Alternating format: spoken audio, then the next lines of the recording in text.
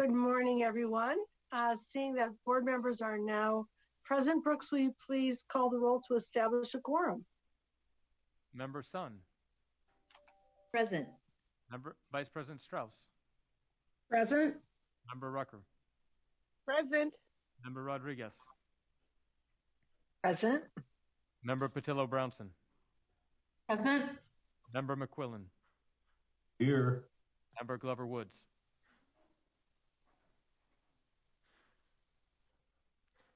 Here. Member Escobedo. Present. President Darling-Hammond. Here. Member Burr. Here. Member Banaka. Present. Everyone's present. Terrific. I hereby call the November 2021 meeting of the State Board of Education to order at 8:31 a.m. I'd like to commence by saluting the flag and ask our student board member, Banaka, will you please lead us to the Pledge of Allegiance? I'd love to. Can everyone please stand for the pledge?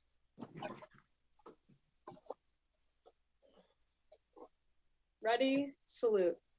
I pledge allegiance to the flag of the United States of America and to the republic for which it stands, one nation, with liberty and justice for all. Thank you.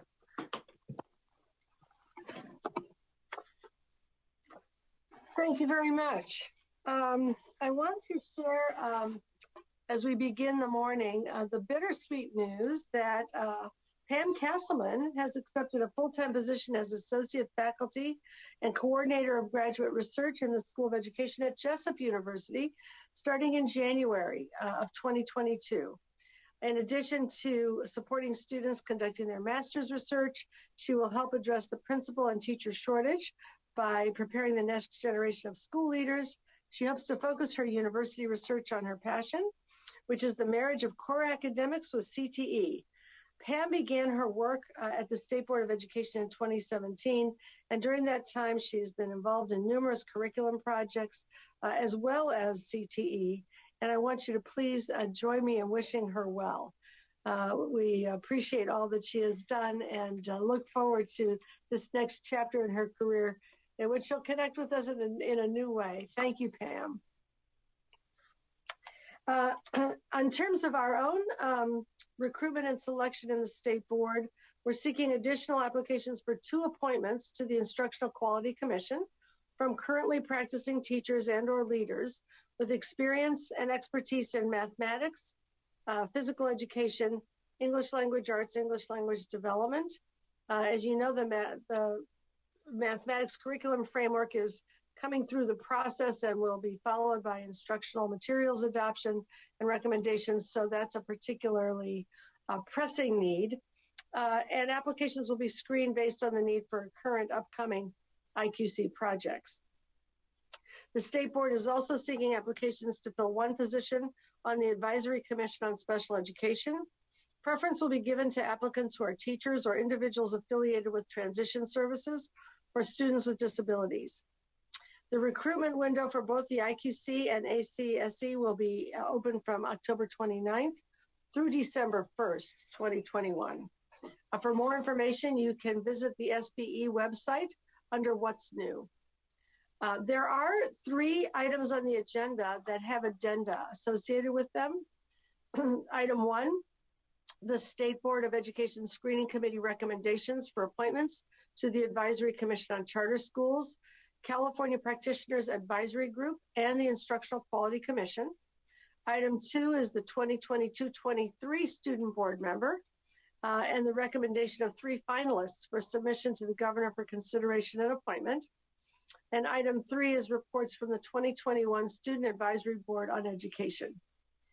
There are 2 public hearings on the agenda. Item 8, the 2021 Arts Education Adoption of K-8 Instructional Materials, Instructional Quality Commission recommendations. And item 9, the 2021 World Languages Adoption of K-8 Instructional Materials and Instructional Quality Commission recommendations. With respect to the consent calendar, the proposed waiver consent items are W1 through 11, and the proposed regular consent items are items 10 through 15. There are a couple of changes in the agenda. After item 1, we will take up item 4, the assessment contract, and then take up items 2 and 3. And then we'll reopen item 1 for the state superintendent's report when he arrives, before resuming the agenda order with item 5. And then later this afternoon, after the regular consent vote, we will reopen item 1 to take up the SBE screening committee recommendations for appointments to the Advisory Committee on Charter Schools, California Practitioners Advisory Group, and the Instructional Quality Commission. At that time, we'll also take up action on the September minutes and receive the State Board liaison report. Members of the public wishing to call in for public comment should view the live stream of the meeting to know at what time public comment will occur for each item. Public comment may be provided by dialing the phone number, entering a participant access code, and then following each of the operator's prompts. Upon dialing in, callers will be added to a caller queue. The operator will notify callers when it is their turn to provide public comment. We'll also ask callers to please turn down the speaker volume of their computers if they are following the live webcast to avoid an echoing effect. Public comment will be limited to 1 minute for each speaker. And item 16 is the general public comment item, during which members of the public may provide comment on matters that are not specifically listed in the board agenda. Board members, please mute your microphones when not speaking and keep your cameras on at all times, except during the scheduled breaks, to ensure that we maintain a quorum throughout today's virtual meeting. For each item on the agenda, there will be an opportunity for you to raise your hands using the Zoom participant window if you'd like to ask a question or make a comment.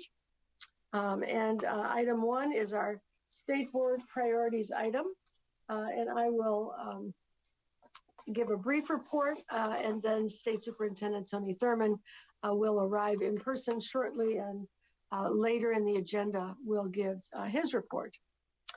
So at our last board meeting in September, I spoke about the successful efforts that we had undertaken to open schools safely in the midst of the Delta variant surge, the amazing efforts of our state's educators who have acted with such courage and determination and resilience, along with our focus on supporting schools with testing, vaccination supports, and universal masking, have made us the safest state in the country for most of this intervening period.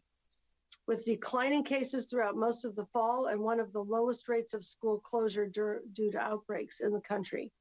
In fact, while California has 12% of the students in the country, we've had fewer than 1% of the nation's schools closures. Now, as the weather is turning colder and more of our activities go inside, it is critically important that we continue our vigilance to end this pandemic.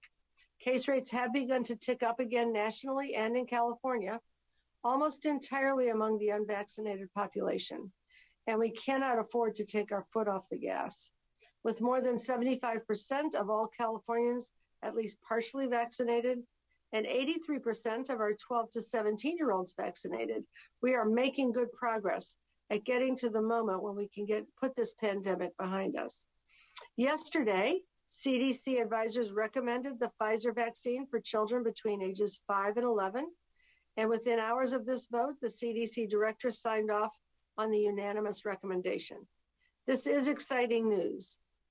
We're now awaiting the Western States Scientific Safety Review Work Group to weigh in. And it's possible that children could start to be vaccinated by as soon as tomorrow. I'm hearing from many people that they are planning birthday vaccinations for their children.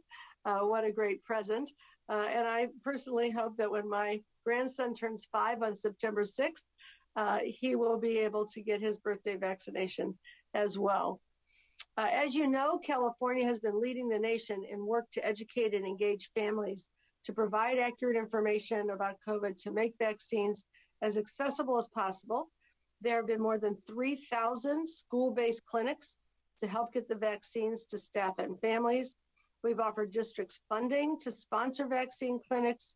We've brokered partnerships with pharmacies and medical clinics, as well as after-school programs, including a partnership between the Sierra Health Foundation and the Alliance for Boys and Girls Clubs to do 84 pop-up clinics statewide that are upcoming. We've worked with pediatricians to be sure they have vaccines on hand, and more is planned for the coming months. If we can stay focused on mitigation measures in schools and vaccinations for all eligible Californians, we will reach the light at the end of this tunnel. And I just want to encourage everyone to stay focused, persevere, and keep our foot on the gas to get to that goal. In another major challenge, there are also some signs of progress, which I hope our education system here in California will contribute to in some major ways. This week, the United Nations Climate Conference has been convening in Scotland, with historic agreements being forged to cut methane emissions and stop deforestation, and a renewed commitment on the part of the United States and many other countries to seriously address climate change. But there is much more to do, and all of us need to play a part. In our state, we know well the dangers of climate change, and we experience them increasingly each year. In my first President's Report in 2019, I acknowledged the one-year anniversary of both the Camp Fire in Paradise and Woolsey Fire in Ventura County, and I noted that 6 of the 10 most destructive fires in California's history had occurred since October 2017. Here we are 2 years later, and now 8 of the 10 most destructive fires in California history have occurred since October 2017, including this summer's devastating Dixie Fire. Children who are growing up in California have experienced far too many days of hazardous air, evacuation orders, and in too many cases, loss of homes and even loved ones. The wildfires are only one impact of climate change in California. The drought that is deepening is another one. And the wild storm that dropped what meteorologists called a cyclone bomb on California and our neighboring states just a week ago is yet another. Our children are aware of these dangers and want to be part of the solution. When I gave that first report, the board took time to honor a group of energetic and impassioned Sonoma County middle school students who formed Schools for Climate Action to urge and empower educators, students, and elected officials to speak up about climate change and to take all the steps we can at the state and local level. In addition to what our governor and legislature have done to set emission standards, incentives for solar power, and development of green technologies, schools have a very large role to play, both in the greening of campuses and the greening of the curriculum. I learned more about the possibilities and the role that we can play through my membership on the K-12 Climate Action Commission, sponsored by the Aspen Institute, a bipartisan commission, co-sponsored by former New Jersey Governor Christie Todd Whitman, a Republican, and former U.S. Secretary of Education John King, a Democrat, who convened others across party lines to consider what schools can do to arrest climate change. A little known fact is that the nation's 480,000 school buses are the largest transportation fleet in the country. Moving to electric buses would be a transformational contribution to clean air, and Stockton Unified District has partnered with companies to transition to electric school buses through grants from the California Air Resources Board, the California Energy Commission, rebates from the local utility company. The district has built charging stations, acquired its first set of electric buses, and supporting more districts in making plans, accessing funding, and building needed charging infrastructure could help our schools transition their school bus fleet to electric. Stockton also helps students promote energy efficiency within their schools through the Student Energy Patrol program. When he spoke to the commission, the district's energy specialist, Gilbert Rosas, noted that the district is on track to save $22 million over the next 10 years through energy conservation, solar panels, and solar battery storage at schools. Students were part of the process of auditing the system and coming up with some of the strategies that the board was able later to adopt. In Santa Barbara Unified, the district has prepared schools to serve as community hubs in the event of power outages and extreme weather. After experiencing a mudslide after a wildfire in 2018 that shut down the city for 2.5 weeks and prevented students from getting to school, community and district leaders transform the school buildings into solar microgrids that can use solar energy to maintain core functions in the event of power outages. The state and a number of districts are tackling another key issue associated with food production and waste. In addition to the farm-to-table incentive for schools initiated by the governor and the first partner, districts are taking up this mission. Oakland Unified has a sustainability manager who focuses on reducing food waste, creating a food share program at every school, and increasing compost programs. San Diego Unified has a Love Food Not Waste program that takes food that's been prepared but not taken by students and makes it available for local hunger relief organizations. In the last few years, the program rescued more than 500,000 pounds of food from schools and eliminated 275,000 pounds of greenhouse gas emissions. I'm not sure if everyone understands the relationship between food preparation and disposal and greenhouse gas emissions. These are just a few examples of climate action ongoing at our local levels, supported by state resources like the California Air Resources Board grant funding to help increase access to electric school buses, Proposition 39's K-12 program, which provided 5 years of funding to increase energy efficiency and clean energy use in schools, and helped California achieve 1 certified, 6 verified, and 72 emerging net zero energy schools by 2019. And there are many student-led actions to raise awareness. Just 2 months ago, high school students in San Diego County marched in downtown Chula Vista in San Diego to demand policies that would reduce carbon emissions. To deepen students' understanding of the issues, California state science standards include teaching about sources and solutions to climate change through the Next Generation Science Standards and 2 CTE pathways that explicitly address clean energy. We're also working to integrate environmental principles and concepts into the entire curriculum. So you'll see guidance on climate change instruction in the language arts and history social science curriculum frameworks, as well as the science framework. The state recently provided funding to San Mateo County to develop open access climate change and environmental justice curricula for all grades that are aligned to the concepts. We urge educators and local boards to be aware of and to use these curriculum resources, as well as to consider greening strategies as they make investments in infrastructure, buses, transportation. Building on all of these existing successes, we have the opportunity to be a national leader and help support schools to become models for climate action, to reduce the footprint of this very large public sector, and to prepare students to lead a more sustainable future and succeed in the clean economy.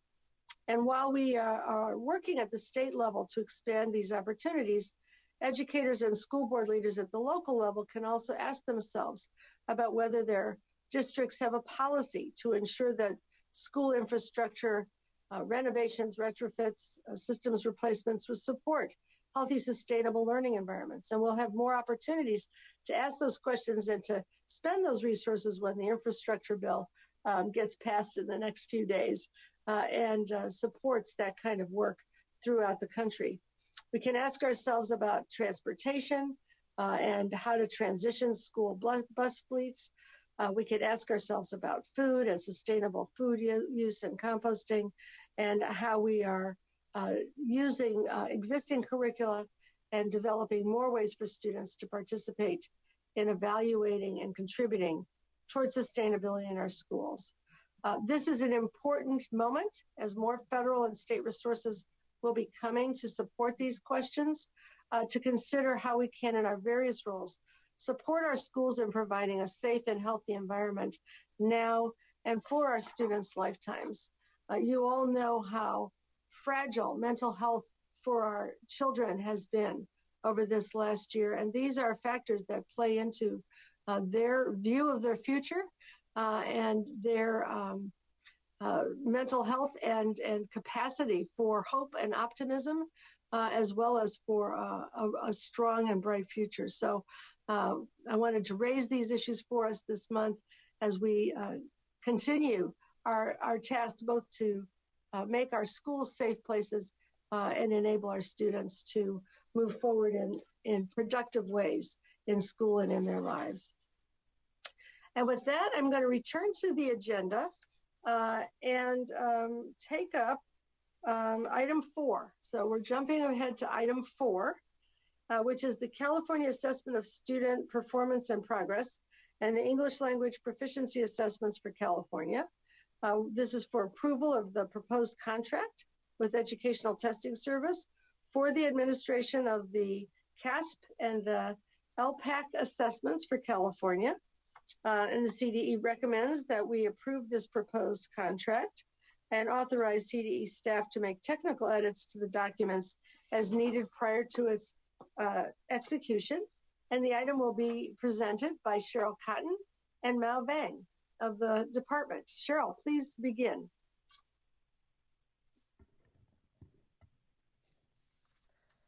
To Superintendent Thurman, President Darling Hammond, Vice President Strauss, and esteemed board members.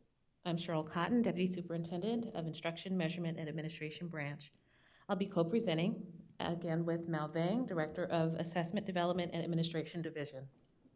We will be presenting item 4 as an action item seeking approval on proposed assessment contract with the Educational Testing Service, or ETS.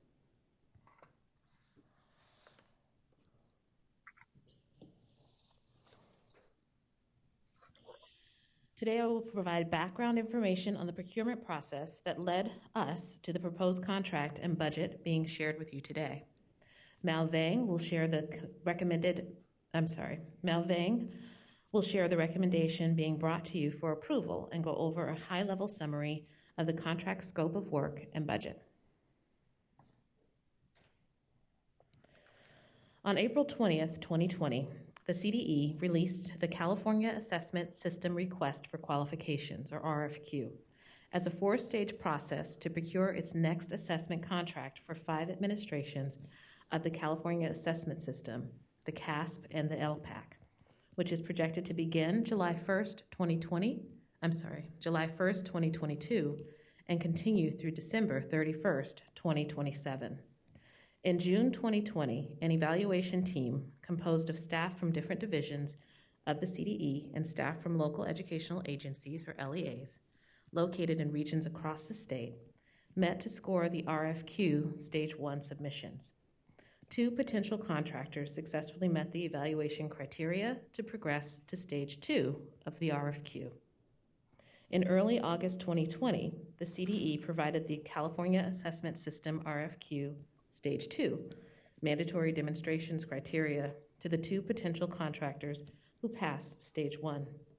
Using an evaluation process similar to Stage 1, the evaluation team, composed of staff from different divisions of CDE and staff from LEAs from different regions across the state, met in November 2020 to score the RFQ Stage 2 submissions. The 2 potential contractors that passed both Stages 1 and 2 moved forward to Stage 3 were Educational Testing Service, or ETS, and National Computer Systems, NCS, Pearson Incorporated. At its January 2021 meeting, the California State Board of Education, or SBE, authorized the CDE to request the Stage 3, a formal written submission from the potential contractors containing a proposed scope of work, a draft proposed budget, and a transition plan. The CDE received approval from the SBE to include the following goals and priorities in the Stage 3 draft scope of work from the potential contractors. 1, to enhance the development and administration of high-quality assessments of the California Assessment System, i.e. summative, interim, and formative assessments, through the 2022-2027 school years. 2, to continue to improve the robust assessment system to ensure efficient, effective, and accurate results with enhancements to support multiple administration modes. And 3, explore and advance technology solutions that meet system capacity, performance, and usability to the greatest extent possible. On February 5th, 2021, the CDE provided the California Assessment System RFQ Stage 3 formal written submission criteria to ETS and NCS Pearson. The formal written submission requirements included a proposed scope of work, a draft proposed budget, and a transition plan. The formal written submissions were received by May 3rd, 2021. As was done for stages 1 and 2, the evaluation team met to score the RFQ Stage 3 submissions. First, the evaluation team rated each proposal for pass or fail on whether the submission met the RFQ Stage 3 criteria. Then the evaluation team scored the technical proposal for each potential contractor. Following that step, the evaluation team scored the budget proposal for each potential contractor. After the RFQ Stage 3 submissions were scored, the evaluation team added the total scores for stages 1, 2, and 3 to reach an overall technical score. To conclude the RFQ Stage 3, the evaluation team took each potential contractor's overall technical score and overall budget score and combined them to get an overall submission score. The potential contractors were then ranked on the basis of the outcome of this process, as was presented to the SBE in July 2021. ETS was the highest ranked potential contractor. At the July 2021 SBE meeting, the CDE received approval to begin Stage 4 negotiations with ETS. Representatives from the CDE, the SBE, and the Department of Finance held negotiation meetings with ETS in August, September, and October 2021, which culminated in a proposed contract, CN 220002, including the negotiated scope of work, the budget, supporting documents, and provisional terms and conditions. In that you would see in attachment 1-9. Mal will now cover the outcome of these negotiations in her portion of this presentation. Thank you, Mal.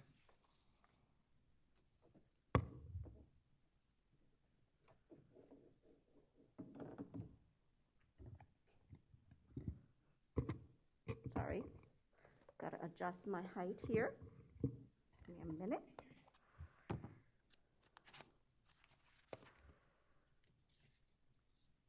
Thank you, Cheryl. As Cheryl mentioned, I'm Mal Vang, Director of the Assessment, Development, and Administration Division. Thank you for having me today. The recommendation is as follows. The CDE recommends that the State Board of Education, or SBE, approve the proposed contract with Educational Testing Service, or ETS, for the administration of the California Assessment of Student Performance and Progress, or CASP, and the English Language Proficiency Assessments for California, or LPAC, collectively known as the California Assessment System, and authorize CDE and SBE staff to make technical edits to the contract documents as needed prior to the execution of the contract.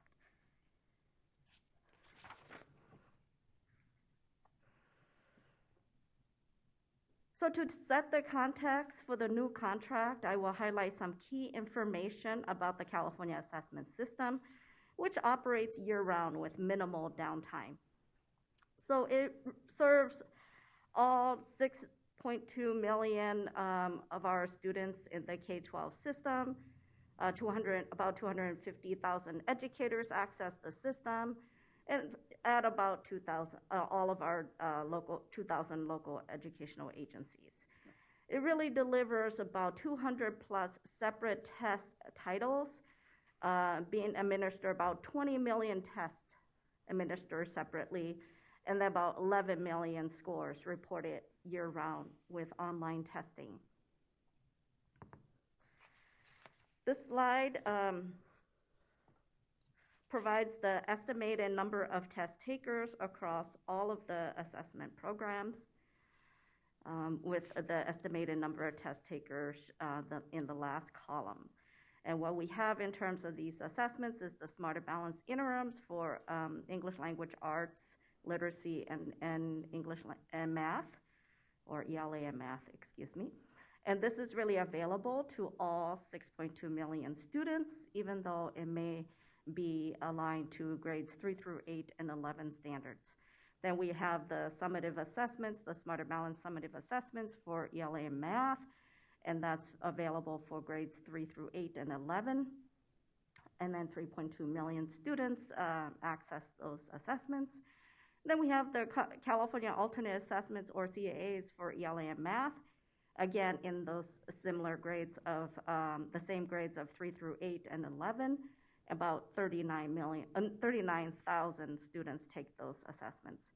And then the California Science Test is administered in grades 5, 8, and high school, once in high school, and about 1.4 million students access that test. And then our California Alternate Assessment for Science, again in those same grades, grades 5, 8, and once in high school, about 16,500 students access that. We do have a Spanish assessment, California Spanish assessment, and it is estimated that about 40,000 students would be taking that test. And then we have summative LPAC, and that's available for K through 12. About 1.1 million students access that on an annual basis. Our initial LPAC, that is an assessment for new students to our state or the country, and has a language other than English, and about 200,000 students access that on an annual basis. We are operationalizing our summative and initial alternate LPAC in the current year, and we'll continue to offer that in future years. So going back to so to start off with, in terms of the negotiated contract, I will explain how we are continuing the development, administration, and scoring and reporting of the current assessments that I've just mentioned. And all of these assessments are covered in this new contract.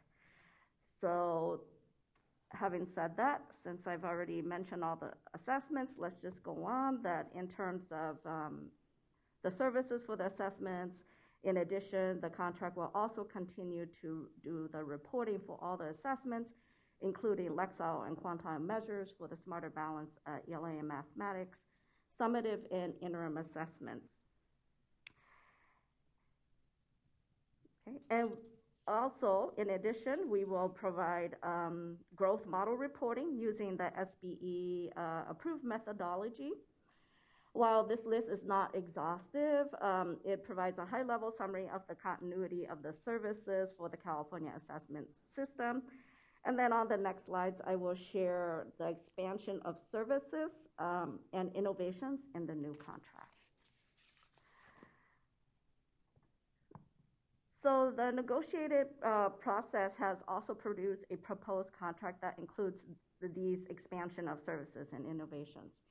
For example, we're going to expand the California Spanish assessment to include speaking and extended writing. This includes the contractor scoring the extended writing.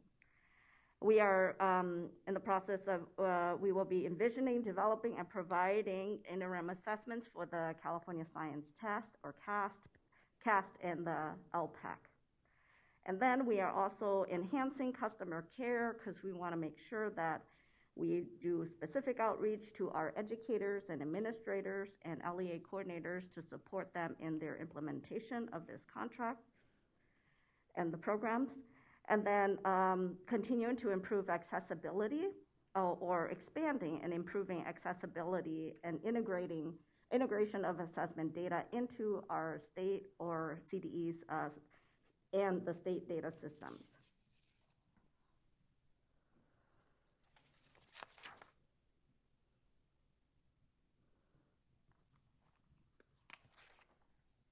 Furthermore, this contract includes piloting and scaling new assessment types and features. As you know, the future is, in terms of future assessment innovations, there's a lot to explore. And some of these research-based strategies are, for example, continuing implementation of the assessment innovations that we are beginning this year with our Smarter Balance ELA and math study. And then improving, another example is improving accessibility of test questions and performance tasks, and investigating new technologies that support different ways to assess the standards. Another expansion is conducting special studies to support the validity of the assessment system. And examples of that is conducting a validation study to support reclassification using the alternate LPAC, and continuing longitudinal analyses on the impact of the COVID pandemic, and also exploring the remote test administration options and score comparability studies. And then furthermore, using research-based strategies to consider augmentation of our CASP and LPAC student score reports, to increase parent and guardian engagement and to provide more information for them about how to support their students. And another very important negotiated component is that we will envision, develop, and provide a multi-step approach to assessment innovations for embedding performance tasks in learning for the California Science Test, or CAST, with input from our interest holders, our partners, and approval from the State Board of Education, or SBE, at various and key stages of the development. So adding all this to the contract allows us to explore future assessment innovations and work with our interest holders and the SBE to conceptualize innovative strategies throughout the life of this contract.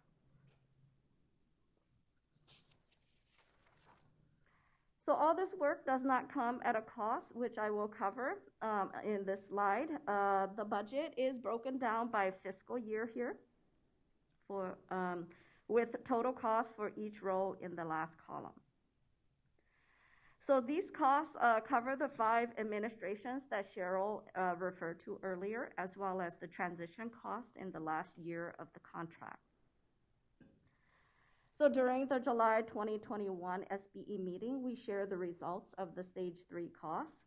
ETS's cost for this task outlined in Stage 3 is reflected in that first row.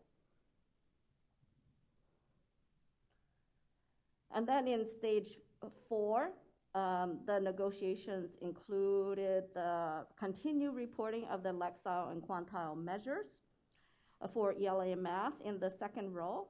That component was not in the Stage 3 requirement, so it had to be negotiated in. And then furthermore, to extend the SBE's goals of evolving the assessments to the next level, the negotiations included conceptualizing assessment innovations for CAST, as I mentioned, and the cost is shown in the third row, with strategic opportunities at various stages for SBE approval. And then I would like to, then the overall budget will be $449,870,786 in total.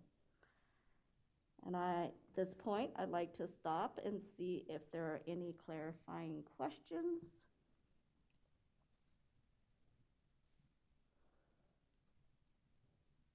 I'm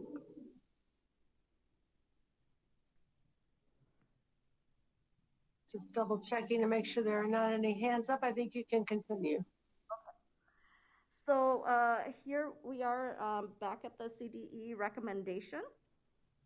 Again, the California Department of Education recommends that the California State Board of Education approve the proposed contract with Educational Testing Service for the administration of the California Assessment of Student Performance and Progress and the English Language Proficiency Assessments for California, collectively known as the California Assessment System, and authorize CDE and SBE staff to make technical edits to the contract documents as needed prior to the execution of the contract.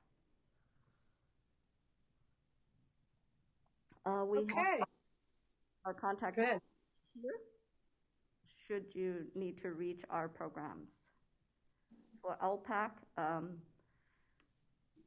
send your questions to elpac@cde.ca.gov, and for CAS, send questions to caaspp@cde.ca.gov. These are program questions. And you could continue to follow us on Twitter at CDE Assessments. And we are providing the assessment spotlight link for should you want to be a part of our listserv.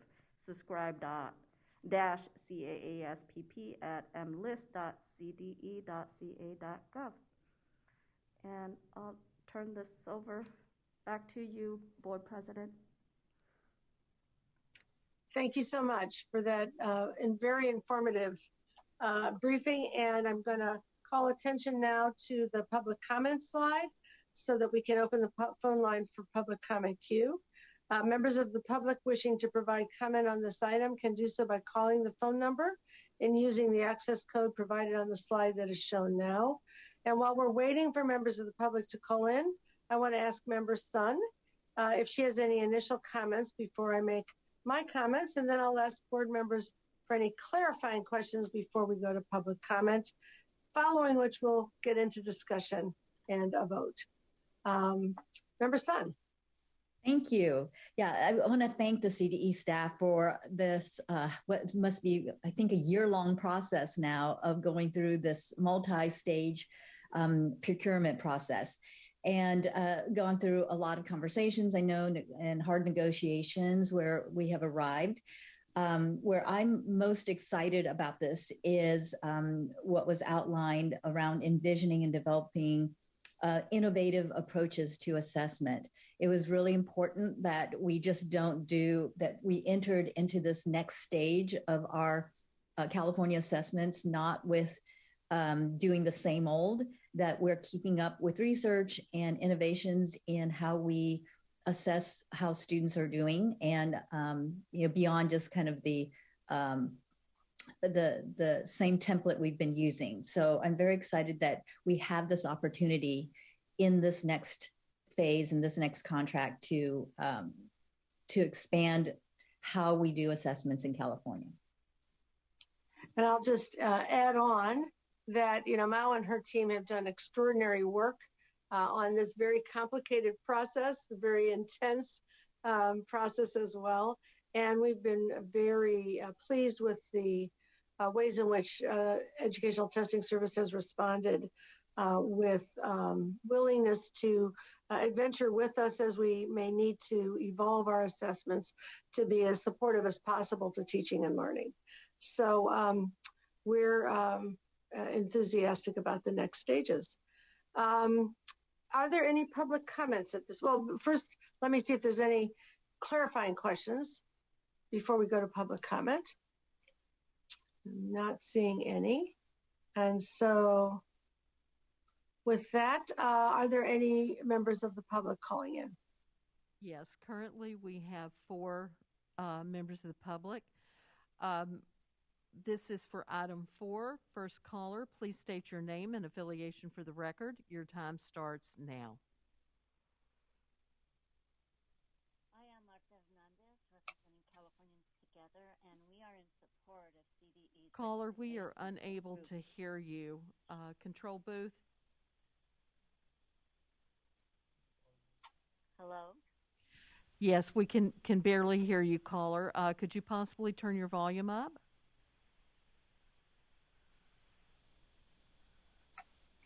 Hello, can you hear me? Just barely, caller. Could I get you to call back in and we will pick you up again?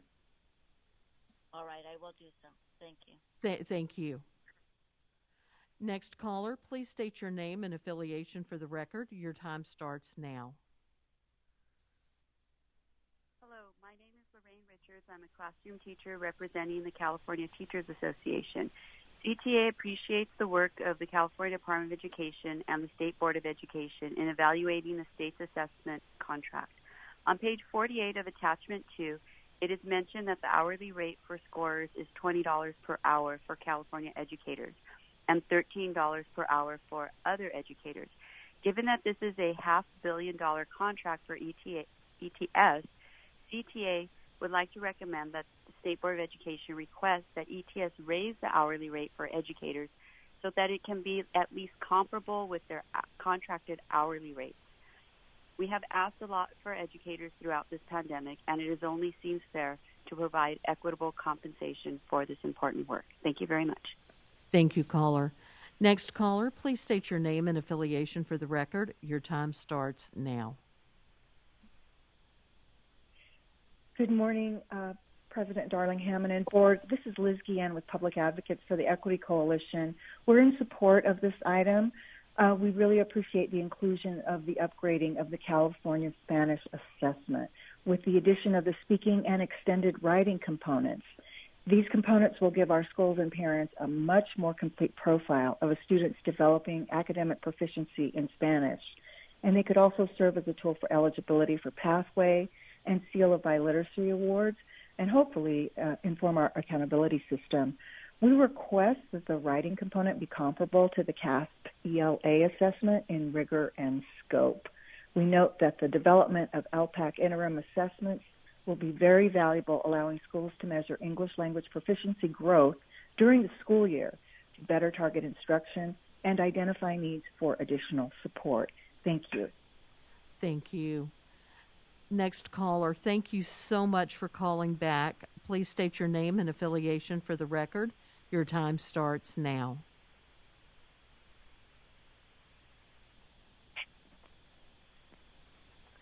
I am Marta Hernandez, representing Californians Together, and we are in support of CDE's recommendation to approve the proposed contract and budget with ETS for the administration of the California assessment system. We appreciate very much the upgrading of the California Spanish assessment to include speaking and extended writing components, which will give our schools and parents a much more complete profile of the students developing academic proficiency in Spanish, could serve as a tool for eligibility awards and hopefully the system. We are hopeful that the blueprint and design of the extended writing component will be of the same rigor and content as the ELA CASP. And again, I echo what others have said about the LPAC interim assessments. They will be very, very valuable to allow schools to measure growth and better target instruction and identify needs for additional support. Thank you. Thank you. Next caller, please state your name and affiliation for the record. Your time starts now. Good morning. Martha Zaragoza Diaz, representing the California Association for Bilingual Education. CABE supports the approval by the board of item 4. We are very pleased with the upgrading of the California Spanish assessment with the addition of the speaking and extended writing components, as well as considering augmenting the CASP and LPAC student score reports to increase parent and guardian engagement. It is our hope that the writing components will be comparable to the CASP ELA assessment in rigor and scope. Thank you. Thank you. Callers, if you can turn your volume all the way up, we could hear you just a little bit better. Next caller, please state your name and affiliation for the record. Your time starts now. Okay, that person just disconnected. So thank you. This concludes public comment for item number 4.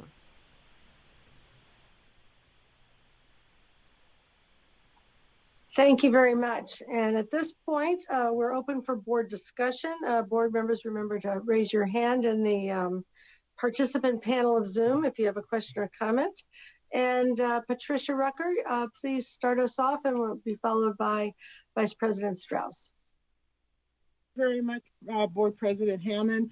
First of all, I do want to make sure I congratulate and thank the department staff for their due diligence, but also the exhaustive process that they put in place to not only vet and review the intent of the vendors, but also to create a very transparent and public process to help us understand not only how we came to create and approve this relationship with the vendor recommended, but the rigor of the application process so that we know we can be satisfied not only with the scope of the work that will be developed, but with the opportunity to broaden the conversation about assessment. California continues to process and purchase and contract for not just paper and pencil assessment, but a system of practices for assessment and testing that opens our conversation to broader policy. And so I preface my comment, and it's more comment than a question, for how this actually also, this contract also extends the scope of the charge for this board and for the department. I'd like to encourage the board and the department to revisit the language in this document to look at how we have expressed our expectations for metrics and growth targets. While the vendor can only set aspirational goals related to closing the achievement gap, it's the work of this board and this department to provide the guidance, support, and direction to districts on how they should be using these outcomes and these metrics to do that work and address planning for school achievement. For example, on page 25 under measuring and reporting, it says the results only encourage districts to set metrics that would close gaps. The current laws don't mandate this, but the intent of the LCFF should at least allow us, either on the board or the department, to at least suggest that districts should use this data to set goals and targets that would close the achievement gaps. And I know that's a fine point about that's separate and distinct from what we're approving here, but I just think we should pay attention to the danger in compartmentalizing, approving the contract, and then the work we do on approving and developing the LCFF. They are integral and connected, and I think that the approval of this contract also has some implications for the further work we're doing on developing the LCAP. So I do want to make sure we continue that conversation and continue thinking about how we identify student subgroups and research-based standards aligned to practices that to close achievement gaps. I think it's an important conversation. And while we're charging this assessment contractor merely with the responsibility to help us explore this concept and explore these ideas in the furtherance of developing our assessment system, I think that the language in this contract has some implications for work we're already undertaking to approve and update the LCFF template and the guidance that we're currently giving districts. Thank you very much.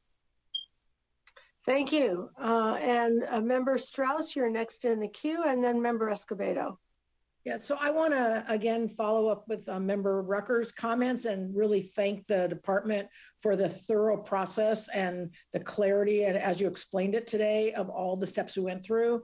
I actually and just really want to make some comments about how pleased I am with the effort to move forward in our assessment practices so that this contract includes innovation, includes some validation studies to continue to look at our practices, some expansions of the practice of assessment. And I think what we know is it's not just the year-end time when we do our assessments, but the interim assessments that provide so much feedback and also help teachers with their matching of alignment of their classroom practices to the standards that we assess at the state level. So again, I feel that this is the next 5 years, it really sets an evolution and continued improvement and growth. And so I appreciate the components of the assessment contract and the practices. And I look forward to the continued improvement and implementation. Appreciate the comments of our interest holders who spoke on the phone comments today, and that we have good support for the efforts moving forward in assessment, which is obviously an important, essential part of our instructional program. Thank you very much. Thank you. And Member Escobedo.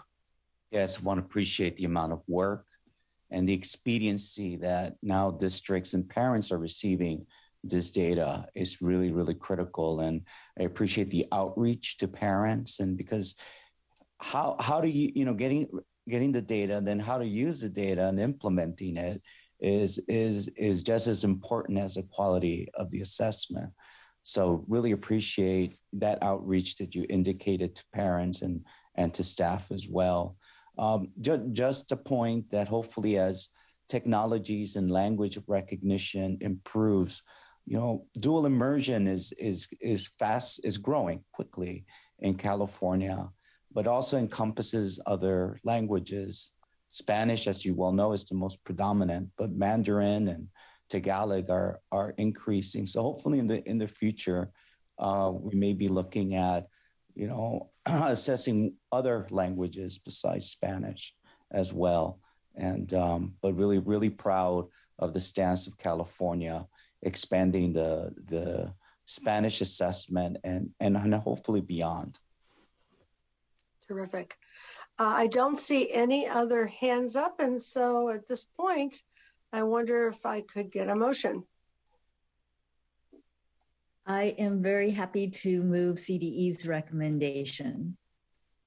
And a second? I'll second. Thank you very much. We'll hold a roll call vote. Brooks, can you call the roll? Member Sun. Aye. Vice President Strauss. Yes. Member Rucker. Yes. Member Rodriguez. Yes. Member Patillo-Brownson. Yes. Member McQuillan. Yes. Member Glover Woods. Yes. Member Escobedo. Yes. President Darlene Hammond. Yes. Member Burr. Aye. Member Banaka. Aye. Motion passes unanimously. Terrific. Thank you, Cheryl and Mao. And we'll move on to agenda item number 2. Item 2 is regarding the 2022-23 State Board of Education student member recommendation of finalists for submission to the governor for consideration and appointment.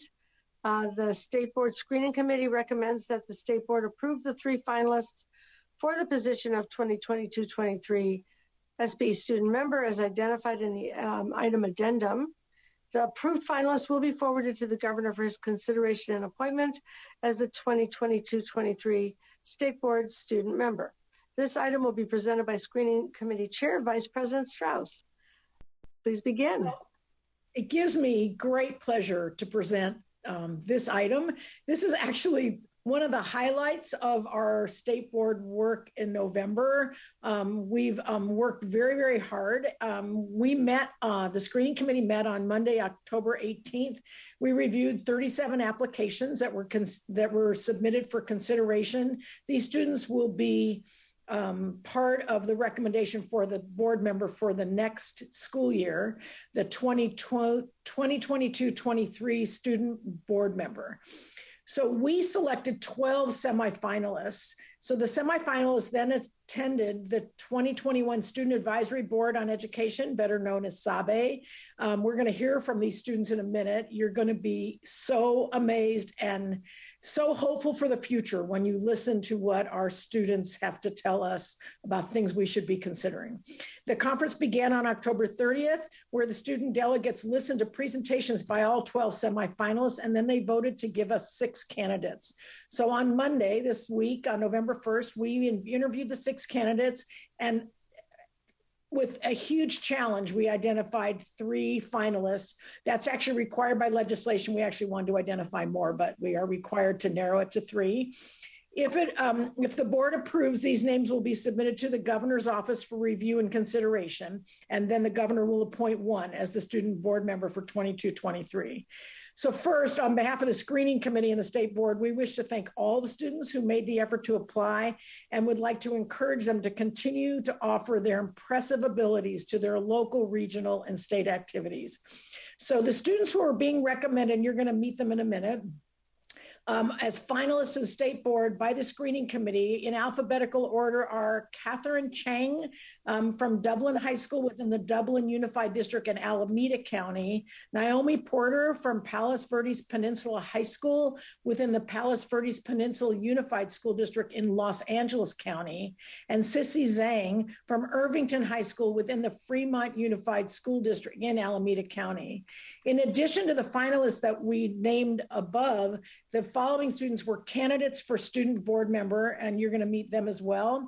Allison Dana from Albany High School within the Albany Unified School District in Alameda County, Risa Jane from Monte Vista High School within the San Ramon Valley Unified School District in Contra Costa County, and Enuel or Esther Kim in Chino Hills High School within the Chino Valley Unified School District in San Bernardino County. We also identified semifinalists for the student board member for 22-23, and I want to introduce those. Dylan Choi from Chaparral High School within the Temecula Valley Unified School District in Riverside County, Dawson Kelly from San Marcos High School within the Santa Barbara Unified School District in Santa Barbara County, Mana Kolagatla from Christopher High School within the Gilroy Unified School District in Santa Clara County, Tony Martin, International Polytechnic High School within the Los Angeles County Office of Education, LA County, Ella Mitchell from Tesoro High School within the Capistrano Unified School District in Orange County, and Amber Zhao from Walnut High School within the Walnut Valley Unified School District in Los Angeles County. So now, this is the best part. We're gonna ask each of the students, and I'll call on you because I can see you on the screen if that's okay. And we're gonna have you introduce yourself and tell everybody, the audience who's watching, and hopefully your families as well, where you come from. And actually what the board should know is many of these students serve as student board members in their own school districts. So it is just my pleasure to introduce them. And I'm gonna call on each student and have you unmute and introduce yourself to the public. And then our board president will be making a couple of comments before we vote on the recommendation. So Allison, would you start? Yes, of course. Hi, everyone. It's an honor to be here. My name is Allison Dana. I'm a 16-year-old and I attend Albany High School in the Albany Unified School District, where I am a student board member for the district. And this is all located within the Alameda County. So yes, pleasure to be here. Thank you very much. So Catherine, would you like to go next? Sure. President Darling Hammond, Superintendent Thurmond, Vice President Strauss, and esteemed board members, we're so honored to be here. I'm Katie Chang, and I'm a junior at Dublin High School in Dublin Unified School District, which is in Alameda County as well. I'm in my second term as student board member here in Dublin. Thank you. Naomi, you can go next. Hello, everyone. It is a pleasure to be here. My name is Naomi Porter. I'm 16 from Palos Verdes Peninsula High School in Palos Verdes Peninsula Unified School District, which resides in Los Angeles County. Thank you. And Risha, would you go next? Hello, everyone. It is an honor to be here. I am grateful for the opportunity, and I am truly thankful for everything that I've learned over the past weekend and more. So again, my name is Risha Jane, and I am from Monte Vista High School in SRVUSD, which is in Contra Costa, and I am also 16 years old.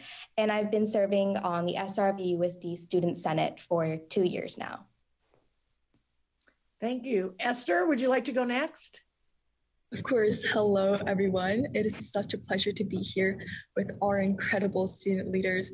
My name is Esther Kim. I'm a student from Chino Hills High in the Chino Valley Unified School District, and I currently serve as the student board member of the Chino Valley Unified School District.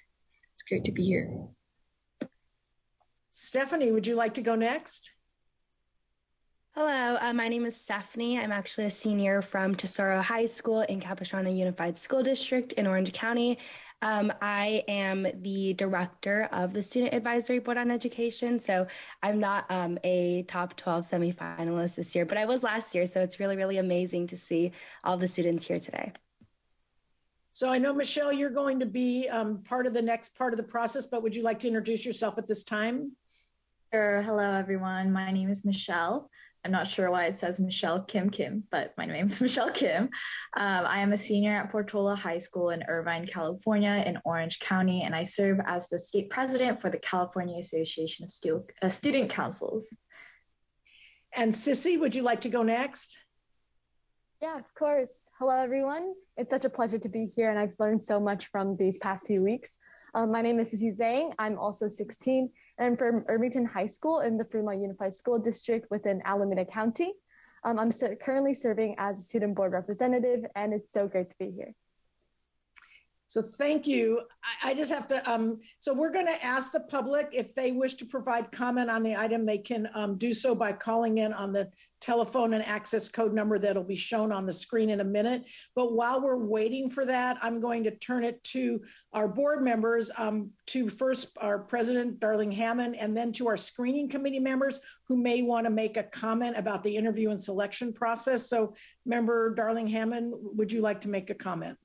Oh, I'm so glad to have the opportunity to congratulate these students and all that you've accomplished and will accomplish, for your communities and for us within the state. It's an exhilarating moment. We really appreciate you in both this learning process and in the work that you're doing in your schools. So big congratulations. We're looking forward to hearing more from all of you. So I'm going to call on our screening committee members first who participated in this amazing process. It actually was a real highlight. And we're going to start with our student board member, Rana Banaka, who was incredibly helpful and valuable in this process. So Rana, I'm going to turn it to you first. Thank you. Well, first and foremost, I think I speak for the entire screening committee when I say this was an incredibly difficult decision because all of the candidates were so talented and so accomplished. Personally, this was one of the hardest decisions of my life to make because it was just such an amazing group of students. And I have full confidence that all of these students are not only going to be the future leaders of our state, but also the future leaders of our nation. Once more, I want to commend all of these students for all of the hard work that they put into this process. Not only did they have to give speeches and participate in interviews and answer plenty of delegate questions, but they also had to be a delegate at the SABE conference, and they were making proposals all the while going through this really tough process. So I want to commend all of these students. They're truly incredible, and I have full confidence that the next student board member is going to do an amazing job. So next I'm going to call on Member McQuillan, who's the liaison to the SABE and is going to help with the next item that you're going to hear about. So I'm going to turn it to Member McQuillan next. I just want to congratulate all of you. It was a challenging process for both sides of the table. You were all fantastic and very difficult decision to make, but I just want to congratulate all of you. You know, our future is in good hands with all of you as our leaders in the future. I learned so much throughout the day from all of you, and just want to say thank you and congratulate all of you. So, thank you. Member Glover Woods, I'll turn to you next. Thank you so much. I just would like to underscore what Member McQuillan said. Our future is definitely in good hands. This was the most phenomenal group of scholars that we had an opportunity to meet through their applications and also through the interview process. We have young people who are entrepreneurs, who are advocates in so many important areas for our state as well as our nation. And just to, again, echo what has already been said, it was quite the difficult process. I think if we did not have that strict guidance on what we needed to do as far as selections, everyone would be selected because everyone who applied, as well as those who were semifinalists and finalists, just did such a phenomenal job. So quite excited. Congratulations to all of you. It's so good to see those of you on the screen again. And I'm looking forward to just hearing more about the wonderful things you'll be doing as you move forward in your educational career and in your life. So Member Sung is the other member of our screening committee. So I have to ask you to make a few comments so that everyone understands what an impactful experience it was to interview all these students. Absolutely. As Vice President Rao said, this is really the highlight of the year for me on this serving on the state board is to go through and talk with these wonderful students. Look at these powerful young women. It was amazing. And I think we commented over and over again that these students should be 28 and 26, not 16 and 17 and 18. So you guys were wonderful. It was such a difficult decision. I think we deliberated almost longer than we had time for the interview. So thank you all for your participation. And I just want to commend you all for the application process and going through this very rigorous process. Thank you. So I'm going to, let's put up the slide for the public comment. And I don't know if we have any public comments on this recommendation. There are no public comments at this time. So I would like a motion then to approve the State Board Screening Committee's recommendation for the finalists for the next student board member for 22-23. I so move. Do I have a second? I second. Second. Okay, let's see. Is either a member Escobedo? I think you got the second. I'm not sure, but we'll give it to you. So, okay, so Executive Director Allen, would you take the roll call vote, please? Member Sun. Aye. Vice President Strauss. Yes. Member Rucker. Yes. Member Rodriguez. Yes. Member Patillo-Brownson. Yes, and congrats to all of you. Member McQuillan. Yes. Member Glover Woods. Yes. Member Escobedo. Yes. President Darlene Hammond. Yes. Member Burr. Aye. Member Banaka. Aye. Passes unanimously. Congratulations. Terrific. Thank you so much, Vice President Strauss, all the members of the screening committee, and to all the students who took the time to apply and participate in this process. We're going to move on to item 3, and I'm going to pass the gavel to Vice President Strauss for this next item. Thank you. So right now we're going to take up the item regarding the 2021 Student Advisory Board on Education Conference. This item will be presented by the student representatives who participated in the 2021 Student Advisory Board on Education, the SABE annual conference. This item has an addendum, which is the 2021 SABE conference report. So let me just say again, things that students recommend to us at board meetings every November sometimes end up in legislation, like a student member on the Instructional Quality Commission. The students have incredible voices, which you're going to hear now. And at this time, I'm going to ask board member McQuillan and student board member Banaka, as this year's liaisons, if they have any comments to share, given that they participated in the SABE conference earlier this week. Then after their liaisons, then we'll hear the presenters. So member McQuillan, I'll call on you first. Right, thank you. I would really ask our board to pay attention to these students. I learned so much from working with them. I got to spend the afternoon with them this week at their conference and helping to listen and prep them for the presentation and give feedback on these very good presentations. And I learned so much, and it was fantastic. It was my pleasure to be a part of it. You know, you'll notice the topics they've chosen are very near and dear to our hearts, and what we've been working on these past 18 months through the pandemic, you know, diversity, equity, and inclusion, post-high school preparation, student wellness, civic engagement, equitable education, and socioeconomic support. Very important topics to us all. And I just want to congratulate all the students for their work, and it was fantastic. So thank you. Thank you. Member Manaka, do you want to make any comments before the presentations? Yeah, I just want to take a second to commend all of the hard work and effort put in by every single delegate, every researcher, counselor, and staff member that were involved in making these proposals. I was able to see it firsthand this past weekend at the conference, and they never failed to impress me with their passion and dedication to advocacy. Let's not forget that these students spent their precious weekend, their Halloween weekend at that, to create these proposals. And I think that says a lot about their character and just how determined and dedicated they are to improving schools, not only for themselves and their peers, but also for all of the 6 million students in our state.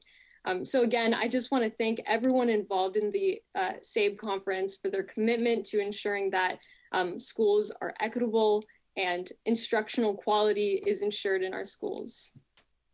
So at this time, we have various presenters for the item. Each presenter will be introduced by Stephanie Hugh.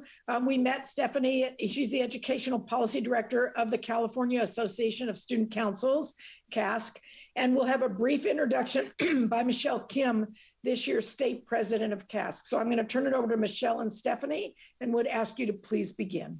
Thank you. Thank you so much. So good morning. My name is Michelle Kim, and I serve as the state president for the California Association of Student Councils, and I'm a senior at Portola High from the Irvine Unified School District. To Superintendent Tony Thurmond, President Darling Hammond, Vice President Strauss, and esteemed members of the board, I am honored and elated to introduce CASC proposals today with the support of our incredible delegates and Director Stephanie Hu.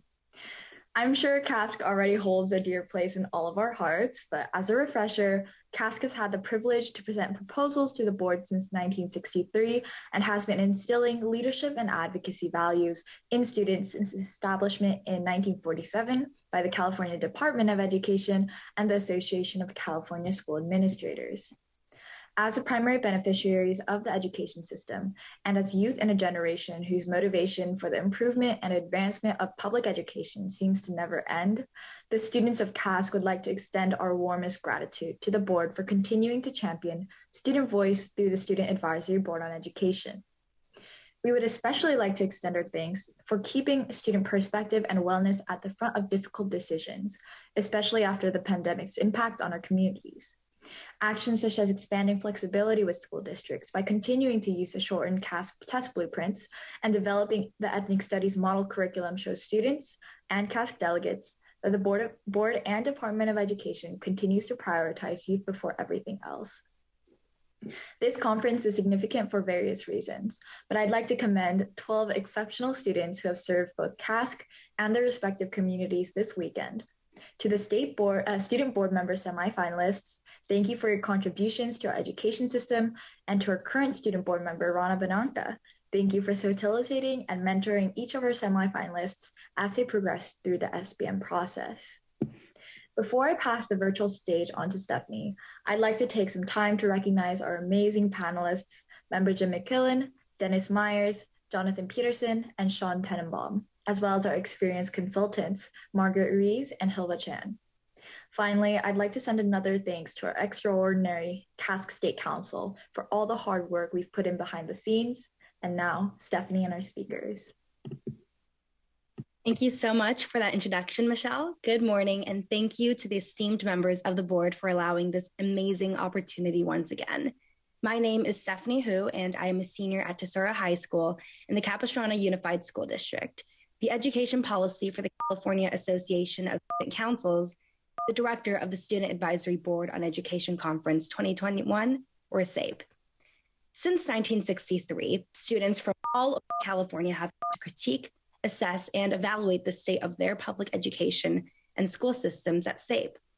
During a normal year, we would all be in Sacramento right now, and the delegation of students would be sitting behind me, filling every available seat and dressed in their business professional attire. But today is different. Today, I sit before you in front of a computer screen. As with the majority of everyday tasks and events, the COVID-19 pandemic has forced us to adapt. This year's conference, too, took place virtually, with each student connecting from their own home. It has been an absolute honor witnessing the growth of our 60 delegates over the past 3 days. Their passion for their education, their willingness to be flexible, and their desire to actively work for change are so evident, even from a computer screen.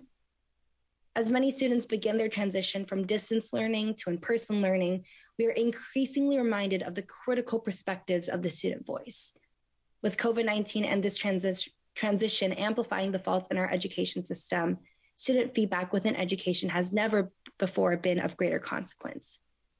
Because we are the ones who experience the California education system, the ones undergoing this transition in learning, and the ones who wake up early in the morning to attend school, every single proposal presented today was created entirely by students. With this in mind, this year's delegates have had complete control of the topics presented to you. Delegates debated, voted, and decided on 6 topics that truly embody what the delegation views to be areas of concern in the California education system. These include diversity, equity, and inclusion, post-high school preparedness, student wellness, civic engagement, equitable education, and last but not least, socioeconomic support. Over the course of 3 days, they took it upon themselves to compress all of our different perspectives, ideas, passions, wants, and needs into 6 thorough proposals. I'm confident that as the Student Advisory Board on Education presents the proposals to combat the issues within and concerning our education system, the members of the State Board of Education will be hearing the most pressing concerns of the best student representatives of California. Our first presentation will be on the topic of diversity, equity, and inclusion, presented by Kavya Sarush. Thank you.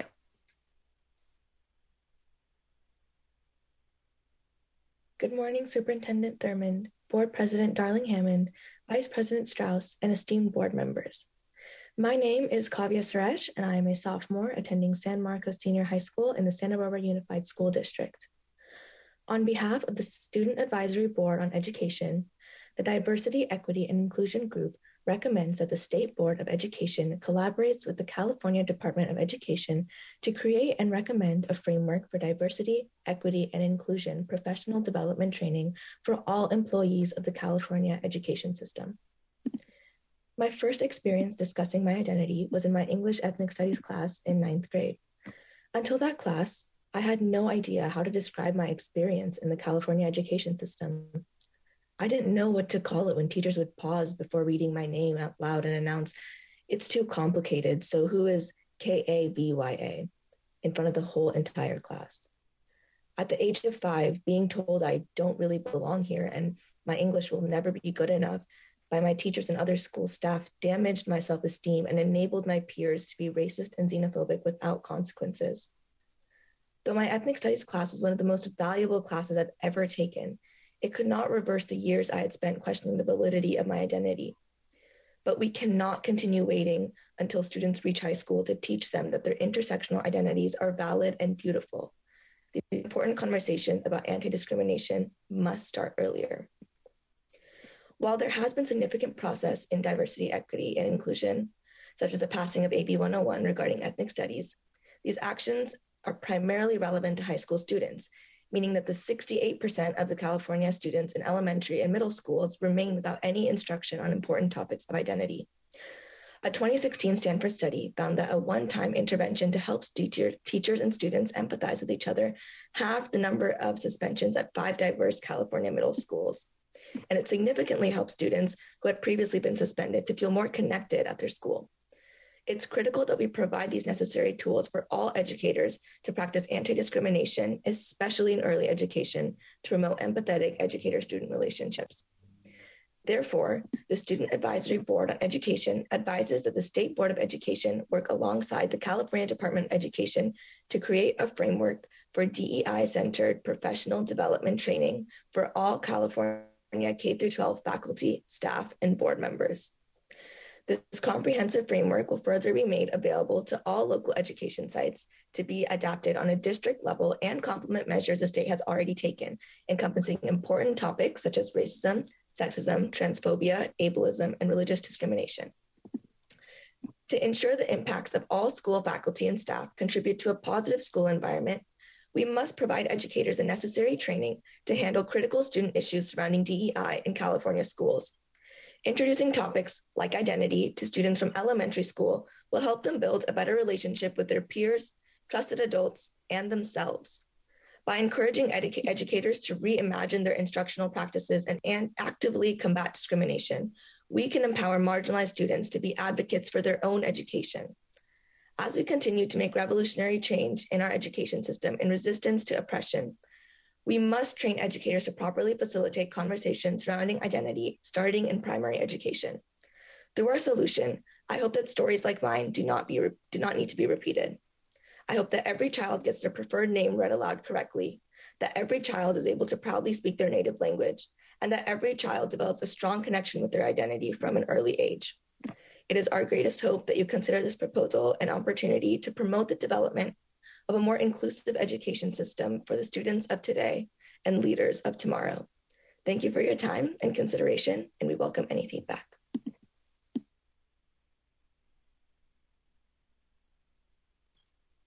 So I think what we're going to do is take a comment because we have 6 different topics. So on this topic of diversity, equity, inclusion, do we have any board comments or questions before we go to the next one? And I'll start with board member Banaka. Yeah, well, first and foremost, I just want to thank you for creating this comprehensive proposal and for all the work that you and your team put in throughout SAVE to create it. I really love the fact that you're focusing on this issue through the lens of professional development for school staff, because they have such a significant role on setting the tone in the classroom and really ensuring that all students feel included. I can personally still remember the days in elementary school when my peers would call me a terrorist and what they saw as jokes. And I remember when I reported this to my teacher, the best case scenario was that she would give them a light warning. And the worst case was she told me that they were just kidding and that I shouldn't take it too seriously. But I remember that in neither scenario did she explain to them what they said was wrong. And the more I've talked to students of color and marginalized groups, the more I realize that this is essentially a universal experience that so many students have, and it's truly unfortunate to see. And that's why I think it's so important to approach this through the lens of professional development, because it's utterly important to see that all school staff are trained on how to foster diversity and inclusion in our classrooms. And I can just say this from the perspective of our district. We recently had a presentation from a researcher who's been studying our district. His name is Dr. Aquanafwa, and he actually did something very similar. He researched the effects of a teacher professional development training program, which aimed to promote equity in schools. And every single outcome was improved after this program. So I know this is just one district, but it definitely gives me hope for this proposal. Again, thank you so much for all the hard work that you put into it. Thank you, Board Member Manaka. Member Glover Woods. Thank you. I'd like to also just thank everyone who worked so diligently on this proposal.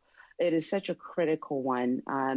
As we think about our steps in California into a society where everyone's lived experiences are not only recognized, but respected and valued, where everyone in the diversity and identities of all those who make up our great state, again, are respected and valued.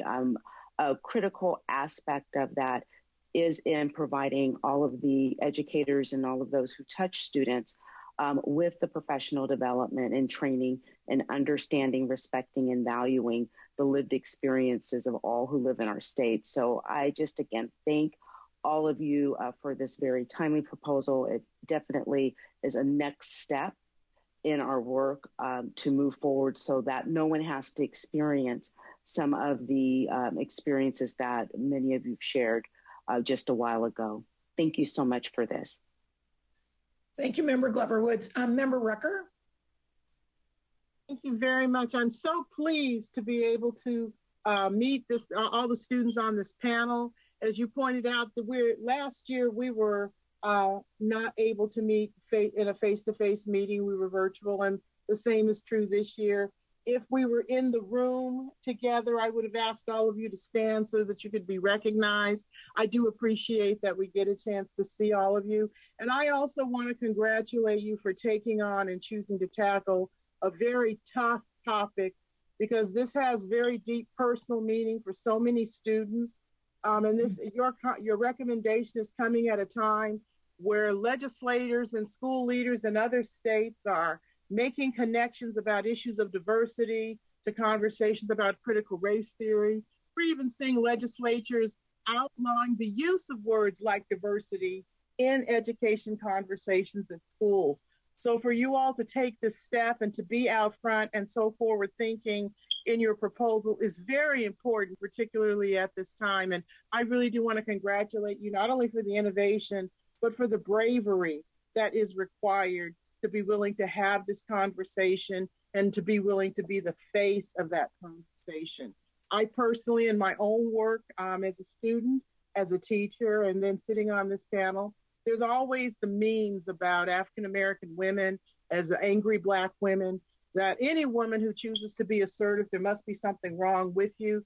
For you all to take this step and to make these assertions, not only so intelligently, but with such sophistication, is not only a hallmark of what your leadership skills are, but also a fantastic note and representation, not only for the young women that you are representing on this panel, but for all of the students, whether they are students who are students of color or not.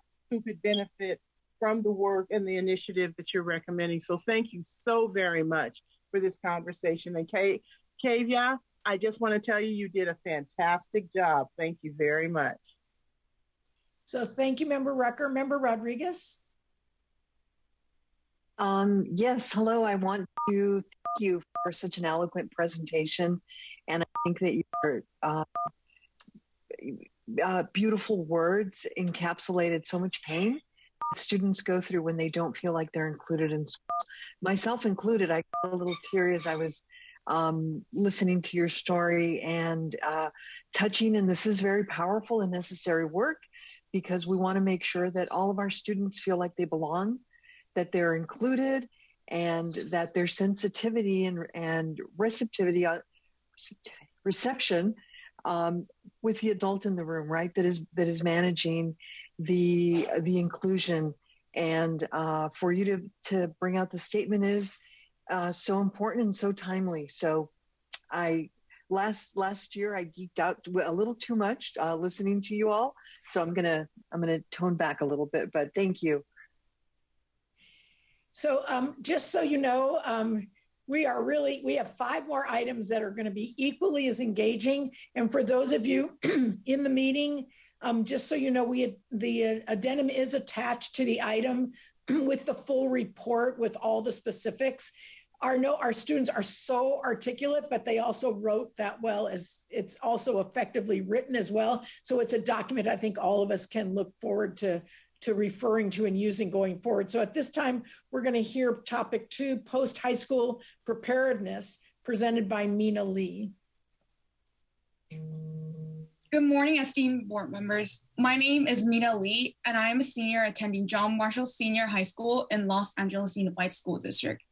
I am here to speak on behalf of the students of California who struggle with the lack of post-high school preparedness. The Student Advisory Board on Education has identified that students do not have easy access to the counselor resources their school offers. We propose that on-site high school counselors are equipped with a digital post-high school readiness handbook approved by the California State Board of Education. Each year, hundreds of thousands of California students like myself are faced with the predicament of what to do after high school.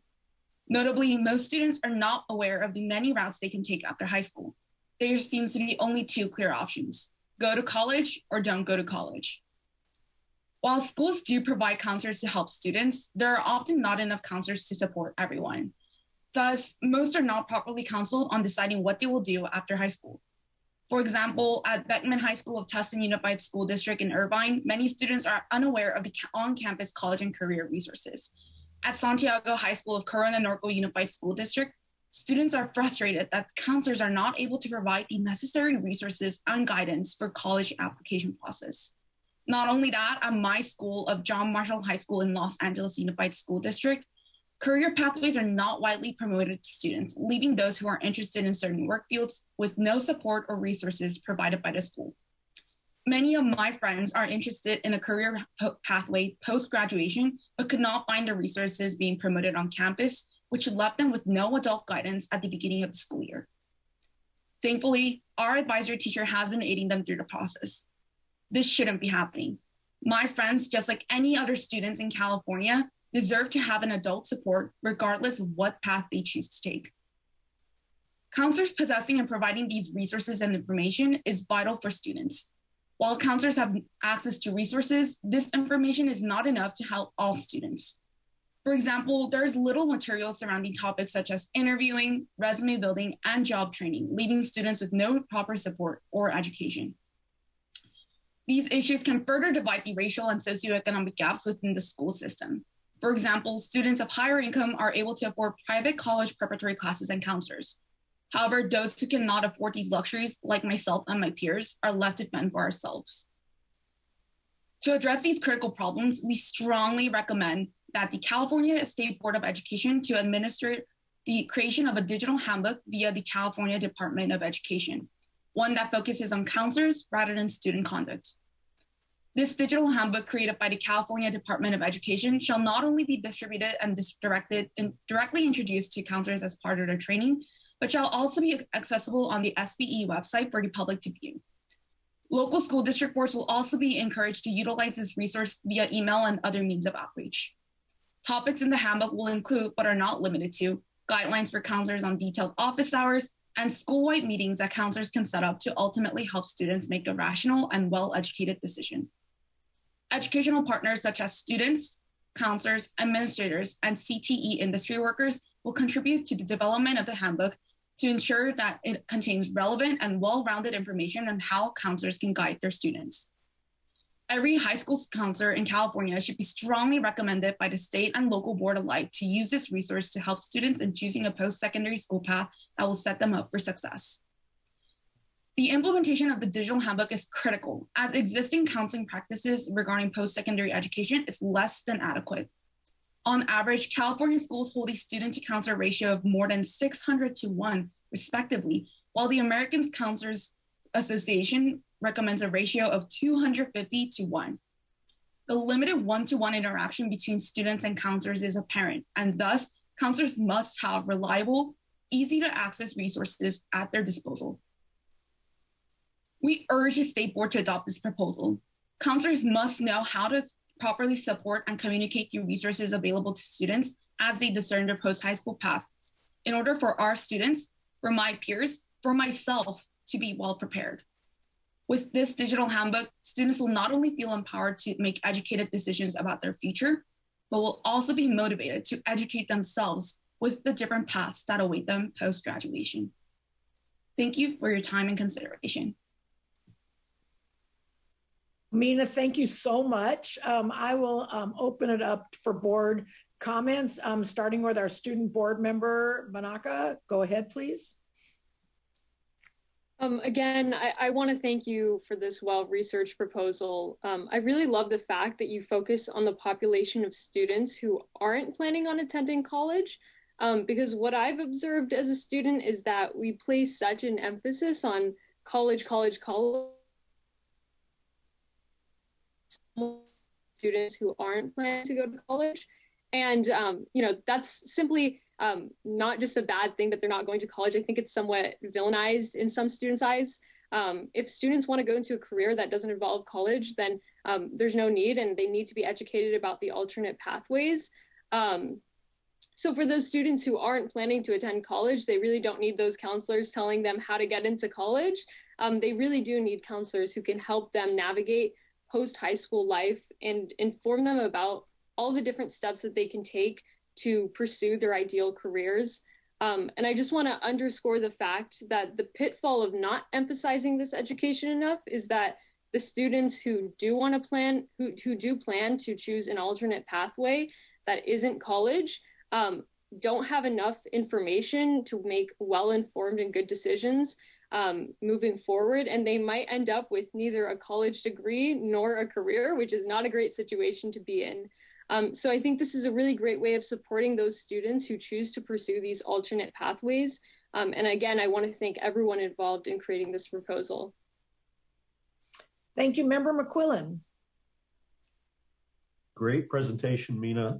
Great job. And I just think this topic is so important. Speaking as a PPS credentialed person, my training was many years ago, well over 20 years ago.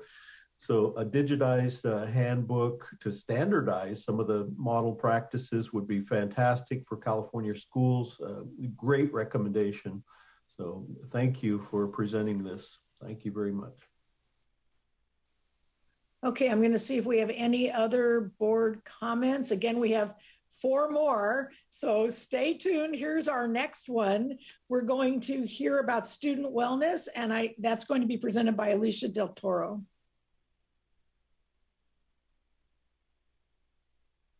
COVID-19 has been a time of loss for all of us. Many of us as students have had to navigate our education while facing traumatizing personal hardships. I think this is best demonstrated by the experiences of my good friend whose father is a doctor. There have been periods in the past year where he could not see him for weeks at a time. Worrying about his father's safety, his own academics, and an unsure future understandably pushed him into a terrible mental state. Although coming back to campus had its own struggles, he was finally able to return to a safe place, the Wellness Center. It was so important for him to have someone to listen to his story and provide support. I can say with confidence that a wellness center saved his life and the lives of many other students. Good morning, esteemed board members. My name is Alicia Del Toro, and I am a sophomore at St. Francis High School. I'm speaking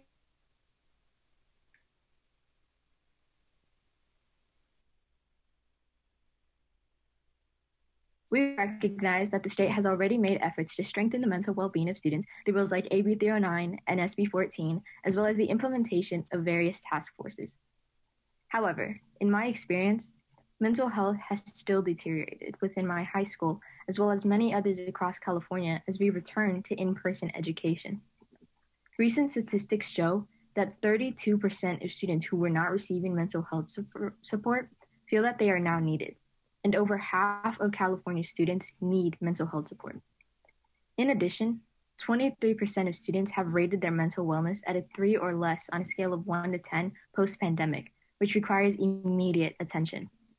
Upon further investigation into the wellness of the student body across the state, the most recurring vocabulary used to describe one's mental state were words such as lonely, overwhelming, and anxious. In my own friend group, I've heard jokes about serious mental health consequences, including suicide, on a frequent basis.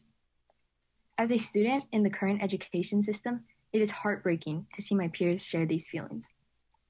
As opposed to the current state we are in, K-12 schools should strive to foster an environment that destigmatizes mental health while providing students with access to resources and facilities that support their well-being. The overall wellness of students should rise by addressing issues present in both school and home environments while actively encouraging open communication and trust between teachers, parents, and students. Students should be able to feel that their well-being is prioritized in the education system. My council group and I dove into the question of, why is this not the case?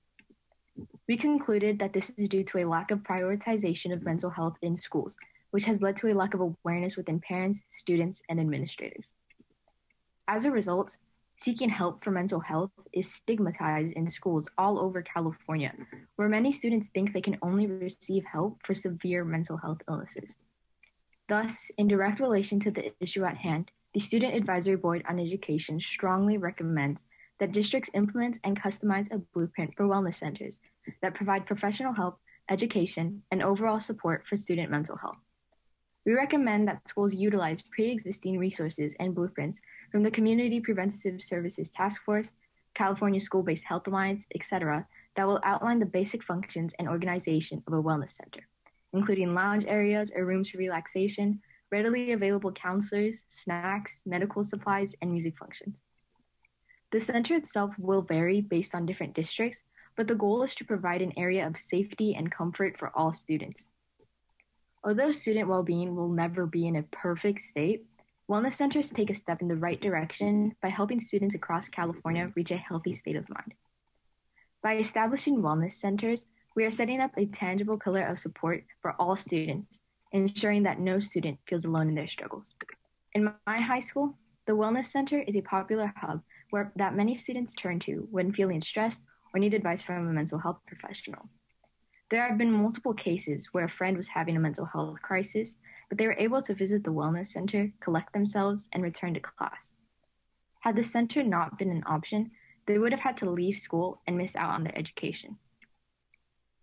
Due to the long-term implications of the pandemic on mental health, it is a necessity, not a luxury, for schools to provide student wellness centers as a designated safe space students can turn to and receive adequate support, ultimately allowing for students to reach their maximum potential. Thank you for your time. I will now open the floor to any feedback. Thank you so much, Alicia. I'm going to turn the comments over first to Member Escobedo for his comments. I just want to say how I applaud you, Alicia. The mental health not only is the stigma, but also the access to services. And our board will be looking at this community school concept, and hopefully, this could really push forward the whole aspect of minimizing the stigma and having access, immediate access, right, for students and adults who are suffering from mental health issues. So thank you for bringing this to the forefront. Thank you, Member Escobedo. Member McQuillan.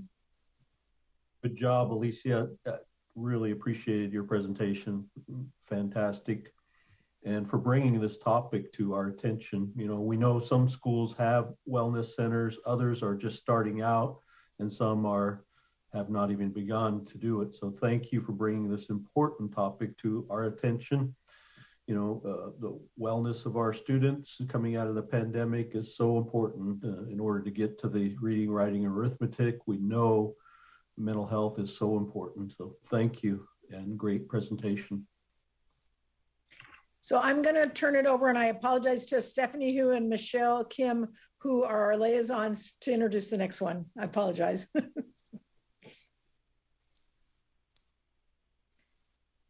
So Stephanie, do you want to? Sorry, our next presenter will be Jennifer Tran on civic engagement. All right. Good morning, President Darling-Hampton and esteemed board members. My name is Jennifer Tran. I'm a senior at Bolsa Grande High School in the Garden Grove Unified School District, and I'm here to present to you the Student Advisory Board's Education Civic Engagement Proposal. I am not speaking to you today as just another student, but as a first-generation student, as a minority student, and as a student living below the California poverty level. Statistically, immigrants, lower socioeconomic status, and minority children are considerably less likely to grow up into informed and engaged citizens. Historically, these groups have significantly lower voter turnout and community participation rates as adults. These differences can be drastic, with voter turnout rates for higher income citizens almost doubling that of lower income citizens. All the odds, all the statistics say that I shouldn't be here right now, in front of you, civically engaged and trying to better our education system. But I am. How is this possible? It's because I was able to find the necessary resources through networking, friends, and honestly mindless internet scrolling to find my voice in the system early on. My civic participation today will undoubtedly translate to a bright future of civic engagement.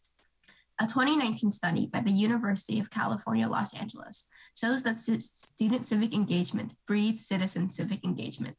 By encouraging students to be aware, knowledgeable, and especially engaged in systems of power as young adults, we can almost completely eliminate the disparity in participation of marginalized groups. In the past, through programs such as the Seal of Civic Engagement and the Civic Learning Award, the State Board has recognized civic engagement as an important factor of a quality education. But many of these programs are just simply not accessible to all students. We must acknowledge the ever-growing achievement gap when it comes to opportunities in or even knowledge about civic engagement. In many of these marginalized groups, there's a misunderstanding of what civic engagement is and what it pertains to. Being a district student board member myself and consistently engaging in systems of power around me, I realized that civic engagement can be something as simple as working on a student advisory board or being in a voter registration drive.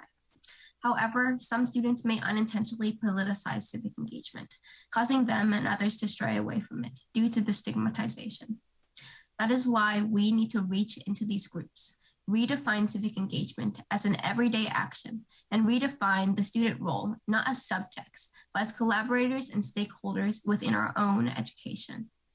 We, the Student Advisory Board on Education, recommend that the State Board of Education implement an additional 7th goal regarding civic engagement within the equity section of the Quality Schooling Framework. We recommend this 7th goal read. Goal 7. Quality schools will provide equitable access to civic engagement opportunities and applicable civic education to all students.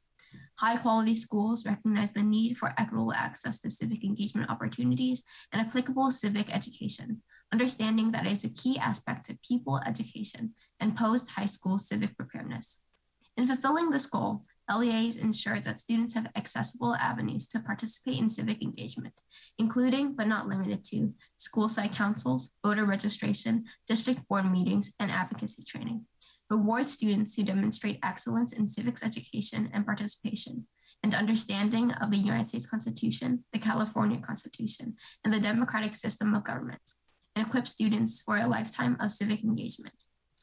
We hope the solution can act as a stepping stone, creating creating a ripple effect for the statewide recognition of civic engagement, as it sets a concrete goal for districts regarding civic engagement, encouraging LEAs to promote and record present levels of student involvement.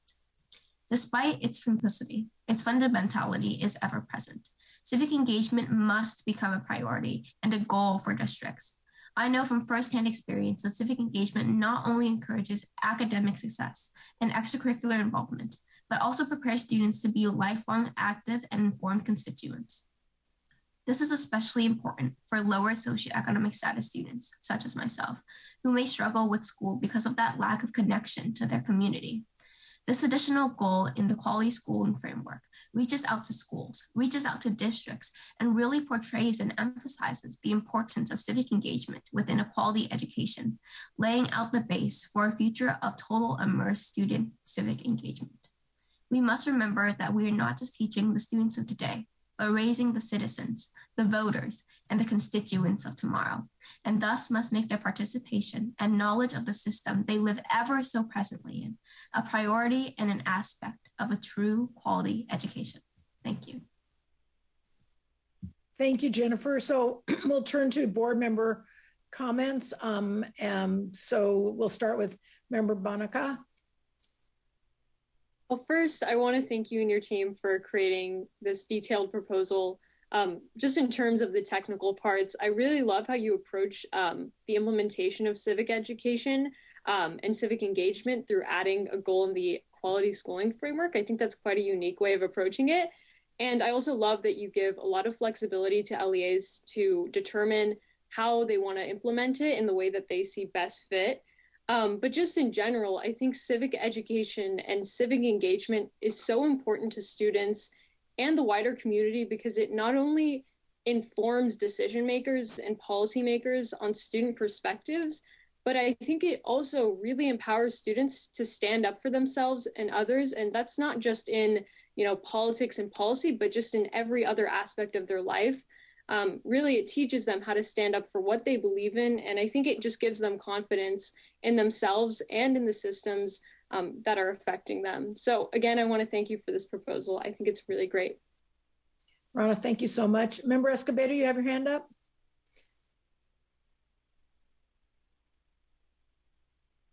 Sorry, I forgot to take mine down last time. No. Okay. Do we have any other board member comments on civic engagement? Member McQuillan. Great job, Jennifer. I appreciated this presentation so much. It's made me think about all the different ways that different groups can be civically involved, and for tribal members throughout California, it's very different to be involved in your tribal government or your ceremonies and giving back that way to the community and being involved that way. So I really appreciate this presentation. Thank you. Thank you, Member McQuillan. So seeing no more hands, I'm going to turn it back to Stephanie Michelle for the introduction for the next item. The next presenter will be Linda Nong on equitable education. Good morning, esteemed members of California Board of Education. I'm going to be quite open here. I'm a person that zones out a lot.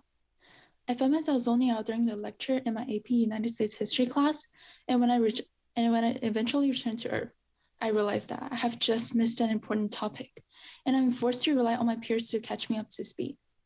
It is not that I don't care about school. I love being able to learn alongside my peers.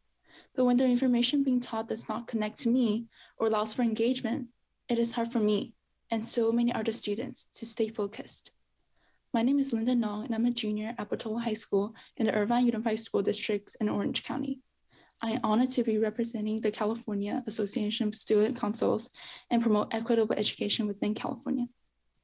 It is apparent now more than ever that not all students in California are receiving an equitable quality of education. Many students are disengaged with their curriculum since it often does not connect to them personally or it does not feed their learning needs. For example, at Portola High School, there is very little required reading written by authors of colors in the English curriculum. Additionally, some students struggle to sit through hours of lectures because they experience ADHD symptoms that go ill-advised and unaddressed. In these cases, students' learning needs are often voiced, but not properly acted upon by school's faculty. Additionally, many schools have poor communication between students and counselors, making the course selection process very inconvenient. This situation leads to a general dissatisfaction among students regarding their academic future. We also notice the trends of students being uncomfortable with taking surveys that ask for student feedback because their personal information is collected or that they're not aware that the results are anonymous, and this deters the students from providing their honest opinions. In light of these concerns, we recommend that the California Department of Education provide a blueprint called Race in School Equity, or RISE for short, which function as a general guideline that champions a more equitable education in the California schooling system. Considering that there is no one-size-fits-all solutions, local school districts are given the ability to implement RISE as they see fit. Once approved, the RISE blueprint will be shared with all California school districts through usual distribution methods, providing them with resources to improve their existing systems. A core part of our vision for RISE is outlining tangible and feasible practices that can be easily integrated with existing curriculums. The California Department of Education would take into account of the voices and opinions of students, teachers, administrators, and parents from various culture, races, genders, language abilities, disabilities, socioeconomic statuses, and academic proficiencies to create this blueprint. This blueprint recommends professional development courses for teachers that allow students to choose multiple forms of learning and promote more frequent and accessible means of communication with faculty and students catered towards students' preferences. For example, allowing anonymous forms of communication between students and administrators will allow for more honest feedback. Additionally, this blueprint will provide districts with survey templates that gather data and voices from the students. By accommodating the learning needs of all student groups, these students will have a chance to receive information more equitably and comprehensively. This will translate into an increased student motivation to engage with the school curriculum, making the overall learning environment more inclusive and effective. By improving communication, schools will better understand student needs and opinions, which will ultimately enhance productivity. We believe that all students deserve equitable educational opportunities holistically by having a classroom setting and curriculum that best suits them. Students should feel and be supported by the school staff through the use of diverse teaching methods and efficient methods of communication. Thank you for your time. Well, thank you so much for that presentation. I'm going to first call on Member Darling Hammond for comments. President Darling Hammond. Yeah, I have to get myself off of mute. It's always the challenge, right? Well, first, I just want to say I've been enjoying all of the presentations and really appreciate all of the great thinking from, civic engagement to diversity, equity, and inclusion, and all of the other topics. This one is near and dear to my heart because I'm an educational researcher when I'm not sitting at the state board table. And I just want to say that I think your recommendations are very thoughtful, and they're really rooted in a lot of research on both how people learn and how effective teaching unfolds. So I think you're on very solid ground, and your examples are very telling and very much rooted in what we know from the science and the research on learning, development, and teaching. So I appreciate you raising this, and I think that to the degree that we've got a lot of additional resources finding their way to the field for professional development, as you called for, and how we shape that, I think, should be informed by the thinking that you presented. So thank you very much. Thank you, President Darling Hammond. Member Rucker. Thank you very much. I hadn't commented on the previous couple of presentations, but I'm glad to follow our board president in commenting on this, because not only is the topic you raised about student support and paying attention to student learning needs important, but it's also very, very prescient. With California doing an annual Healthy Student Survey, a lot of the recommendations you made also, to me, has impact and even informed some decisions about the kinds of items or questions that are included for students in the survey. Because while we make a lot of assumptions about what students do and how students make decisions about school and coursework, and even the relationship they have with their parents in supporting them through school, there are some critical relationships at the school campus that really do not get full consideration and the kinds of school planning we are currently doing to improve student support for our schools. So I really appreciate not only the thoughtfulness for your recommendations, but the attention to this particular topic that doesn't always get the full consideration for school planning and school improvement that we really should have. And while we may not be able to act on it for a separate item, we'll be looking at hint, item 5 and updating the LCAP template. I think our future conversations about student support and student support services will really be informed by your recommendations. So, Ms. Nong, I do really want to thank you and appreciate your ideas and your very, very important recommendations in this report. And thank your team as well. Member McQuillan. Great presentation, Linda. Good work. I agree with what's been said so far in the feedback, and I remember some of the feedback in our prep for this, that some of the training you're talking about is involved in teacher preparation programs now, but we know so many of our professionals have been out of their training for a few years, so we need to make sure that this professional development is incorporated to all districts currently, So again, thank you for your presentation and great work. Thank you. Stephanie and Michelle, I'll turn it over to you for our final item. Our final presentation will be on the topic of socioeconomic support, presented by Audrey Hong. Good morning, President Darling Hammond and esteemed board members. My name is Audrey Hong, and I'm a junior attending Beckman High School in the Tustin Unified School District. On behalf of the Student Advisory Board of Education, we strongly recommend the State Board of Education develop a plan for local education agencies to better communicate to both students and parents about accessible resources. As a student from Beckman High School, I'm not always exposed to the struggles of socioeconomic setbacks on a daily basis. Growing up in this bubble led me to be unable to identify the countless struggles experienced by students of low socioeconomic status. This all changed when I partnered with Skyview 3 years ago. Skyview is a public school in Anaheim that serves homeless families throughout Orange County. My many experiences with this organization, from cleaning their resource center to partaking in reading workshops with special needs students, my eyes were truly opened. I was able to connect with these students, and I felt their passion for their education and how they have fought through countless socioeconomic setbacks that the education system predisposed them to. When discussing educational issues with 9 students from different and diverse areas in California, exposed the disproportionate struggles students of low socioeconomic backgrounds face. I'm sure all of you are aware that schools lack adequate methods of relaying information on accessible resources, such as scholarship opportunities, job opportunities, or peer tutoring to help students of all socioeconomic backgrounds, especially students coming from low-income families. At Northwood High School in Irvine, a student wanted a Chinese dictionary for the PSAT, but was unable to access it.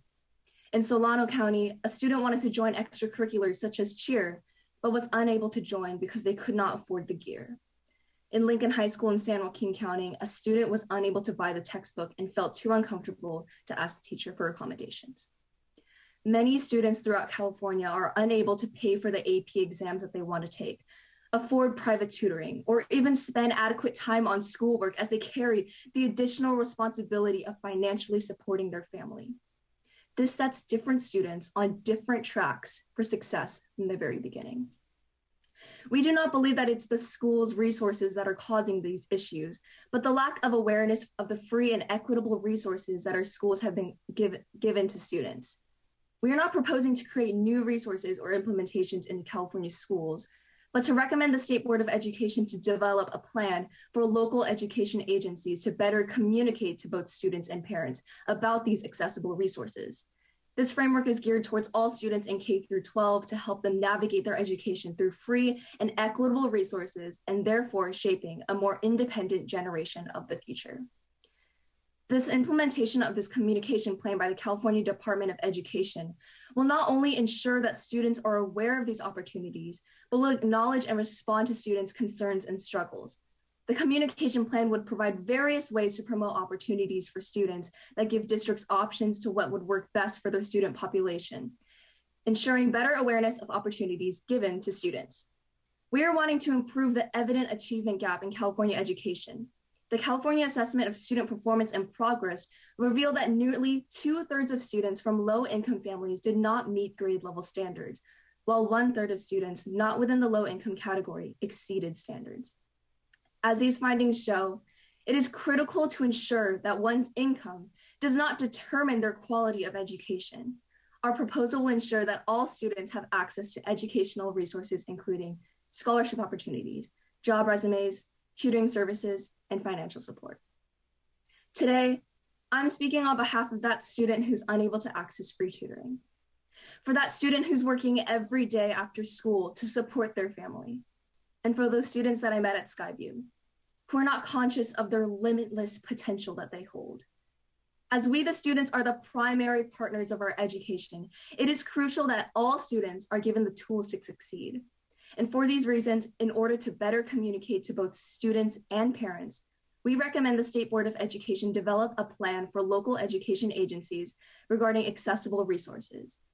I hope that the state of California can open the way towards an education system that gives equal opportunity for all students, regardless of their socioeconomic status or their identity. Thank you for your time, and I welcome any feedback. Thank you so much, Audrey. I have to say, I so appreciate all the students making this a personal connection to their own personal experience, giving us specifics from their own school and district experiences, and then adding resources and research that they did to support the proposal. So I just think it is so articulate and well prepared, and I just so appreciate listening to it. With that, I'm going to call on Board Member Banaka first. Please go ahead with your comments. Thank you. And again, I just wanted to thank you all for creating this really comprehensive proposal. I know coming from a school where a vast, or rather an overwhelming majority of students are socioeconomically disadvantaged, I have personally seen the extent to which socioeconomic status affects academic success.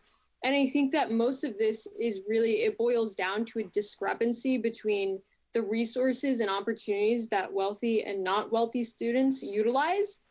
And the reason why I think this is such a great proposal is because many students simply aren't aware of the resources that are already in place. And that doesn't do anyone any good if no one knows what resources are already in place, because then they'll never get used to their fullest ability. So I really like the way that you approach this issue. And I, again, want to commend you for all the hard work and effort that you put into this proposal. Thank you for your comments. President Darling Hammond. I also want to thank you for the proposal, and just note that, we've been on a path in California toward trying to invest more equitably in schools through the more progressive formula for funding from local control funding formula and the recent allocations of funds for recovery from the pandemic from both the federal and state governments. And I think your comments really put a fine point on how those resources should be spent to really most effectively support students who deserve and require the kind of supports that other families can sometimes purchase from disposable income. So I think you've raised some really excellent points, and we're actually in a position to take advantage of that kind of advice as we think about how to allocate these new resources. Thank you, President Darling Hammond. Member McQuillan. Great presentation, Audrey, and a great topic. It reminds me of all the channels we need to make sure we're using to get the word out to families that resources do exist. There are alternative channels that need to be exercised. Not all of our families have good, stable internet. There's embarrassment to consider of students and families who don't ask. And then what you brought up, there are other things happening for families where maybe the student has become the caretaker. So you brought up so many good points that we need to be reminded of throughout California. So thank you for your presentation. Great topic. Thank you, Member McQuillan. Member Rucker. Well, thank you very much for your comments and your report on this very sensitive topic. And I agree with everything our board president and my colleague Jim McQuillan stated about this issue. My entire teaching career, I worked in a low wealth district. Low wealth because that was the size of the budget in that district. When I started teaching, my salary was $9,000 a year, and that wasn't back in 1940. It was in the latter part of the 20th century. That's still a long time ago, but that's beside the point. But also it was a low wealth district because the majority of students came from families that received some form of public assistance or even were in foster care. So the issues and conditions for student learning and the issues and conditions that I worked in as a teacher were not unknown. And surprisingly, they have not changed really over time. But while it's not unknown, I have to say I have never heard the issues and those conditions so eloquently addressed as you did today without politicizing the disparity in economic opportunity and resource equity issues that low wealth schools and the students that attend them have. So not only do I appreciate the way that you framed the issue, but also how you very clearly articulated the very specific examples of what the impacts are and what's not being considered in planning how to support and provide resources to these families without embarrassing students, without requiring students and their families to respond or have to ask, why do you need to have people ask for something when we already know what the circumstances are that they are dealing with? So I do appreciate not only the report that your team put together, but the way you framed how the recommendations can actually be successfully implemented as a function of doing their LCAP planning for any school site or school district where these issues are not only clear and apparent, but are actually the norm, not the exception. I also appreciate your sensitivity and your attention to the privilege that you've been able to enjoy and why you're concerned personally about why this should make a difference for everyone. I was actually moved emotionally when you made that point. So thank you so very much and congratulations on a job well done. So thank you very much for your comments, Member Rucker. I really appreciated that, and I know the students do as well. Do we have any other board member comments before we go to public comment? Stephanie and Michelle, do you have any comments that you want to share as the coordinators? Yes, I would just like to once again thank the esteemed board members for listening to our proposals from this year's SAPE conference and for providing such valuable feedback and support. I sincerely hope that very shortly we can turn these ideas that started in Zoom breakout rooms into actions implemented by you, the State Board of Education. Thank you again. Well, I have to say to the students, the energy they put in over Halloween weekend, and I know they spend days and nights and hours writing and drafting the presentation. We're gonna now stop for public comment on item 3. The call-in number is on the slide, 712-770-4991. There's an access code 396-1805. So we will now turn over to public comment. So please turn your volume of your computer down. And when it's your turn, then operator will announce that it's your time to speak. Do we have any public comments for this item? We do not have public comment for item 3. So Pam, you're saying there are no public comments? There are no public comments for item 3. Okay, thank you so much. So we'll go back to board members for final comments on this, if there are any. Member McQuillan. I just want to congratulate all the students, and I learned so much from all of you. This is what it's all about, the work that we do to serve you, the students, and you're the voice for the California students. I'm just so pleased with all the presentations. So thank you. Thank you very much. And Yurok would say, walk thou, and that's a heartfelt thank you in the Yurok language. So. Member Banaka. Yeah, I would just like to echo Member McQuillan's remarks. I want to commend every single person that was involved in creating these proposals. As I said before, I got to see firsthand how much hard work and effort went into this. It's incredible and baffling, and I hope that everyone could see it at one point in their lives, because before then, I had never seen so many students that were so dedicated and so hardworking, willing to spend their Halloween weekend, as I said before, their Halloween weekend creating these proposals. So again, a big congratulations to all the students involved. Member Rodriguez? Also, I want to echo what's been said, and my hope is that you can look back in a few years and see how your dedicated leadership has created change. And I really appreciate your sensitivity, your compassion, your experiences, and especially your voice. Thank you so much. So I just want to comment that we had 6 amazing teams. So for all the students who did this remotely on top of all their schoolwork and commitment, I want to thank our Group 1, Diversity, Equity, Inclusion. Amazing work, great message. Again, this is on our addendum attached to the board agenda for the public to access for additional follow-up. Topic 2 was post-high school preparedness. Topic 3, student wellness. Topic 4, civic engagement. Topic 5, equitable education. And topic 6, socioeconomic support. So relevant to the work we're talking about and all the connections to all the work in schools. Students, on behalf of the state board, we thank you so much for your time and commitment, and trust us that your message and specifics will carry forward into our work. So thank you very, very much. And with that, this does end our presentations for this item, and we will now take a 10-minute break.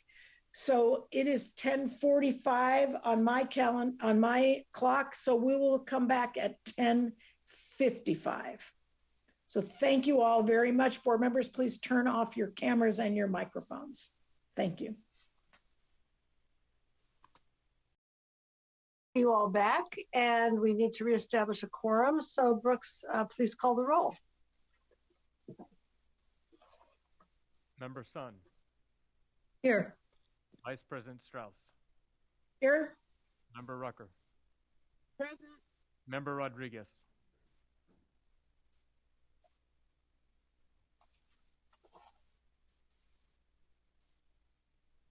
I can see Member Rodriguez.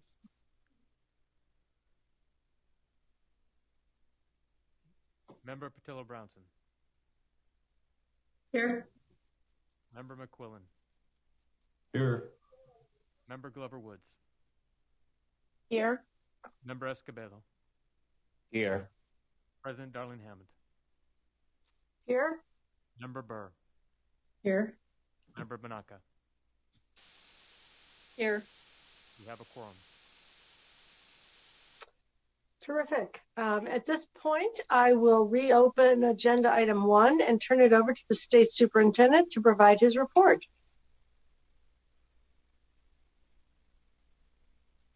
Good morning. And good morning, Madam President, Vice President, members of the board. Thank you for the opportunity to share with you just a few key highlights and to take any questions that you may have about a number of initiatives that are taking place at the Department of Education. Many of them you already know because I've seen many of you at many of the meetings, board liaisons and others present at the meetings. As I begin, I want to just recognize the moment in time where we are. Still probably the most difficult time that we'll experience in our lifetime, but our schools are open and we're keeping students safe and families safe, and we're doing all that we can to make sure that they can be safe and can learn. In that respect, I want to commend our students. I want to commend educators, family members, the entire community for being resilient and doing the things that we need to do to overcome what the coronavirus has presented to us. As I mentioned, our schools are open. and have been open. And as I said at the last report, in the last board meeting, I've had a chance to visit many of our schools as they reopen. As you know, some schools have experienced challenges in how to deal with quarantine conditions. But overall, our schools have found a way to stay open and stay safe, and to do so at a rate that is much higher than almost any other state. When it comes to school closures in California happen at about 1/12 the national rate. And I emphasize that to say that what everyone is doing is working. Using vaccines, rapid COVID testing, and all the things that social distancing, disinfecting our schools, every aspect of our school community is making this happen. And so we're grateful for that. Obviously, big things are happening around the questions of vaccines. By some October numbers, nearly 60% of California students between the ages of 12 and 17 have received a vaccine. We're pivoting our focus to more vaccines because the Delta variant demands it. We have learned that the Delta variant is more resistant to many vaccines. And so Californians are beginning to get their boosters. I had a chance to get my booster last week at a great event at at Ultimed in Southgate, and a chance to really say to the world, let us lean into vaccines, especially now that we have approvals for students between the ages of 5 and 17. And so we continue our work to amplify the importance of vaccines, and of course, foreshadowing where we think the state will be heading with the vaccine requirement that will be for students. By my notes, we expect that in several months, students in grades 7 through 12 by 2022, in July of 2022, will be required to have a vaccine. And that shortly thereafter, that grades K through 6 will have the opportunity to have a vaccine according to the requirement. And we look forward to working closely with everyone, every aspect of the governor's office, the State Board of Education, the Department of Public Health, on how and school leaders on how that rollout will take place. We've had many conversations already with school leaders to hear their thoughts, their questions, their concerns about what a new mandate might look like. And we have some run-up time. We have some lead time to really work through what implementation might look like. I also want to commend our school communities that have been impacted by fire. As if the coronavirus challenges weren't enough, many of our communities have been impacted by fire. As if dealing with racial injustices was not enough, we have probably some 19 counties that have seen that they've been impacted by fire. I want to give a great shout out to our emergency services team that has worked with these school communities to get them resources, to connect to resources, to work through the requirements for FEMA, for other agencies that offer support, to work with the various offices like the Office of Emergency Services and others that have been providing support, and who've worked with our CDE Foundation to raise a few dollars to provide gas cards and cards for food and hotel expenses and things of that nature. We know that it's a huge challenge, but again, we want to commend those who are showing resiliency and finding ways to ensure that our students continue to learn. As we think about this shift of approvals for young children between the ages of 5 and 11 to get a vaccine, we are accelerating our outreach efforts. Many of you know that I've been working with a group called Andale que esperas. Hurry up, why you wait?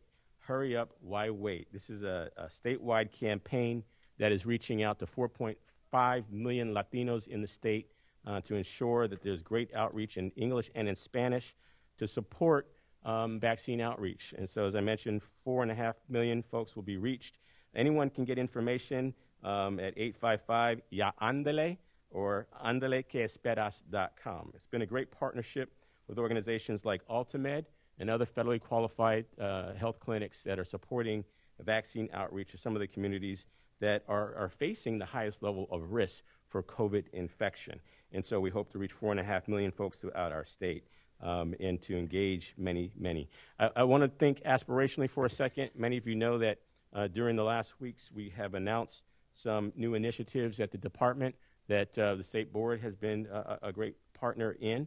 We're excited to talk about an effort to ensure that all students read by 3rd grade, and we've given ourselves a homework assignment to say that that should happen by 2026.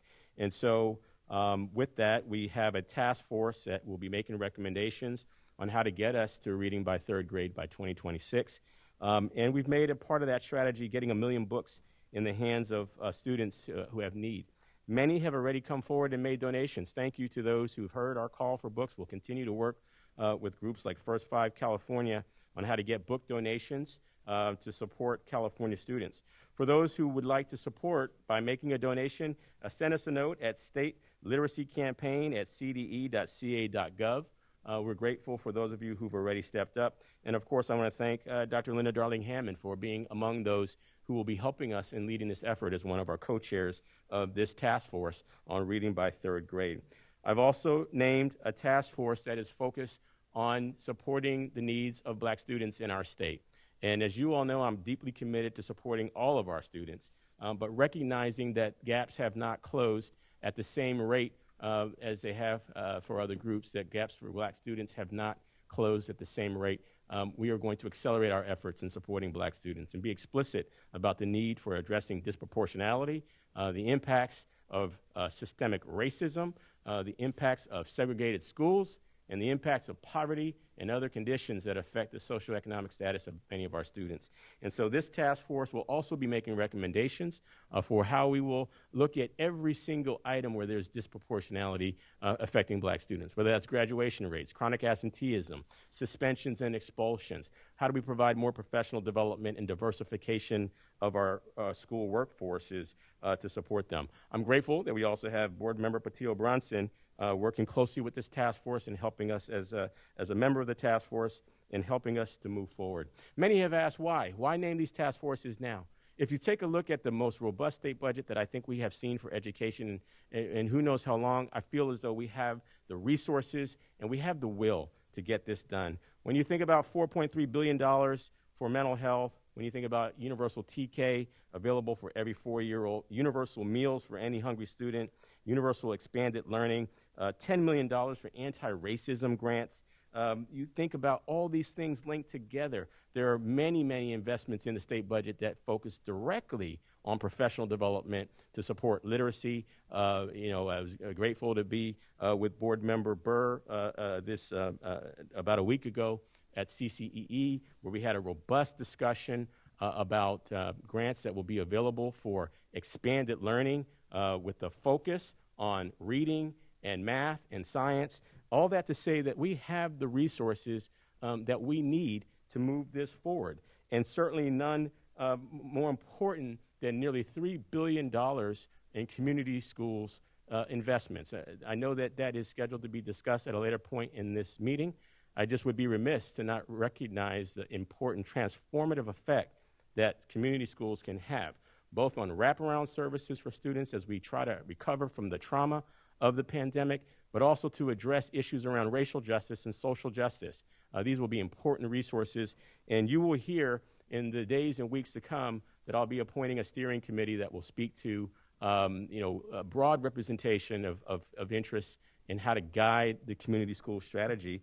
All of these things together, I believe, will help us to have a breakthrough in how we support Black students, how we reach reading by third grade. I thank all the board members who have been in these conversations so far. Thank you, Board Member McQuillan, for joining the meetings that we've had with our American Indian Education Oversight Committee, really helping us to center our efforts to support our Native American students. It was an honor to give testimony in a specialized committee, a joint committee, through the Assembly Education and the Select Committee on Native American interests and needs, and to continue to figure out how we change the narrative about reducing chronic absenteeism, about increasing graduation, about supporting Native American students, and about recasting what gets taught in our schools as it relates to Native American studies. We know that there is an opportunity for us to broaden what gets taught there. And again, thank you, Board Member McQuillan, for joining those meetings. Thank you, board members, for hearing these highlights. Thank you for your interest and your energy in supporting our students. Thank you to all of the staff at the California Department of Education and all of the staff at the State Board of Education for continuing to do incredible work in these very, very difficult times. I just want to show my appreciation and acknowledgement for all of you. And then, Madam President, this concludes my report, and I'd be happy to take any questions that you and board members may have. Thank you very much. Seeing no hands raised, we'll go on to item number 5, which is the local control and accountability plan template. The adoption of the revised local control and accountability plan template and the template for the one-time supplement to the annual update to the 2021-22 local control and accountability plan.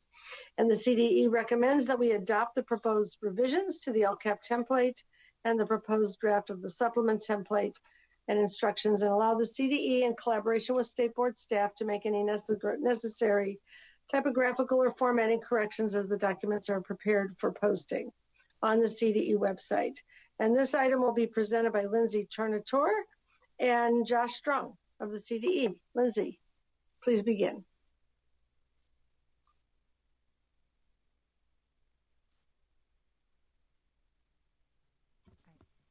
Good afternoon. Sorry, let me get the height adjustment.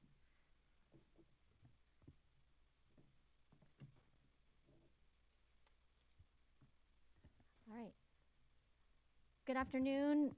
Oh, good morning. Sorry. Good morning still. President Darling Hammond, Chief Deputy Nicely, members of the board, Executive Director Allen. It is my pleasure to be here with all of you again today. My name is Lindsay Tornatore, and I'm the Director of the Student Achievement and Support Division. I am joined today again by my colleague, Joshua Strong, who is the Administrator of the Local Agency Systems Support Office, or LASSO, in the Student Achievement and Support Division. Josh and I are here to provide an update on the 5 proposed revisions to the Local Control and Accountability Plan as prescribed by SB 98 and AB 130, which were introduced and discussed during the September 2021 SBE meeting. Specifically, we will revisit each of the 5 revisions and focus on the following 3 questions. Since the September SBE meeting, what have our educational partners been saying about the revisions? How is our educational partner input included in the proposed revisions of the templates and instructions? And how will the CDE support capacity building to implement the proposed revisions following the anticipated board adoption today? During the September State Board meeting, we heard the concerns and comments from all of you regarding the length and complexity of the LCAP. We have prepared for all of your consideration today a few areas that will help to reduce the length of the plan effective for the 22-23 LCAP. Finally, this presentation will conclude with an overview of the CDE's next steps for supporting all LEAs in implementing the new requirements to the LCAP following today's anticipated board action. Item 5 today is an action item, and therefore the CDE respectfully brings the following recommendation for your consideration. The CDE recommends that the State Board of Education adopt the proposed revisions to the LCAP template and the proposed draft of the 21-22 supplement template and instructions.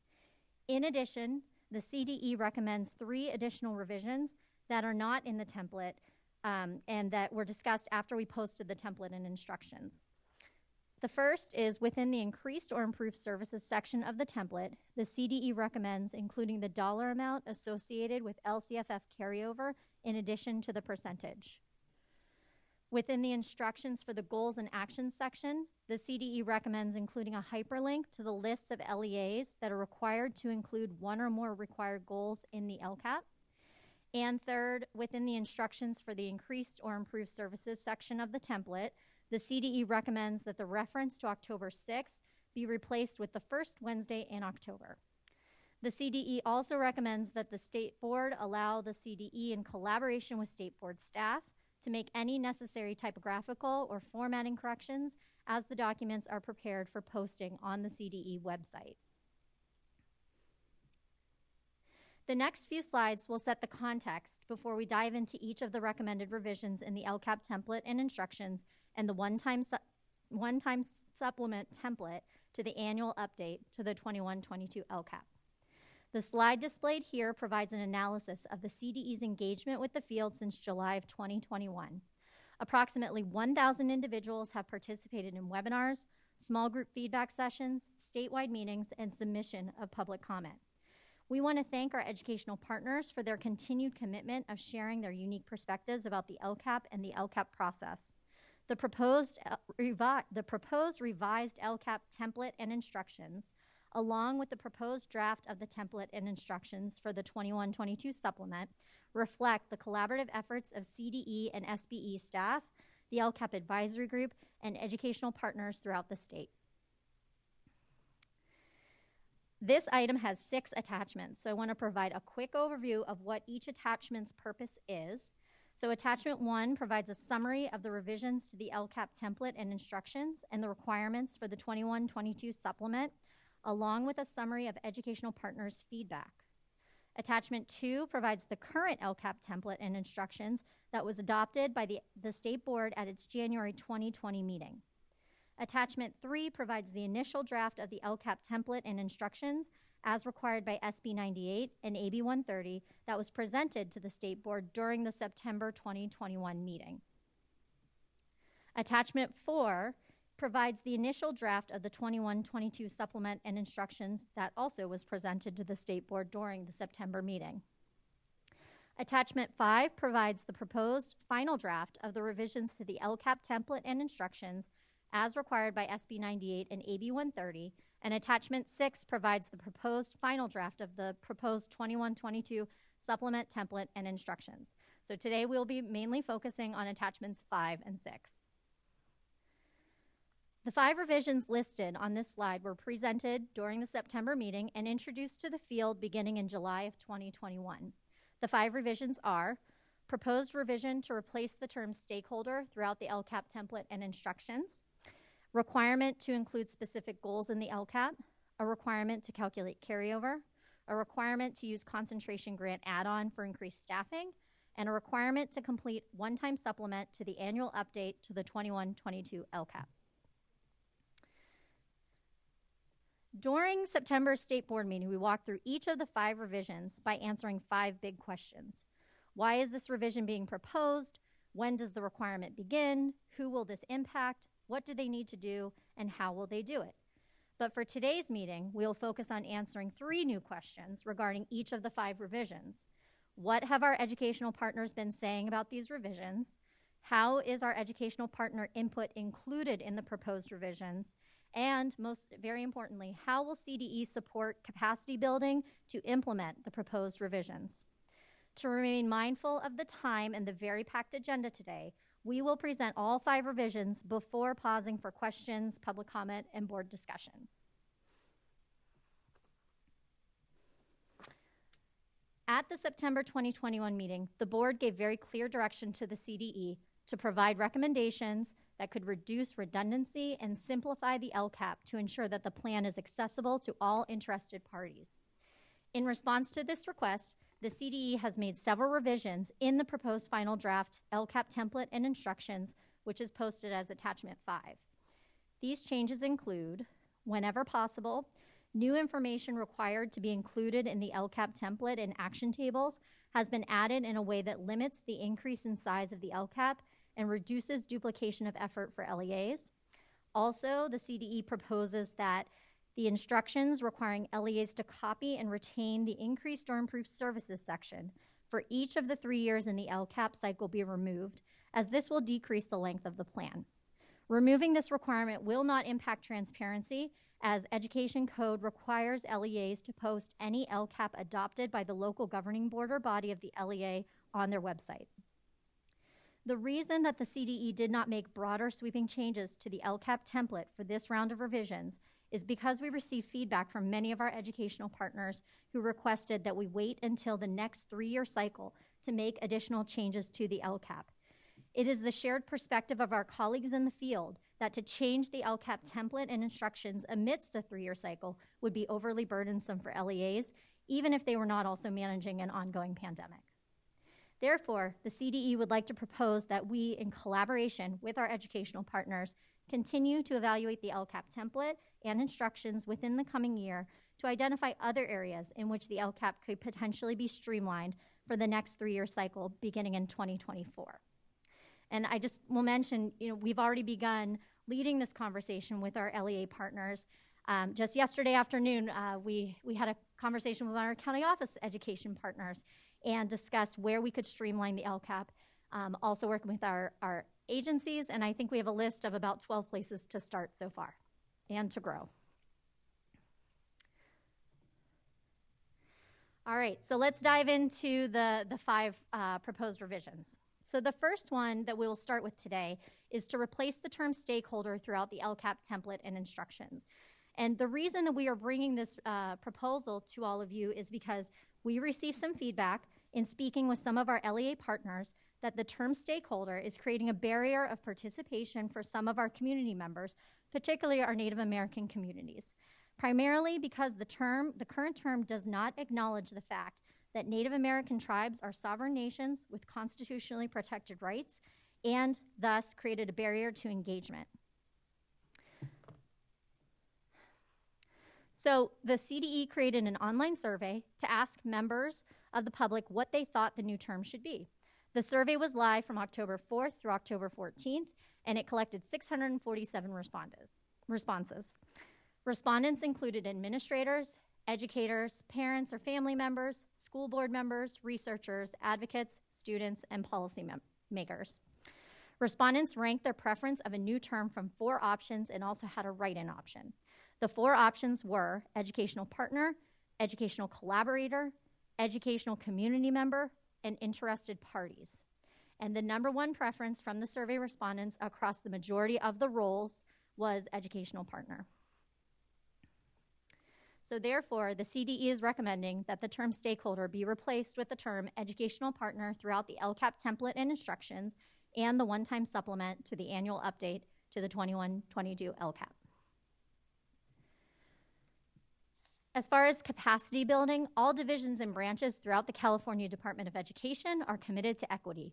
We are currently working on implementing the replacement of the term stakeholder with educational partner. You can see this outward facing through our local agency systems support office, who have already adopted the use of educational partners in their daily correspondence and during their professional development series or their Tuesday at 2 webinars. Okay, moving on to the second revision, the requirement to include specific goals in the LCAP. The reason for this requirement is that the legislative intention is twofold. 1, to ensure that LEAs are addressing the needs of consistently low-performing student groups, and 2, to ensure that higher-performing LEAs are addressing the needs of low-performing schools within that LEA. Feedback from statewide educational partners centered around the need for additional clarification related to the criteria for identifying LEAs that will be required to include a specific goal, clarity related to what the specific goals must include, and a desire to see the required goals identified as supporting the improvement of chronically low-performing student groups and/or schools.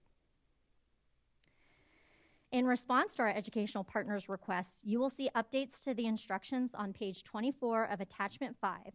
Specifically, the instructions related to the required goals have been revised to provide greater specificity about what must be addressed within the required goals, including identification of student groups or schools and metrics and actions specific to reach the student group or school. Instructions were added to the identified needs prompt within the plan summary of the LCAP, requiring that LEAs identify if they are required to include a goal and the student groups or schools that led to this requirement. In October, the CD's Analysis, Measurement, and Accountability Reporting Division provided an information memo to the State Board related to the identification of low-performing student groups and low-performing schools. The lists for the 22-23 LCAP have been posted on the CDE's local control funding formula webpage and will be updated annually. Additionally, we have a recommendation for a revision that has come up since posting, and that is the CDE would like to add the link to the list of the LEAs required to write the goals in the LCAP in the LCAP instructions, which would be on page 24 in the Goals and Actions section of attachment 5. Regarding capacity building, the most important step in completing this requirement is knowing if you are required to complete the requirement. So therefore, the October memo submitted by our colleagues in the Analysis, Measurement, and Accountability Reporting Division was the first notification to the field. The lists are posted on the CDE's LCFF webpage and will be updated annually each year that we have the data to update.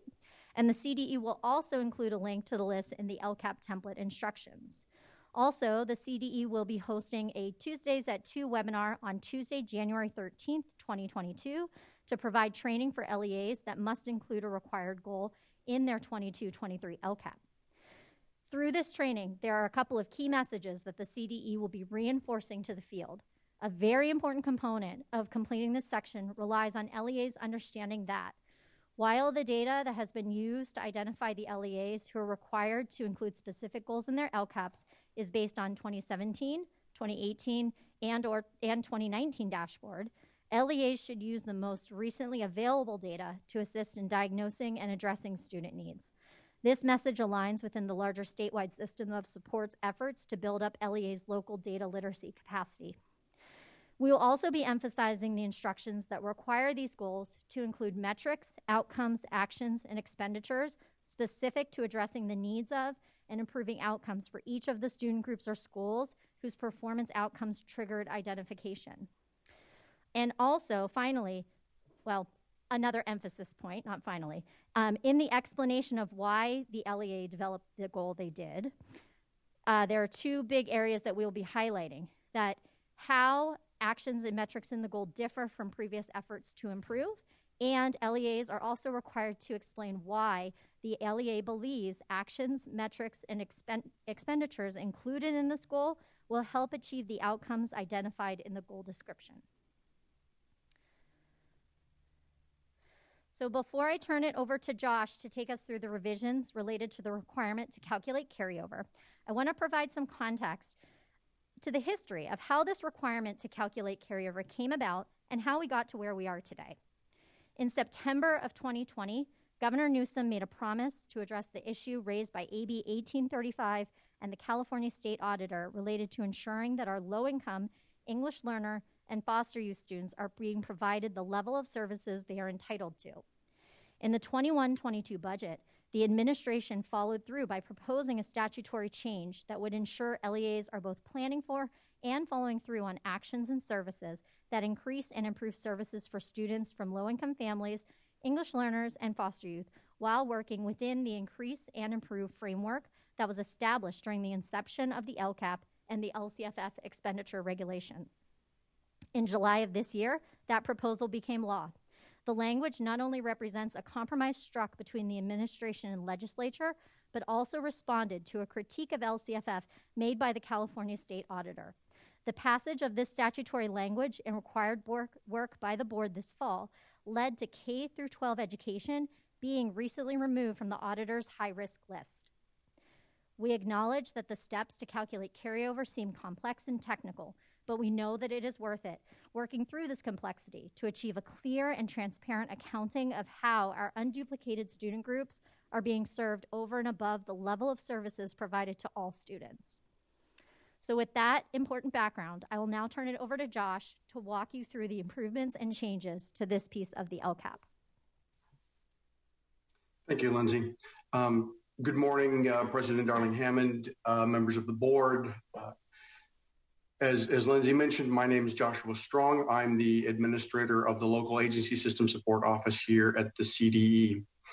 So in terms of the requirement to calculate carryover, the feedback that we received from our educational partners requested a need for additional clarity within the LCAP instructions related to how LEAs would calculate the required percentage of planned qualitative improvements.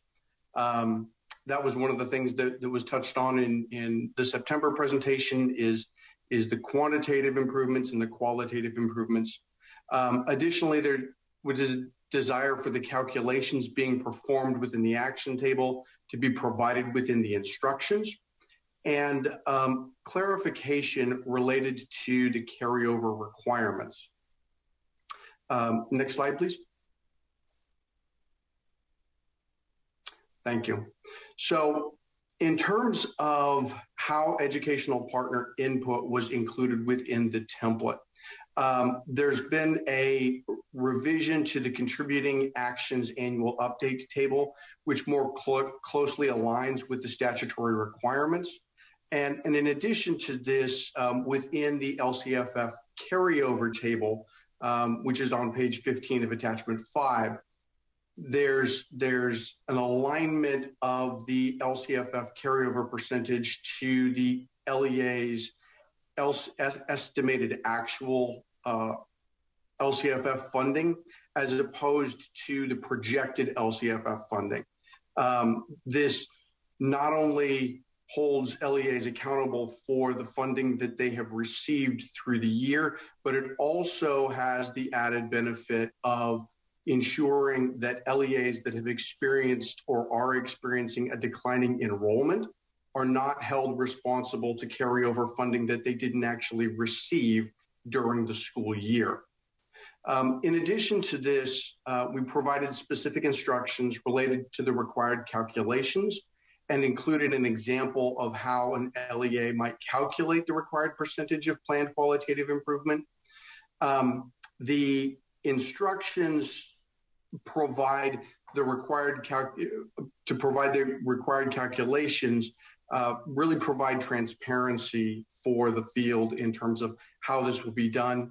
The example provides LEAs with one method of how they might determine the proportional percentage without locking an LEA into a single formulaic response, seeking to strike that balance between ensuring that LEAs are meeting the requirement, but also have flexibility that's been part of the hallmark of LCFF. And then third, the revision of the increased or improved services section, we're recommending provide the projected percentage to increase or improve services for the coming school year, the proportional LCFF carryover percentage that will be calculated, and the total percentage to increase or improve services, which would be the combination of the projected percentage for the coming year plus the LCFF carryover percentage. That would be the total LCFF increased or improved services percentage that the LEA would be required to demonstrate that it's meeting in the coming LCAP year. As previously noted, we're also recommending that the dollar amount associated with the LCFF carryover be included in addition to the carryover percentage. So if we can move to the next slide, how is it that the department's going to be supporting LEAs in building capacity related to these new requirements? We're going to be providing training webinars, two specifically related to the new increased or improved services requirements and how those calculations work. Those are scheduled for December 14th and December 16th. That's also going to touch on the carryover requirements. In addition, the CDE will collaborate with county offices of education and other educational partners in terms of building out trainings and partnering in communicating with the field. The CDE is also going to hold regular office hours during the spring of 2022 to support LEAs in development of the 22-23 LCAP. And we continue to be available to support LEAs through the LCFF inbox, the email account. Moving on to the one-time supplement, moving on to the required use of the concentration grant add-on. What did we hear from our educational partners? If we could move to the next slide. Thank you. So educational partners had there were a number of recommendations and proposals of tables to help more clearly report the staff to student ratios at each of the school sites related to this requirement.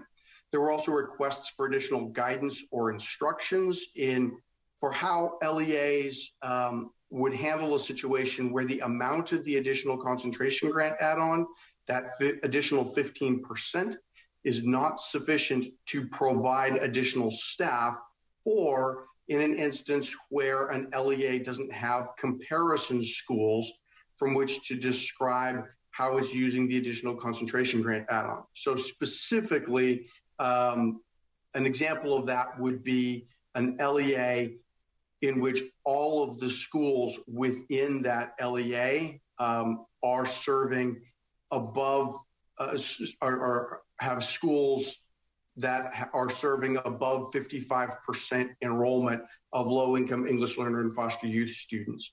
How is it that they are implementing this requirement? And then in addition, we've had requests for additional clarification as how to determine the staff to student ratios in terms of how those will be used. So how does this show up then within the template?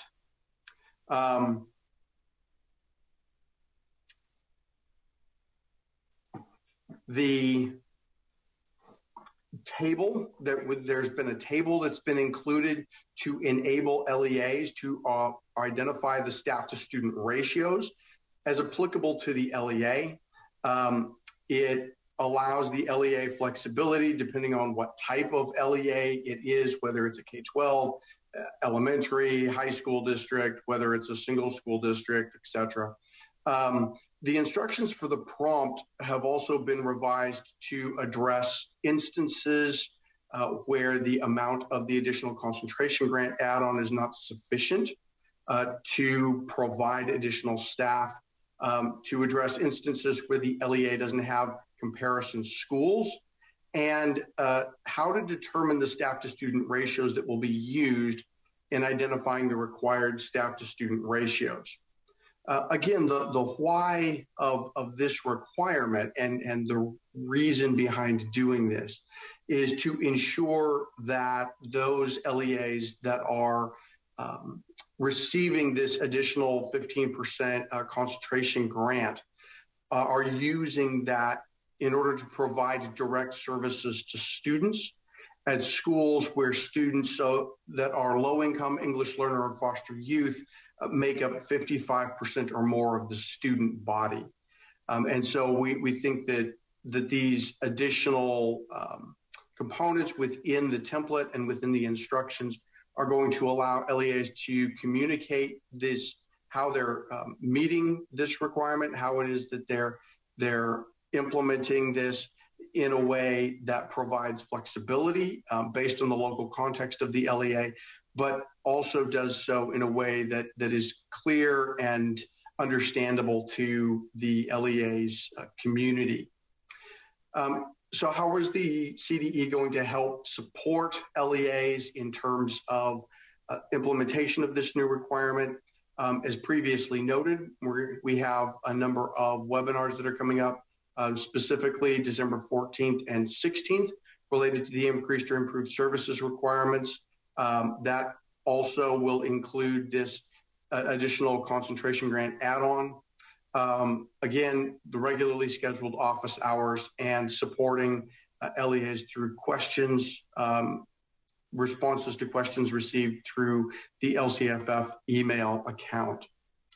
And so at this point, I'll turn it back over to Lindsay to discuss the one-time supplement to the annual update to the 2021-22 LCAP. Thank you so much, Josh. So the reason for the requirement for LEAs to complete the one-time supplement to the annual update to the 21-22 LCAP is to provide local governing boards or bodies, parents, families, and other educational partners with additional information related to the additional funds provided to LEAs in the 21-22 school year. As we all know, the 21-22 Budget Act increased educational funding throughout our state at a historic rate. The one-time supplement will give LEAs an opportunity to share their story of how they are using the funds received through the 21-22 Budget Act and federal emergency relief funds, mainly the ESSER funds, in a manner that is consistent with other applicable plans and in alignment with their 21-22 LCAPs.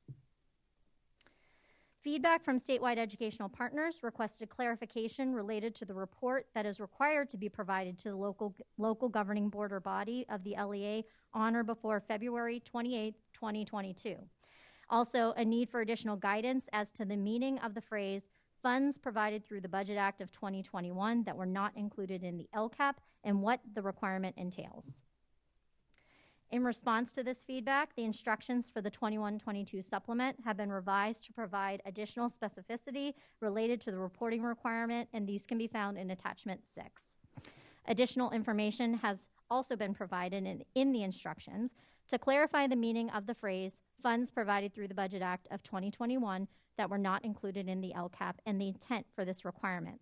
And specifically, the instructions highlight that LEAs have flexibility in deciding what funds are included in the LCAP and to what extent those funds are included. If the LEA received funding through the Budget Act of 21 that it would have typically included within its LCAP, the funds provided in the Budget Act of 21 that were not included in the LCAP and provide a description of how the LEA has engaged its educational partners on the use of funds. The instructions also clarify the reporting requirement for LEAs and provide LEAs flexibility to refer to other planning documents to reduce duplication of effort.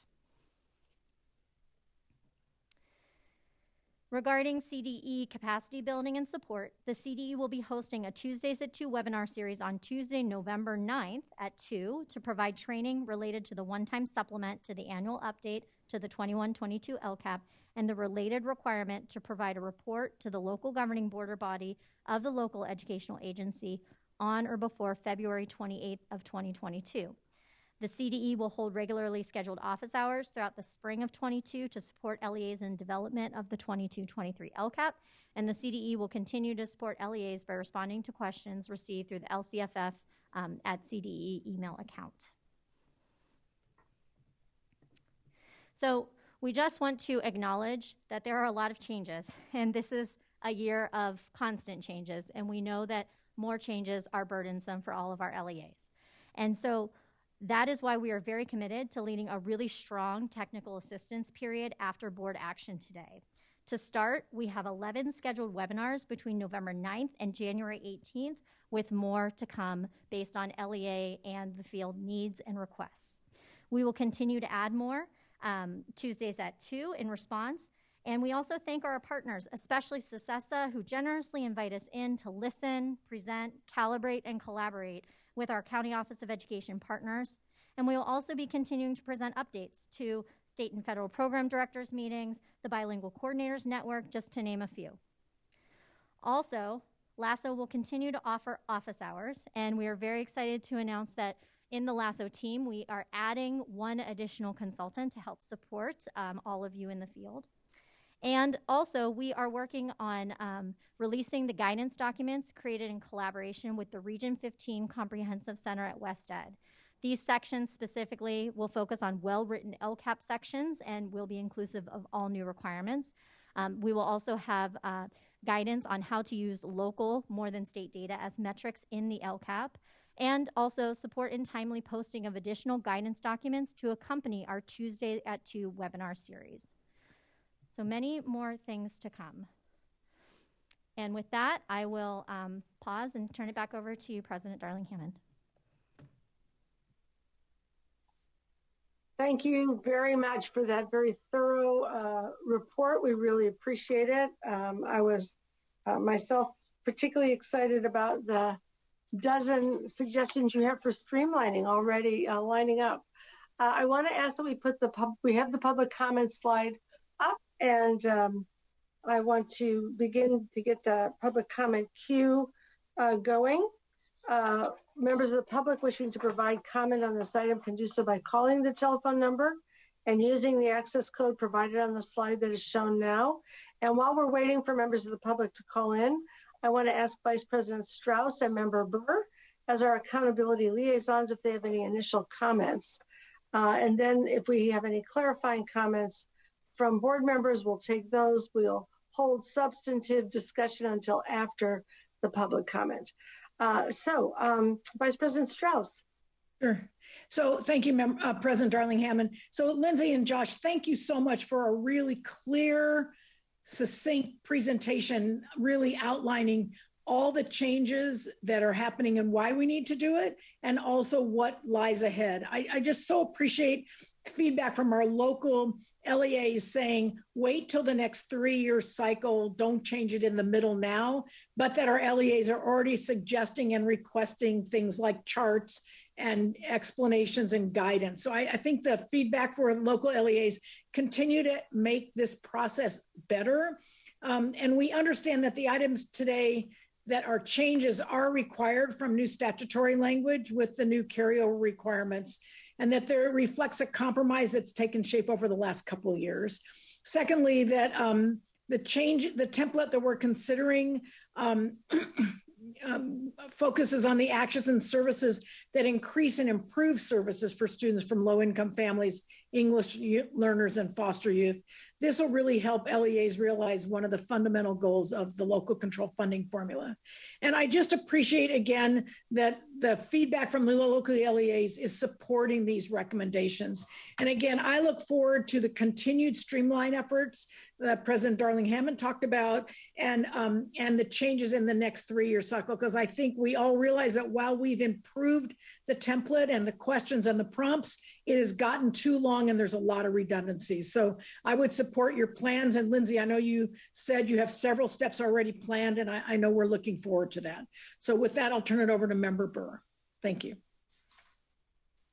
Thank you, Eileen. So I'll just associate myself with Eileen's gratitude and appreciation. It's so clear the level of solicitation of feedback that you've taken from all of our educational partners on what is not an easy task by any sense of the word. I do want to ask one clarifying question to either Lindsay or Josh, just so that we know what's on the agenda for LEAs going forward. As I understand what's being proposed here, there will be a supplement that's required for years 2020 and 2021. And that has to, I'm sorry, 21, 22. And that has to be completed by February 28th of 22. Just want to clarify that. And the second thing is the revision of the current template. And that is for the 22-23 school year, so that any proposed changes wouldn't happen until after that. So if you could just clarify kind of the timing, and people can have a sense of what the scope of work will be before LEAs if we adopt this item, I would appreciate that. Sure. Thank you for that question, clarifying question, Member Burr. So for the February 28th, 2022 requirement, LEAs must complete the one-time supplement to the annual update to the 21-22 LCAP. This is a template, and it is attachment 6. This template, once adopted by the board, anticipated today, will be posted on the CDE website. And our Tuesday at 2, this coming Tuesday on November 9th, we'll walk LEAs through that final template and the requirements for that presentation to their board. Another important note about this one-time supplement is that it does not need to be submitted after February 28th. It will be included in the 22-23 LCAP for the typical review and approval cycle when that happens this summer. Regarding the LCAP template update and revisions, that is attachment 5, and all of those anticipated revisions, once approved today, will be posted and prepared, and those revisions will be implemented as LEAs complete their 2022-23 LCAP.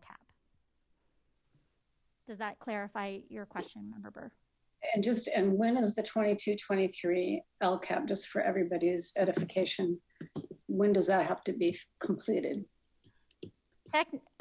Completed, by it must be reviewed and adopted by July 1st of 2022. Okay, thank you. All right. I do not see any hands raised for further clarification at this time. And I do know that we have 15 or more callers in the queue. So I think maybe we'll go to public comment, and then we'll come back for board discussion and further questions that board members may have. That's correct. We do have 15 callers for item 5. Caller, please state your name and affiliation for the record. Your time starts now. SBE members. My name is Michael Juba, and I'm a classroom teacher representing the California Teachers Association. PTA is part of a coalition of labor and education management organizations that submitted a letter on the LCAP template. We urge the board to consider the recommendations outlined in the coalition letter and reinforce that the LCAP should be a strategic planning document. Any efforts to further evolve the LCAP into a compliance document are disregarded. We appreciate that the template provides examples on how LEAs can increase or improve services for unduplicated students, either qualitatively or quantitatively. We also urge the board to simplify the template as much as possible and not include additional requirements beyond the current law. 2021-22 school year well underway. The pandemic continues to place substantial stress on students, families, teachers, and administrators. Thank you. Thank you, caller. Next caller, please state your name and affiliation for the record. Your time starts now.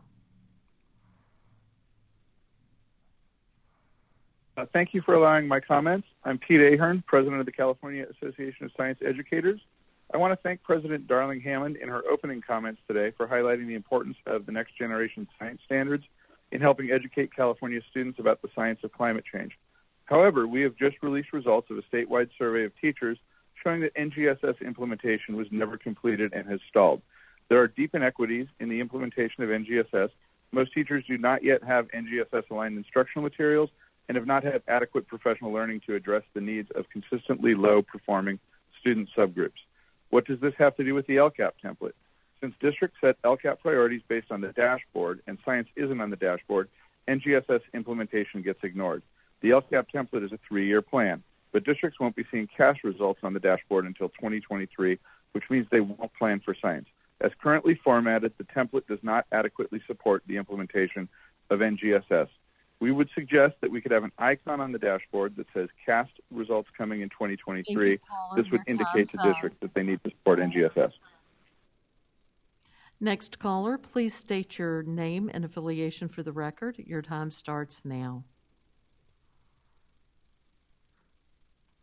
Good morning. Carlos Machado with the California School Boards Association. We support the templates proposed for adoption today. These templates balance the new statutory requirements with valid concerns about how the already lengthy LCAP is received locally. Approving the templates will help ensure these documents continue to be useful to our school communities and spur involvement by local educational partners in their development. We thank the board and its staff for their work on these templates and ask the board to approve the templates as drafted. Thank you. Thank you, caller. Next caller, please state your name and affiliation for the record. Your time starts now. Good morning. Leandra Reed on behalf of the Small School Districts Association. Thank you, Dr. Darling Hammond, and members of the board for hearing our testimony. SSDA supports the revised LCAP and one-time supplement. I want to thank the staff for their interaction with us, for hearing our concerns, and for meeting and attempting to help us, to make us be part of the process. We also want to thank you and the other state board members for your ongoing recognition of the difficulties and uncertainties schools and districts continue to face. Our small districts face difficulties that, while not unique, are certainly amplified. Our staffing shortages are more severe because it can be difficult to recruit in our areas. Our attendance and enrollment fluctuations are more pronounced because of our small numbers, and that confounds our ability to plan appropriately. I say this not to complain, but to illustrate our environment. However, we are committed to the accountability system created and believe in it. We are integral parts of our communities, and with generations attending the same school. We don't just know our students, we know their families. Thank you, caller. Your time's up. Next caller, please state your name and affiliation for the record. Your time starts now. Honorable State Board members, I am Sylvia Hodge, Assistant Director at LMU Center for Equity for English Learners. I offer these comments to advocate for changes to the measuring and reporting results section of the LCAP template. Currently, LEAs are encouraged to identify metrics for specific student subgroups to narrow gaps. Instead, language should be amended to state LEAs should identify metrics for specific student subgroups. 3 previous studies by the Center reflected that districts' LCAPs exhibited minimal mention of metrics and analyses of English learner outcomes. We are currently conducting an additional study with a sample of statewide district LCAPs. Unfortunately, preliminary findings reflect similar trends in the absence of identifying metrics and analysis to support English learners. A 2021 PACE Research Partnership study showed that English learners were the student group most affected by the pandemic. Therefore, we recommend that the State Board of Education require that specific metrics for English learners be included in the LCAP template to support this vulnerable student subgroup. Thank you for your time. Thank you, caller. Next caller, please state your name and affiliation for the record. Your time starts now. Good morning. Andrea Ball on behalf of 2 groups. First, the Central Valley Education Coalition, over 100 LEAs serving over 400,000 pupils, and the California Association of Suburban School Districts, large districts across the state, support the recommendations of the CDE, request the State Board adopt these revisions to the LCAP template and the one-time supplement. We are firmly in support of the LCAP and the accountability system and think these proposed changes will do much to balance out the statutory requirements and as well as allow these to be meaningful documents for the community. Thank you. Thank you, caller. Next caller, please state your name and affiliation for the record. Your time starts now.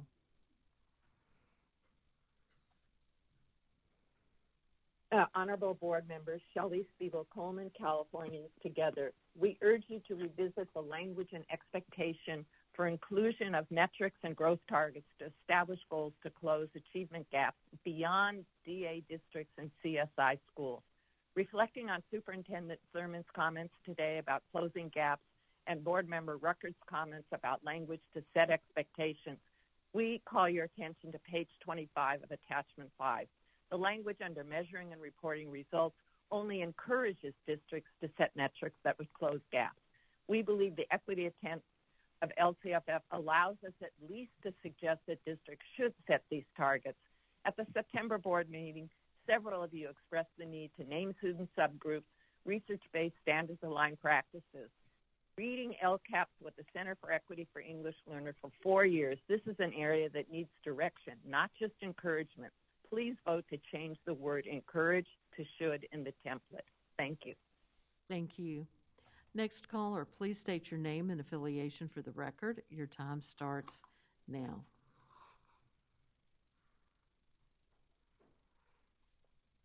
My name is Lexi Lopez from EdVoice. We, along with the Alliance for Students, remain very concerned that beyond the calculation itself, the proposed template is vague with respect to what LEAs must report on, specific expenditures and actions supported with unspent carryover funding in an ensuing year. EdVoice urges the board to direct CDE staff to develop explicit instructions with examples in the template that aligns with AB 130 to ensure unused LCFF carryover funds are additive and expended to benefit targeted students. In addition, EdVoice recommends that the board ensure districts report by school the staff positions supported by the $1.1 billion in targeted additional concentration grant funding to ensure staffing levels at schools with a higher concentration of unduplicated students have improved. Thank you. Thank you, caller. Next caller, please state your name and affiliation for the record. Your time starts now. Sarah Botches with the California Association of School Business Officials in support of the template proposed for adoption today. We're very appreciative of the support of the staff as well as the state board members. Thank you for hearing us out. We're very appreciative of the conversation taking place today. Thank you. Thank you. Next caller, please state your name and affiliation for the record. Your time starts now. Hello, Leilani Aguinaldo on behalf of the Association of California School Administrators, and our organization supports the draft templates as proposed. In light of the challenges faced by LEAs at this time, we appreciate the attention paid to streamlining the templates and ensuring that changes included in the template reflect statutory requirements and nothing more.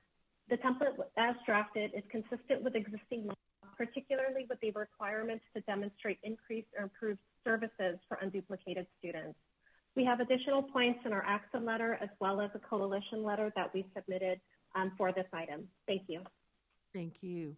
Next caller, please state your name and affiliation for the record. Your time starts now. Good morning. This is Sarah Lillis, Executive Director of Teach Plus California.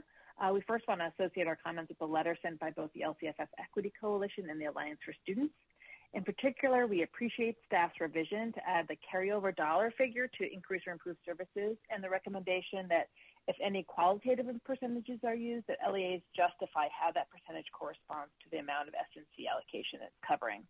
We would recommend that the template go one step further to identify any planned actions or services which are being supported by those carryover funds.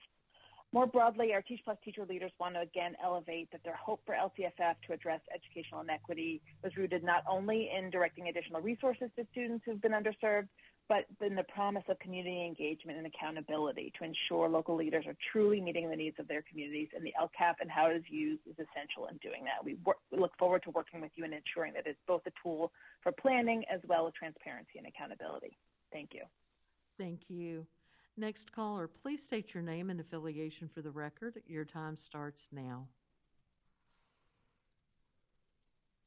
Hello, it's Eric Premack with the Charter Schools Development Center. We too are in support of approval of the template as proposed and thank CDE for their hard work and outreach. We are, though, very much concerned that the template has grown to the point where it's largely incomprehensible to school staff and especially to parents and other education partners. And we really strongly, in the strongest possible terms, urge the state board to lean on Governor Newsom, State Superintendent Thurmond, and especially the legislature to fundamentally rethink the length and scope of the LCAP and turn it into something that is much more practical and comprehensible. Thank you. Thank you. Next caller, please state your name and affiliation for the record. Your time starts now. Good afternoon. Colleen Pagter on behalf of the Los Angeles Unified School District. LA Unified supports the new templates and feels that they balance the statutory requirements for changes to the LCAP template with the challenges that LEAs are facing today. With that in mind, we ask that CDE and the State Board develop and circulate resources to help LEAs and our communities with understanding these changes. Updating the FAQ page on the CDE website and creating a toolkit for LEAs with materials that can be shared with our families and partners would be very helpful in ensuring consistency and understanding of this revised LCAP. Again, we appreciate the work of CDE and the State Board and support the final draft. However, we also want to urge that more work be done to help streamline and shorten the LCAP to make it more accessible and transparent for our communities. Thank you. Thank you. Next caller, please state your name and affiliation for the record. Your time starts now. Hi, Leticia Garcia on behalf of the Riverside County Superintendent of Schools. We're part of a coalition of LEAs and education organizations in support of the proposed revision. Notwithstanding our support, we offer additional input. Our districts embrace accountability for student outcomes, but they also need flexibility to meet their obligations, especially now with a windfall of one-time COVID funds with expiration dates that LEAs are spending as quickly and wisely as local capacity allows. The proposed template only allows for LEAs to receive credit for their proportionality obligation if they increase services by funding an action with LCFF funds or improve services by including actions without funds, but not an action funded with other sources. We believe districts should get credit when they blend funding. Lastly, we agree the template has become too complicated and support efforts to streamline the template while holding LEAs accountable. Thank you. Thank you. Next caller, please state your name and affiliation for the record. Your time starts now.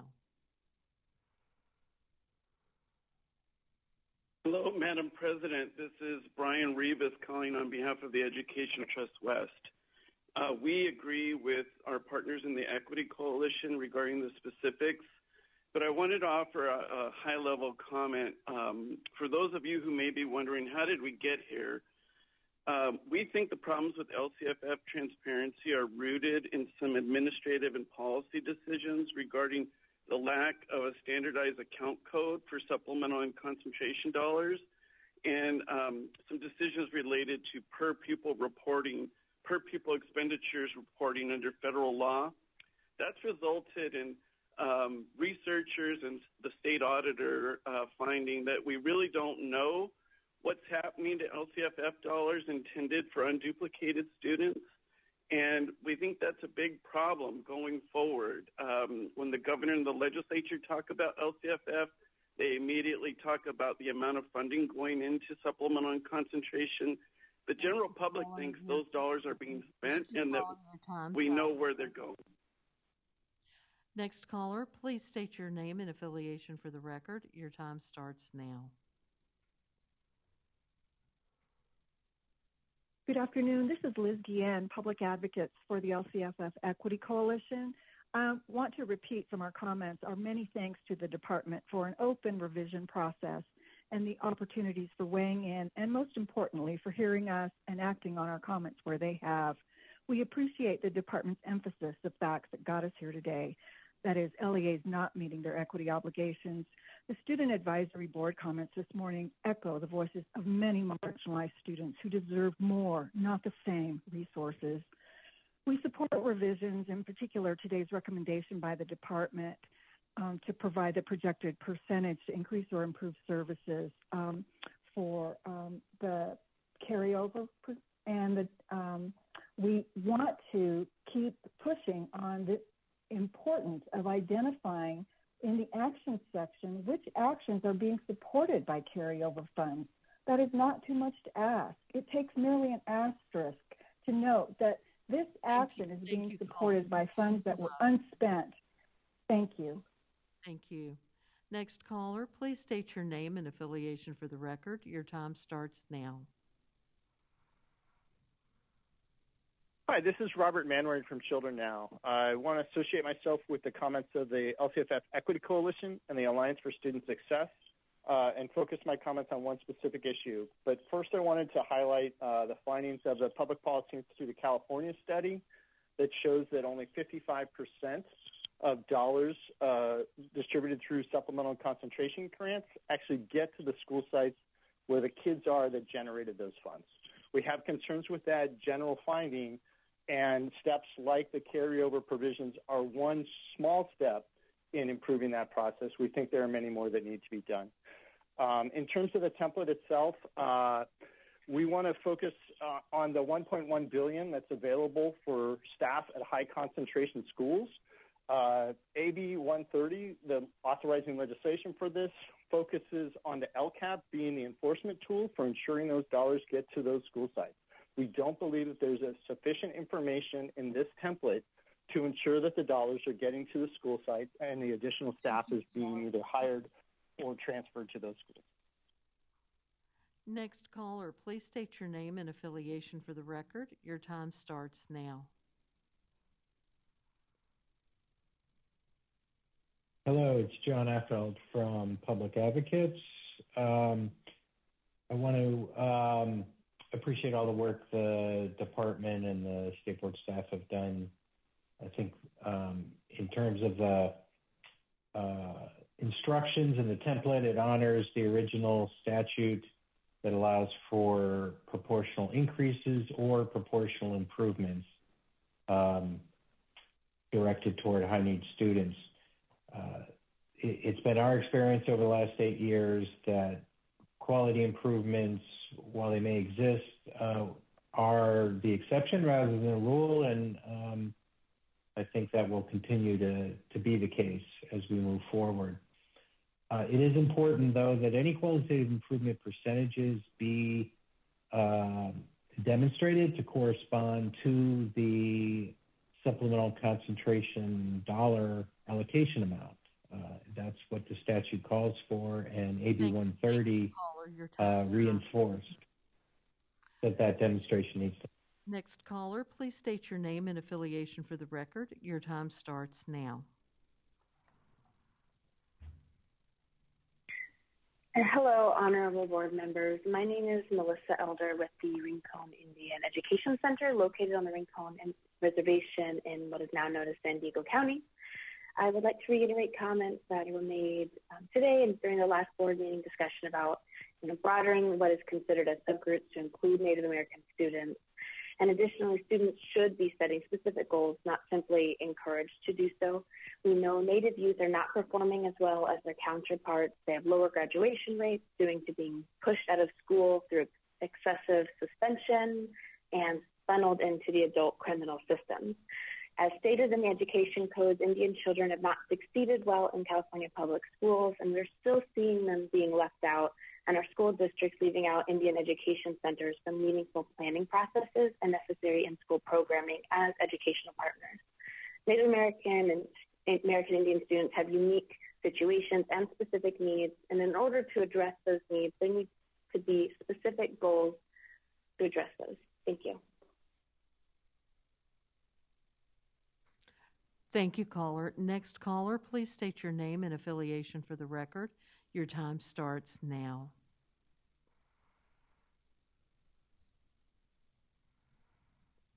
Caller, you're live. Next caller, please state your name and affiliation for the record. Your time starts now. Good afternoon. Martha Zaragoza Diaz, representing the California Association for Bilingual Education. CABE also associates itself with the comments and recommendations made in the Equity Coalition letter. We also support CDE staff recommendation. There are additional revision regarding the increased or improved services section of the template to include the dollar amount associated with the LCFF carryover in addition to the percentage. We would like to make sure that if any qualitative percentages are used, those percentages need to correspond to the amount of the S&C allocation it is covering.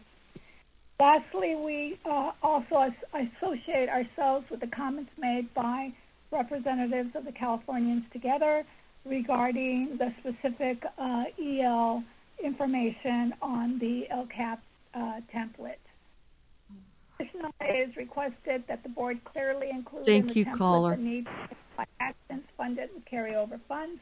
This is Thank you, caller. necessary. Your time's up. Parents to easily identify how carryover funds are used. This concludes public comment for item number 5.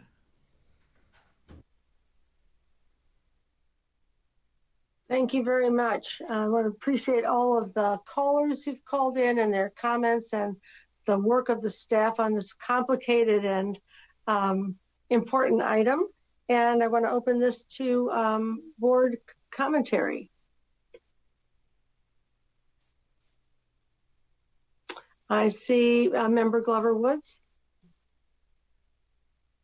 Thank you, President Darling Hammond. Just to echo your thanks to the CDE staff for really working with a wide diversity of educational partners to really try to have a template that addresses the statutory requirements and the concerns that that statute was addressing.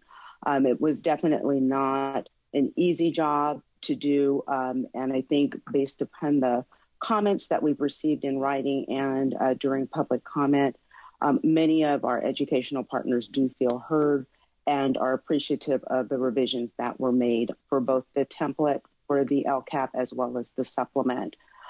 Just want to again say that as we move forward, I appreciate that the streamlining of the LCAP template will be front of mind, if you will. Definitely think it is important to wait for the next cycle to just allow for LEAs to get used to the template that they have in front of them.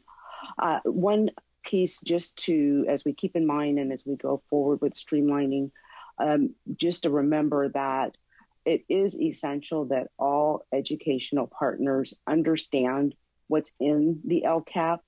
So the more complex it becomes, the more likelihood we have of disenfranchising some of the educational partners. And of course, we want for time to really be spent on implementing the goals, actions, and services that are in the LCAP template, not completing the template itself. So I do look forward to the upcoming actions in relation to the streamlining. And again, thank you so much to the CDE staff for just a phenomenal job in implementing the revisions that were necessary to the LCAP template. Thank you, and I'll move to Member Sun and then Member Burr. Thank you. I appreciate Board Member Gloverwood's comments. I echo those absolutely. And I think I've mentioned this in the past, but I think we are beyond paper for this LCAP. And I would really encourage, as we are looking forward to the continued evolution of this LCAP, that we look at another means to display it other than through a paper system, that it could be either web-based in some way because of the complexity and the layers and the trying to relate goals to the budget and all of that. It just seems like a 2D paper format that we've been using is just not effective, and it's not understandable. As has been mentioned already several times. So I would just encourage us to look at new ways of how we might display the LCAP in a more futuristic way, rather than the paper that we're using now. Thanks. Thank you. Member Burr and then Member Portillo-Bronson. Thank you. I actually will defer to Member Portillo-Bronson. I just wanted to make some closing comments before doing a motion. And I'm going to try and talk, and if it gets too loud with the gardener in the background, maybe I'll continue later. So I also wanted to share in the chorus of appreciation. There's just been a tremendous amount of work and progress, I think, that has been made in, I think, relatively short time in terms of many of the amendments that have been coming both legislatively, but also in conversation with so many of the partners from community, from the Equity Coalition, from the LEA community as well. I want to also offer a very clear appreciation for the inclusion in the instructions of language reflecting some of our legislative changes from this last cycle around TK to 12 being named. I was reflecting back on my own time as an advocate working with local school districts and having had many conversations where school district leaders were not then familiar or confident that TK students, for example, generated ADA and should be included within LCAPs. So having that specifically called out, I think, is absolutely a step in the right direction of clarifying how much TK students are a part of the school community and should be a part of the strategic planning effort. I did want to ask, and this is I think a relatively small change, all of the references to TK to 12 as applicable appear in the instructions as distinct from the template. And it largely replaced where it referred to previously to its students. The one place that I think that it could be frontlined in the actual template itself is really just on page 1, where there is language saying, describe the LEA, its school, and its students. And if we could just add, TK to 12 as applicable, I think that would actually really make it clear for LEAs that this is part of the planning responsibilities just as much as any other grade. I also wanted to lift up, I think, that the table that has been included on carryover, I think, is also very much an improvement, and it gets to this idea of what is going to clearly and transparently communicate to local community members, parents, and equity groups around what the carryover calculation looks like. I think many public comment folks have also suggested that there could be an accompanying table to say, what are the planned actions for that carryover calculation? And again, to this idea of what makes it clear, what sort of, in the absence of going all, not yet going completely virtual and having it on your phone or pop up as a hologram, however the technology might be next, tables communicate very succinctly, and I think it's an easy fix. And then the last suggestion, which I also think was raised by several public commenters, the idea of moving from an encouraged goal for subgroups to something that is firmer in saying that they should, in fact, have goals. Certainly as a parent, I think the idea that if you know that there is a massive gap in terms of how children are faring, you would want your local LEA to have aspirations that are clear and specific, and to see those in bright lines and clear text. Thank you very much. I'm going to go ahead and recognize Member Rucker, Member Bananca, and Member Escobedo, and then come back around to Member Burr, as I think you're holding out for the last spot there. So, Member Rucker. Thank you very much. Yeah, when we had a conversation about the changes and recommendations at the previous board meeting, there were a lot of questions raised as to how the valuation and the explanation about how services would be reported and how expenditures would be shown. And it became a very complicated and at some point confusing discussion. So I do commend the department for the efforts they've made to address a lot of the concerns that I know my colleagues on the board raised, and I know that I asked very explicitly about as a way of addressing. I remain concerned that while this is a reporting document, I remain concerned that the accountability that is in the title of this plan still is not evident or as apparent as it could be for the districts that will begin using this to develop the supplementary report that will be turned in July. We heard from a number of stakeholders about the need to recognize student subgroups. And as I sit here, I am very aware that African American students are the lowest performing subgroup in all of the subject areas that we currently test in every single subject, in every single grade level. And so I have that concern because we're not requiring as a factor or an element of accountability, there is no mandate to require districts to pay attention to their high need students. We give voice to, or we give an expectation that they should be addressing these high need students, yet we continue to see reports like in EdSource where only 55 cents of every dollar that's supposed to go to support these students is actually being spent at the schools where these students attend. So, in being careful to make that criticism, I'm not criticizing the efforts of schools as if to say this is not occurring.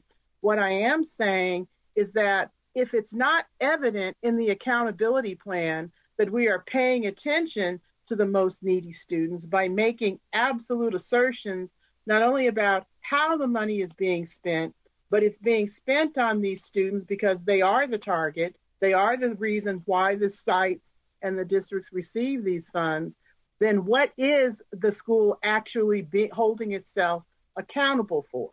So while the mandates in the statute can ask us to continue to revise and live with the question of what stating school improvement looks like and how to articulate that with our community of partners and with the engagement that creates consensus about where our priorities are, I want to remind you about the report we just heard from our Student Advisory Committee. Student Voice has done more to articulate some of the issues of concern that are directly related to what's being revised in this template in issues concerning diversity and addressing diversity in school planning, but also in supporting students who are in low wealth or who come from low SES backgrounds. While it's not a requirement in the LCAP to address that, I just have to wonder if these are the students who are the reasons why districts are receiving an unprecedented $21,000 per pupil expenditure by the state from multiple resources, including from the federal government. Why would it be so difficult to make plain in a chart, in a summary, or even in prioritized statements about these students what these funds are for. So while we have come a long way, the LCAP that will be created by the changes we will approve today is a significant improvement from where we started when the LCAP was implemented all those years ago. We still have a long way to go to help districts understand that they are accountable for how they close the achievement gap and address the support constraints for the students that need to be targeted and identified as their highest need students. We still have not sufficiently closed the gap on how that should be addressed in these plans. I'm going to Member Bananka. Thank you. Thank you. Well, first, I want to thank the CDA staff for such a comprehensive presentation. And I just wanted to echo some of the remarks of many other board members thus far, in that I really appreciate the emphasis on clarity and conciseness in this template. I think that in general, the more clear and concise and understandable that we can make the LCAP template without sacrificing the intent or the purpose, the more educational partners are going to be willing and able to engage in the LCAP process and give their feedback. And especially for students who are generally newer to education policy, I think the LCAP can be extremely daunting, seeing that it's a giant document full of a lot of complex terms. And I think that the more complex it gets, the more it deters students and scares them away from giving their valuable input. And I think that just generally takes away from the whole purpose of LCAP, which is to hear the local input, especially of students who are the primary educational partners. And just furthermore, beyond that, I think this year especially, we're all a little burnt out because of the pandemic. So I think having a more streamlined template really helps to ease the weight on the shoulders of not only staff, but the educational partners. Moving forward, I think I'd like to see the LCAP represented in newer forms as stated by Member Sun, other than the paper template. And I think especially for students, this may be a bit easier to follow because especially after this year, we're all very familiar with technology and viewing documents on our computers. And so that's something that's kind of, right up our alley. But again, I really appreciate all of the great work that the CD staff has done in listening to the educational partners and really trying to streamline this template as much as possible. Terrific, thank you. Member Escobedo, then Member McQuillan. Yes, I'm not going to repeat what my amazing colleagues, especially Ms. Rucker, Trustee Rucker, highlighted the importance of having stronger language, but also I would like to add, yes, it's great that we're looking at streamlining the process, but, I think just as important is that coherence of effort, right? We heard Superintendent Thurman talk about literacy by third grade, enhancing the educational environment, learning environment for African Americans. So if there's any way to have, yes, that local input, but at the same time, that coherence with the state. I'm not sure how we can do this in the LCAP, but I think coherence is exceedingly important for all systems to work together and to see California as a whole to move forward in the area of accountability. Thank you. Member McQuillan. Yes, I'll be brief, but I know it's lunchtime now, but I want to thank the staff at CDE for all the work on this, also monumental. But I agree with Member Rutgers' statements that we still have a ways to go in ensuring that this plan covers the students that most need it, those groups, and using language that the goals shall be set on those students who are in most need. I also want to say thank you for listening to the educational partners, such as the tribal organizations that wanted to move away from a certain language in the instructions and in the document and moving towards calling those partners, educational partners that we are. So I appreciate that move. Words do matter. So thank you. And thank you for all the efforts. And then all the help sessions, the Tuesday at 2 help sessions. I appreciate that. I know districts want to have as much access as possible for additional help, technical assistance. So thank you. Member Rodriguez. Yes, thank you. And I won't repeat everything that's been said, but I do want to thank staff for incorporating our educational partners' feedback. I think that's incredibly important, and also for the transition to educational partners. I was left with a question about the NGSS, and if there's a way to, from one of the callers who mentioned that, and if there's a way to incorporate that, if like he said, it's just a checkbox. So is it possible to do that? And also Member Rucker's comments about, the ensuring that we have specific information and holding our educational partners accountable. Thank you. Thank you. And as I pass the ball to Member Burr, I just want to associate myself with the comments that have been made about how important it is to be strong in our expectations that students who have the greatest needs should be attended to in the discussion in the LCAP about the allocation of funds. And so I want to be sure that there's a clear concern communicated about that ongoing need and its reflection in the document. Member Burr, coming back to you. I'll be brief for a second. I just want to say that I always think of the LCAP as one of a piece of many, many pieces of information that are really important to make sure we're focusing on the students that need it most. And it would, in my view, it would always be helpful to have these conversations in the context with the dashboard, because recall that the dashboard very specifically focuses on subgroups. And in fact, LEAs are assessed based on those multiple groups, and they're ranked according to their colors, and they're also identified for additional assistance based on subgroup performance. So it's when we talk about the LCAP, the actual template, and how we're planning to do on behalf of subgroups, it sort of gets lost on what the outcomes are. But I do think there is some focus on it already in the template. And I think it might be helpful for Lindsay if she would come back and talk a little bit about that issue, because it has been raised by a number of folks, and I know we all share that same concern. And then I'll come back in just a minute after Lindsay answers the question.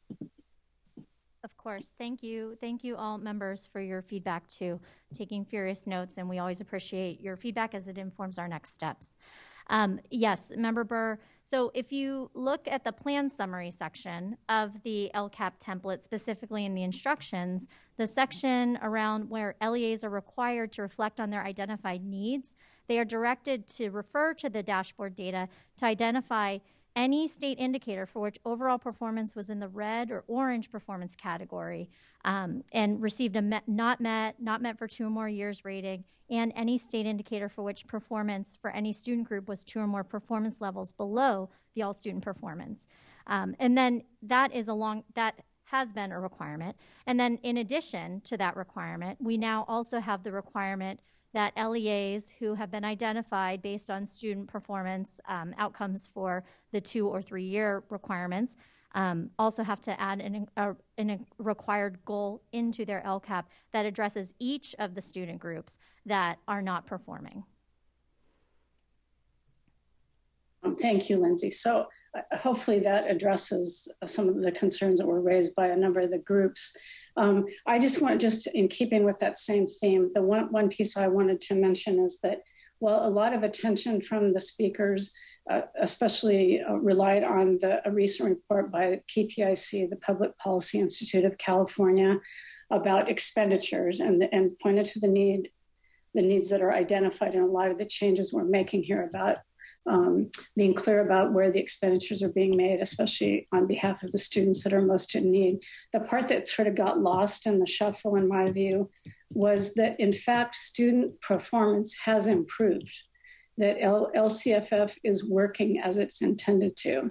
So I encourage folks to look at that. I'll just talk a little bit. There's graduation rate improvements. The gaps are closing among subgroups.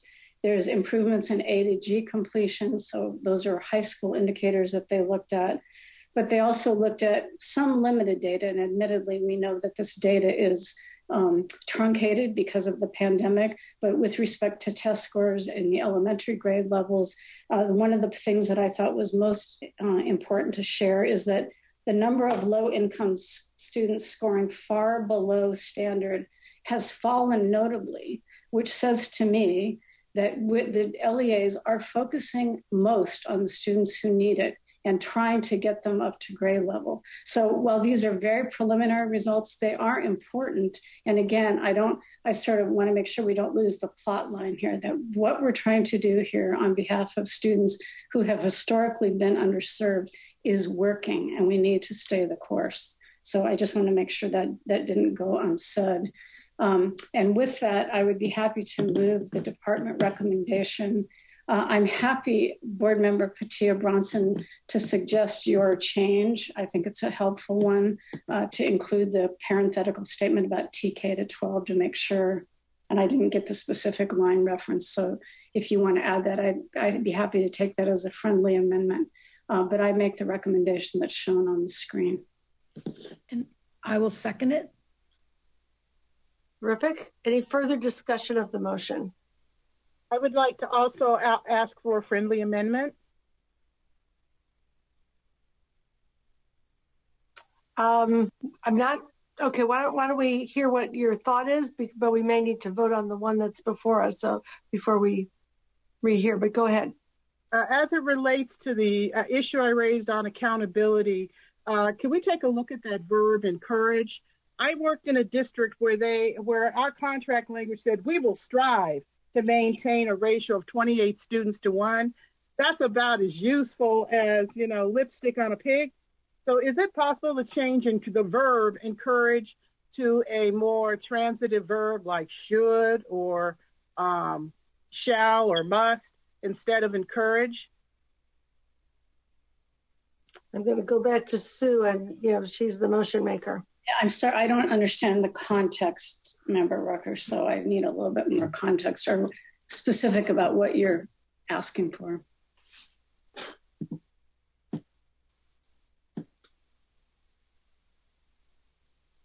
I think you're on mute, Patricia. I did. I immediately muted myself after after I made my comment. Could we go back to the first slide of the slide 1 of 2 on the recommendation? Okay, so with as it relates to the revisions that are being added in the guidance, this is actually related to what's in number 1 on explaining what will be happening with the increased and improved services section. It says that districts will be encouraged to address or to report how they are directing the funds. And I'm recommending, instead of using the verb encouraged in the guidance, to change it to districts should report or identify how they direct. It's on page 25. And I don't know if I can second a friendly amendment, but I agree with that. Friendly amendment. And it may be we might need to do it outside the bounds of Robert's rules, but yeah, it may be we might need to do this separately from this motion, but I think it's important to make that change. So, Member Burr, this is your motion, so we'll come back to you. I guess I'm not comfortable with it just because of all of the feedback that we received from stakeholders on the very thoughtful and comprehensive process that went into this feedback. So I'd be happy to have you do it as a separate motion if you want, and folks can vote on it, but I would like to stick with the recommendation as written. Well, then technically what that would mean is we would vote on this motion, and if the motion passes, under Robert's rules, I'd be asking for reconsideration to amend a motion we just approved. I think that makes it more unnecessarily complicated to do that. So rather than hold this up, because I think it is important for us to move on the recommendations and the updated revisions, because as I did say, this goes a long way to making improvements. I'm going to withhold a vote and not vote on this motion because I am concerned about that particular statement and lack of emphasis that should be in this amended update. Okay. I will also note as we get ready to vote that the motion does say that the CDE will, with state board staff, look at the language and the wording of the various parts of the template as it moves towards, and I know they're taking account of our comments. So I hope the CDE staff will take account of these comments and think about how those might be incorporated. But we will vote on the motion as it is proposed. And with that, I'll ask Brooks Allen if he will call the roll. Member Sun. Aye. Vice President Strauss. Yes. Member Rucker. Not voting. Member Rodriguez. Yes. Member Patillo-Brownson. Yes. Member McQuillan. I agree with Patricia, but yes. Member Glover Woods. Yes. President Darlene Hammond. Yes. Member Escobedo. Yes. Member Burr. Aye. Member Banaka. Aye. The motion passes. Thank you. This has been a long process of getting from where we started to where we are, and I think a lot of good work in the course of it. We're now going to take a 30-minute break. I'd like to thank Lindsay and Josh for the presentation and all the work that went into it, and the board members for this thoughtful discussion. We'll come back at 1:10. Please turn off your microphones and cameras during the break.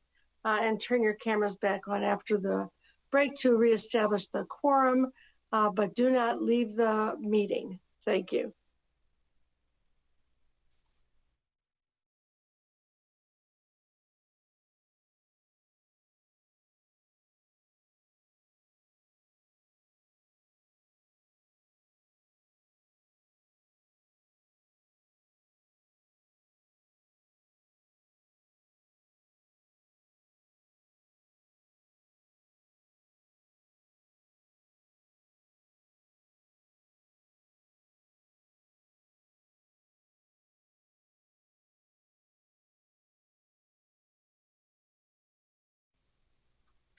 Welcome back. I think we have a quorum, and I'd like to ask Brooks Allen to call the roll to establish it. Member Sun. Present. Vice President Strauss. Present. Member Rucker. Member Rodriguez. Here. Member Patillo-Brownson. Here. Member McQuillan. Here. Member Glover Woods. Here. Member Escobedo. Here. President Darlene Hammond. Here. Member Burr. Here. Member Banaka. Here. You have a quorum. Very good. We're going to move to agenda item number 6, which is the update to California's Every Student Succeeds Act state plan. And we're asked to approve amendments to the state plan pending the executive director's approval of final revisions requested by the SBE that we may make here today. The item will be presented by Joe Science of the CDE. Joe, please begin. Thank you. Good afternoon, State Board President Darlene Hammond and State Board members. My name is Joe Sines. I'm the Federal Policy Liaison for the California Department of Education Government Affairs Division.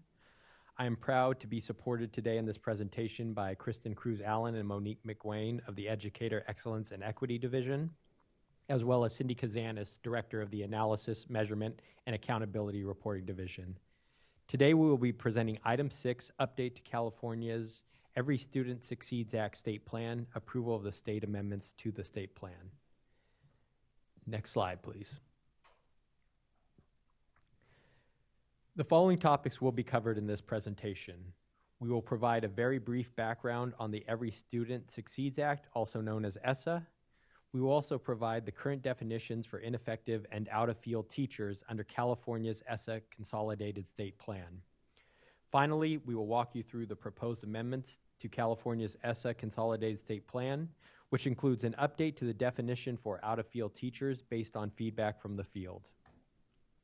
Next slide, please.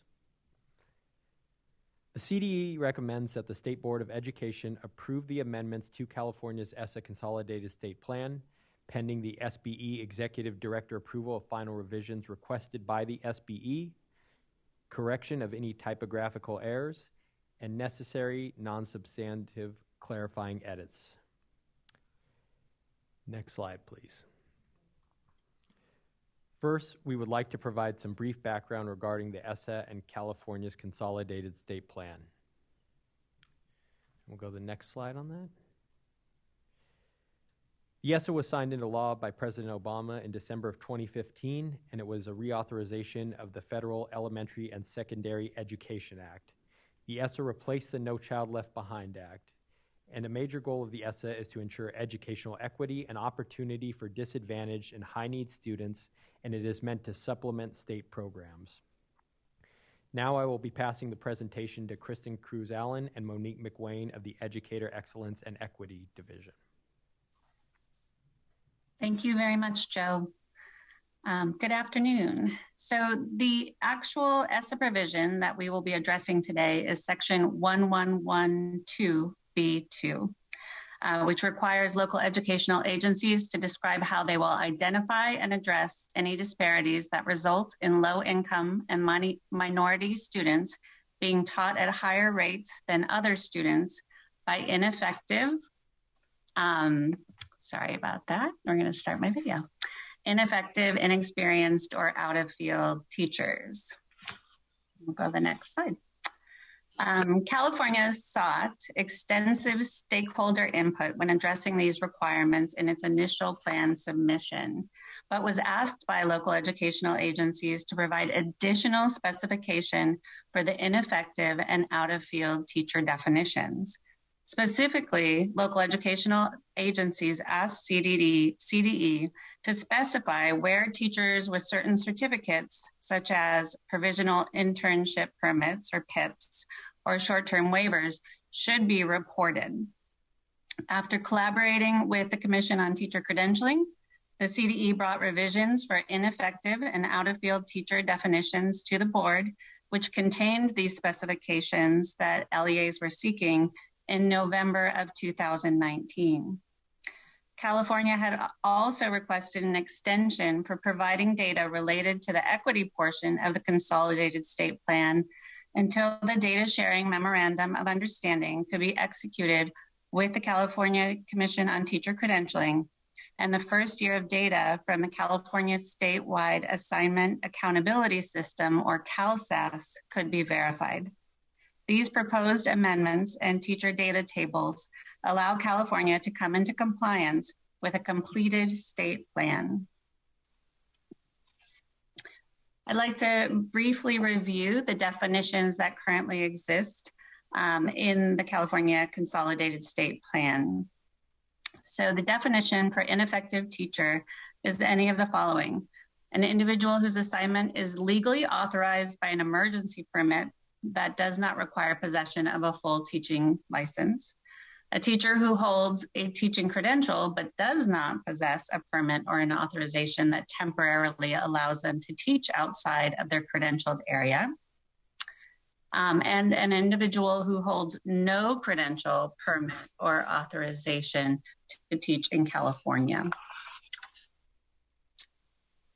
To address the specifications that LEAs were asking for, the certifications on the screen that you're looking at now were added to this definition, and they include provisional internship permits, short-term staff permits or STIPs, variable term waivers, and substitute permits or teaching permits for statutory leave holders serving as teacher of record.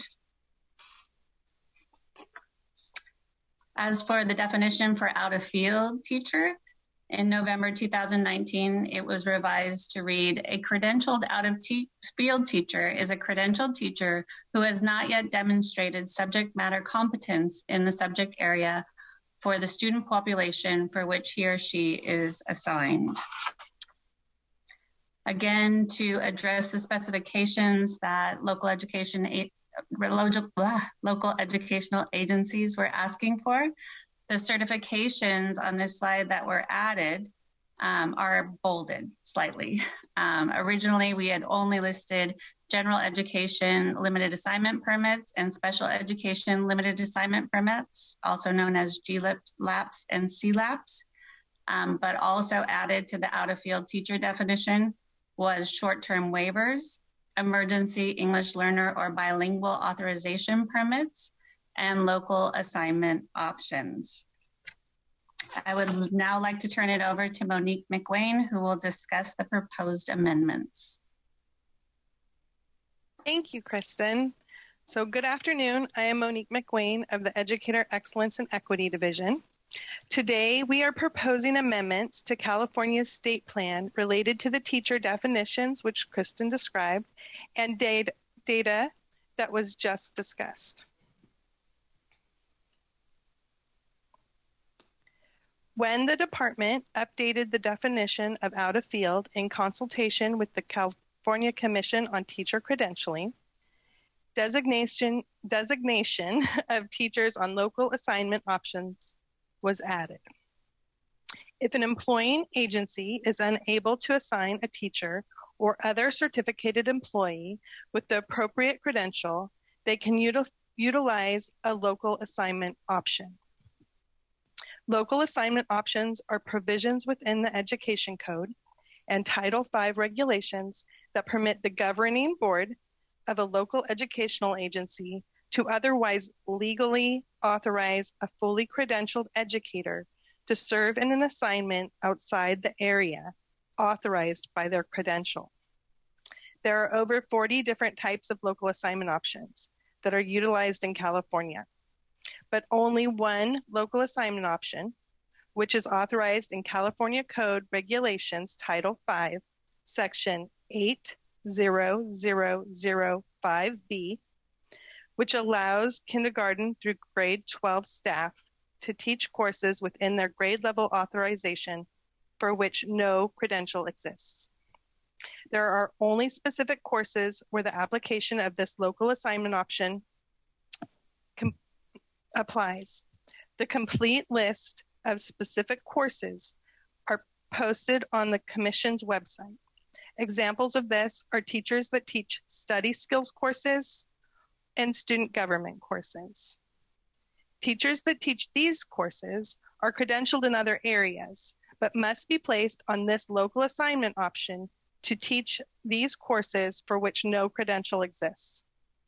Because of this, the department is proposing that local assignment options authorized in Section 80005B, which allow kindergarten through grade 12 staff to teach courses within their grade level authorization, be exempted from the out-of-field designation.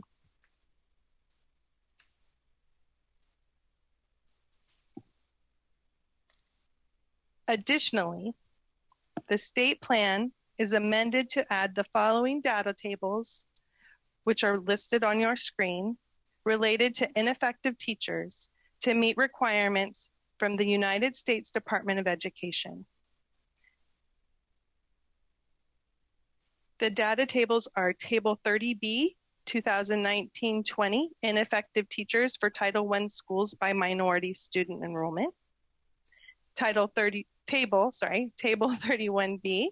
2019-20, ineffective teachers for Title I schools by socioeconomically disadvantaged student enrollment. And Table 32B, 2019-20, ineffective teachers by socioeconomically disadvantaged student enrollment. The amended version of the state plan which is attachment 2, updates column headers in tables 30B, 31B, and 32B. Additionally, it corrects a data error in table 30B and makes grammatical edits in table 28. Thank you for listening to our presentation of this item. I will hand this back. And President Darlene Hammond, are there any questions? Let me get myself off of mute. Thank you very much for the presentation and the clear explanation. And at this point, we want to put the slide up for the public comment and open up the public comment queue. Members of the public wishing to provide comment should call the phone number listed and use the access code provided on the slide that is shown. And while we're waiting for members of the public to call in, I want to ask Member Sun if she has any initial comments before me. And then I'll ask board members if they have any clarifying questions before we go to public comment. Member Sun. Thank you. Yes, so I know that whenever this topic of teacher definitions comes up, it's sometimes a little bit awkward because I feel like we're always trying to put a square peg in this round hole because we are needing to follow the federal definitions of and titles for these teachers, and we have to take our credentialing system and our authorizations and try to fit them within those particular titles. So I appreciate the work that CDE staff has done in partnership with the Commission on Teacher Credentialing staff, getting this data. It is new. I think they're continuing to work on systems so that we can gather this data, but I am very encouraged that now we have some information and that we'll be continuing to follow these trends. And the other piece too, I just want to encourage, I know this is a very difficult time for our LEAs with teacher shortages, and it's very difficult to find teachers with the correct authorizations and in their subject areas because of so many teachers who retired and have left the profession. So I know this is a very important work, and I encourage that partnership with the Commission on Teacher Credentialing. And in the study that the Commission is also doing to take a look at the needs of credentialing in California over the next few years. So so that's my general comments. Thank you.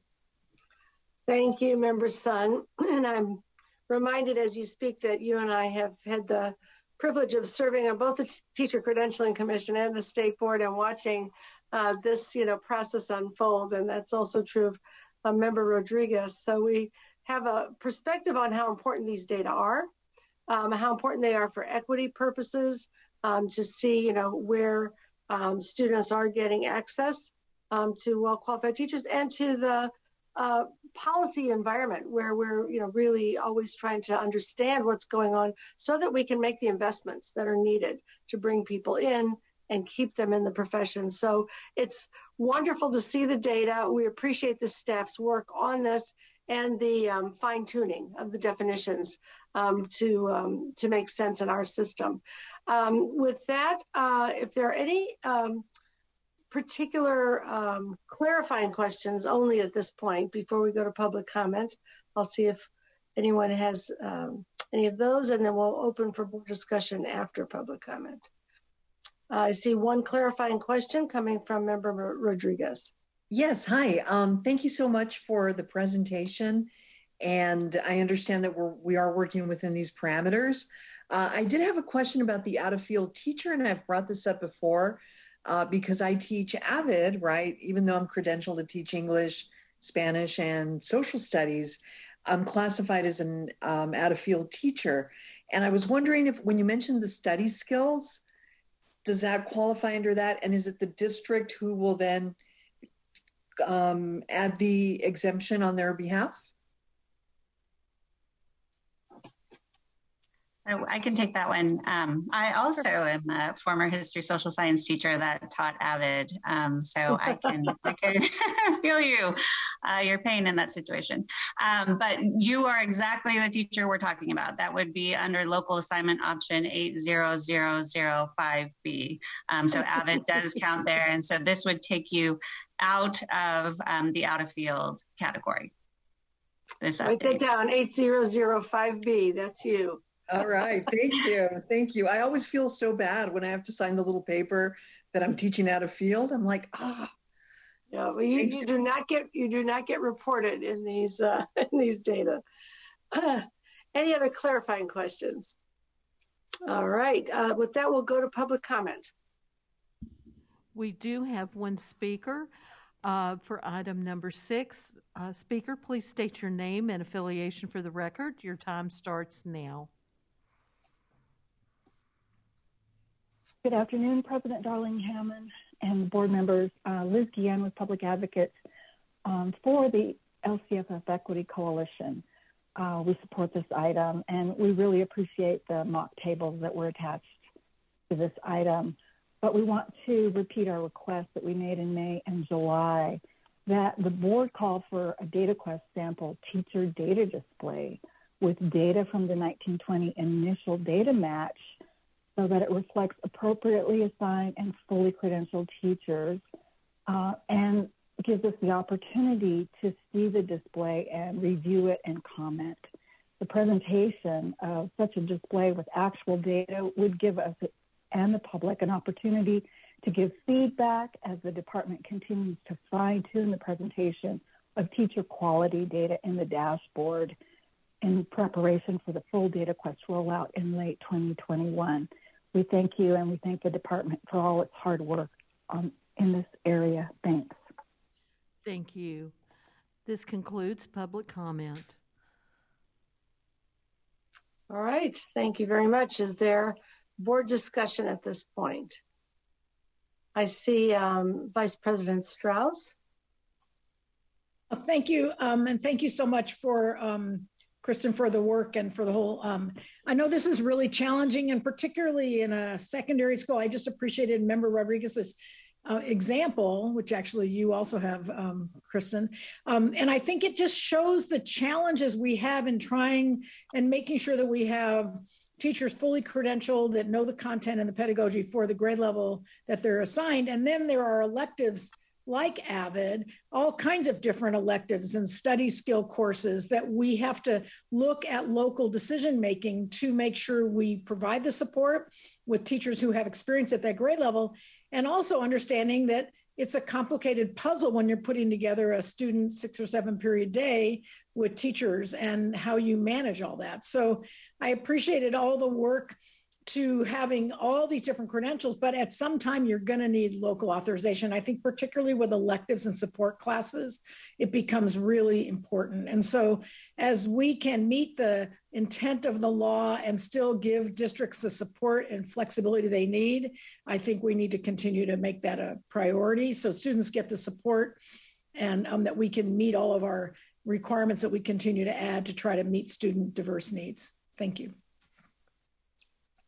Thank you. Are there any other comments? This is an information item.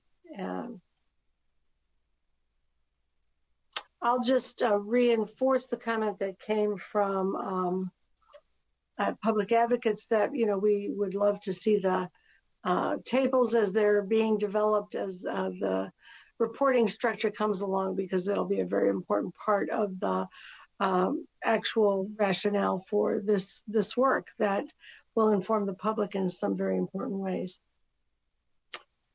And seeing no other comments, I'm told that we should now take another break, which is a lovely thing since we just had one. But I think we need to take another little 10-minute break, and we'll be back at 1:40. Excuse me, President Darling Hammond, this is an action item. Yeah.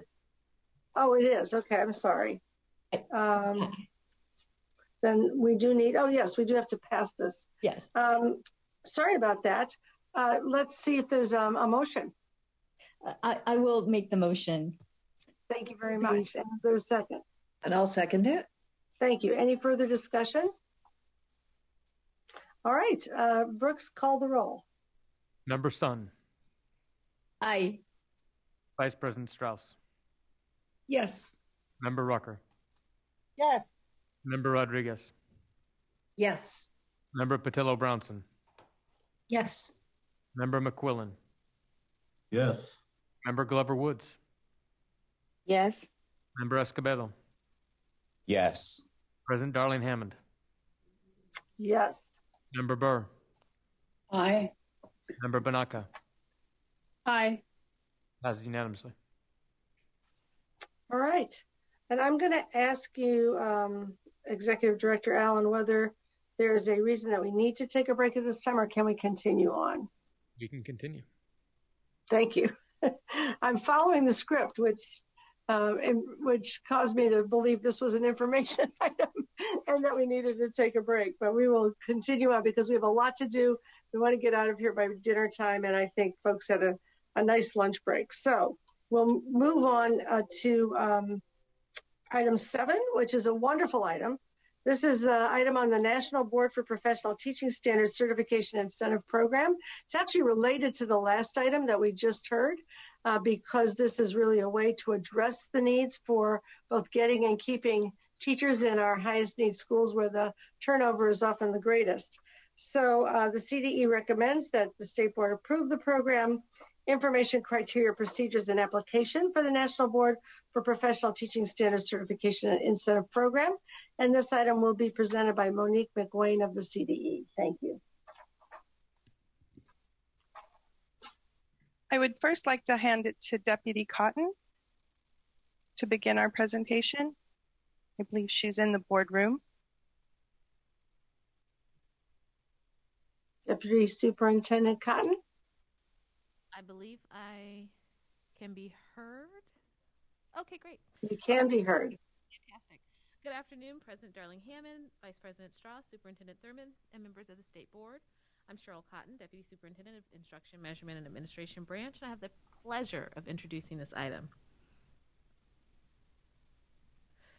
Today, our team will provide a brief background on the National Board for Professional Teaching Standards, MBPTS, Certification Incentive Program that was included in the 2021 budget. The program includes incentives for current National Board Certified Teachers, or MBCTs, as well as a subsidy to assist teachers that would like to obtain National Board certification with the costs associated with certification. Teachers that are eligible for these incentives must teach at high priority schools, and we will discuss how the Budget Act of 2021 defines high priority schools. In addition, we will discuss each program's timeline and application process. The California Department of Education, or CDE, recommends that the State Board of Education, SBE, approve the program information, criteria, procedures, and application for the MBPTS Certification Incentive Program. We appreciate your consideration, and now I will hand it over to Monique McWayne and Kristen Cruz-Allen of the Educator Excellence and Equity Division to provide additional details of this item. Thank you, Deputy Cotton. I am Monique McWayne of the Educator Excellence and Equity Division again, and I will be presenting this item with my colleague, Kristen Cruz-Allen, Administrator of the Teacher Leader Policy Office. Assembly Bill 130 reestablished the National Board Professional Teaching Standards Certification Incentive Program to award grants to school districts for the purpose of providing awards to teachers who are assigned to teach in high priority California public schools and have attained certification from the National Board. This bill requires the State Board of Education to approve the program information, criteria, procedures, and application for this program, as mentioned. Any teacher who has already attained certification from the National Board is eligible to receive an award of $5,000 each if the teacher agrees to teach at a high priority school for at least 5 years for a total of up to $25,000. In addition, this program will provide a $2,500 subsidy for teachers at high priority schools who initiate and complete the process of pursuing national board certification to cover the cost of the program. The sum of $250 million is available from the state budget for these purposes. Of this amount, at least $25 million must be used to cover the National Board for Professional Teaching Standards certification fees for first-time candidates. The remainder of the funds shall be used to award grants pursuant to the National Board for Professional Teaching Standards Certification Incentive Program. For reference, if all current 4,331 National Board certified teachers in California were to teach for 5 years at a school on the high priority school list, the fiscal cost would be over $100 million. This would leave over $140 million to provide the subsidies to over 55,000 new candidates in the next 5 years. High priority schools. California Assembly Bill 130 also defines high priority schools to those with 55% or more of its unduplicated pupils classified as English learner, foster youth, or eligible for a free or reduced priced meal. The list of high priority schools for the 2021-22 school year can be accessed on the department's National Board Certification Incentive Program webpage. Excuse me.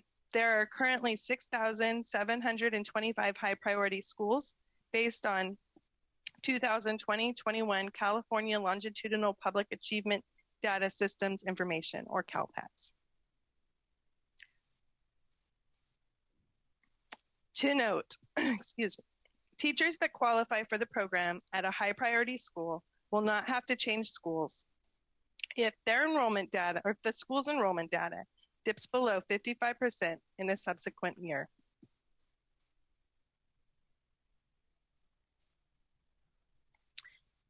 In addition to the incentive for existing National Board certified teachers, the state is also providing a grant subsidy to support the new candidates working in high priority schools that initiate the process for pursuing National Board certification. To be eligible, candidates must meet all eligible criteria set forth by the National Board, register with the National Board by February 28, 2022, work in a high priority school, and work in eligible assignments and school sites, which we will discuss on future slides.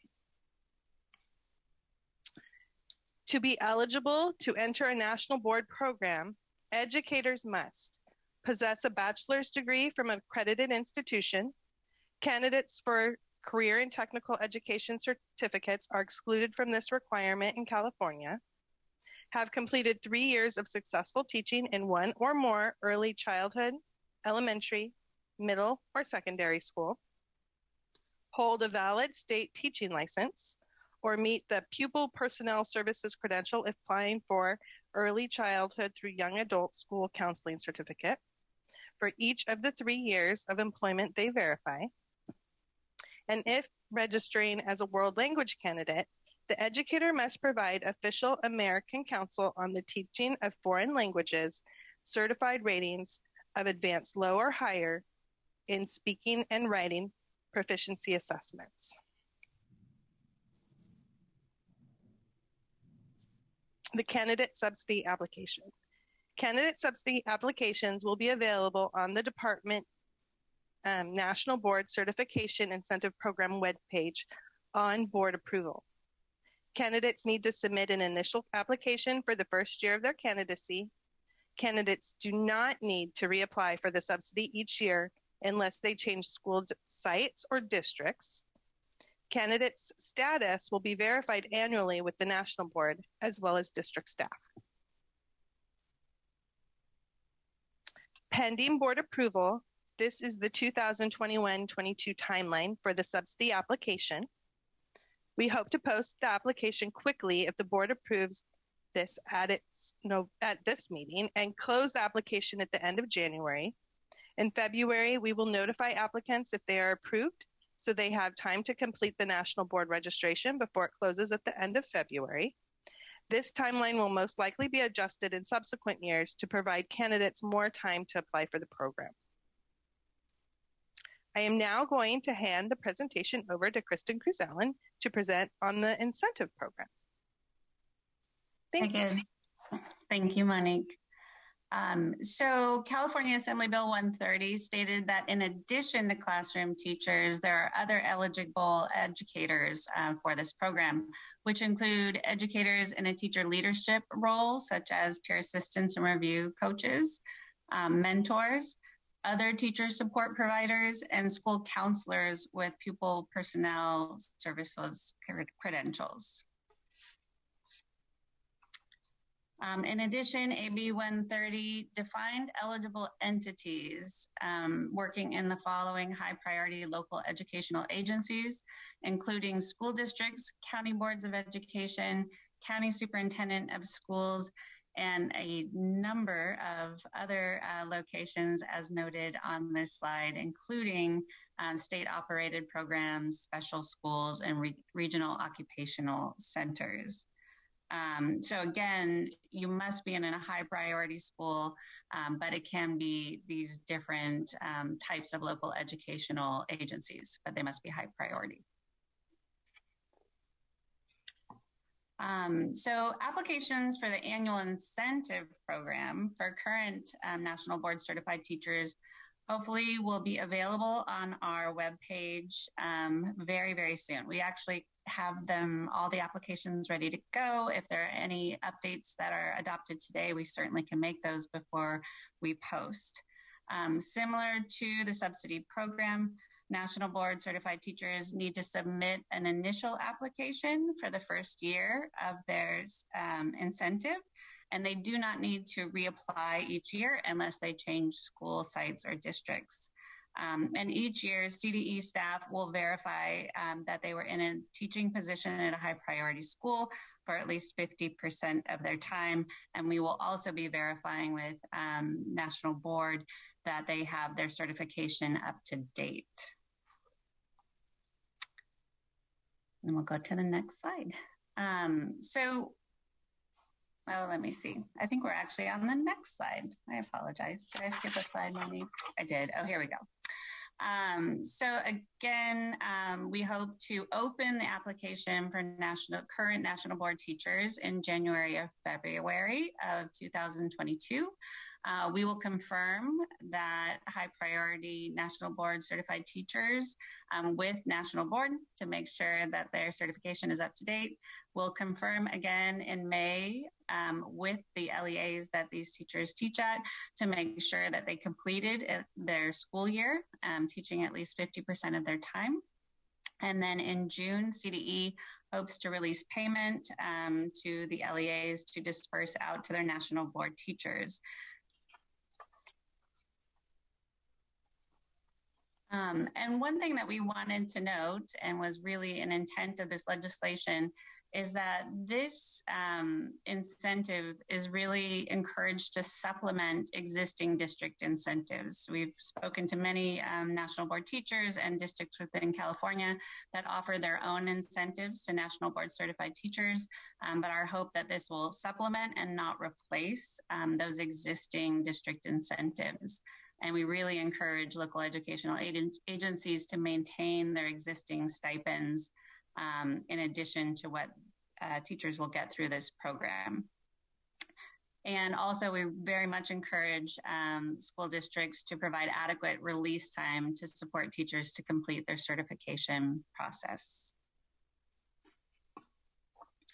And we just want to note some really important research that I think most members of the board are probably pretty familiar with, but we thank our friends at National Boards for providing this for us.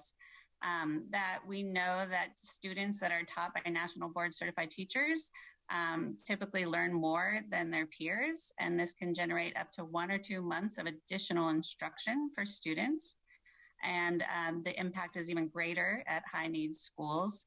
We also see that the research tells us that national board certified teachers remain in the profession longer, which is, critical in California, where we're fighting to retain and recruit new teachers to the field. And also, new teachers that are mentored by national board certified teachers exhibit improvement in their practice and generate additional student learning. So we're just very, very pleased that this program has come back. We can't wait to get started. We have a lot of interest. We held an initial webinar just to say the program is coming, and we were coming to the board today. We had almost 700 people attend that webinar.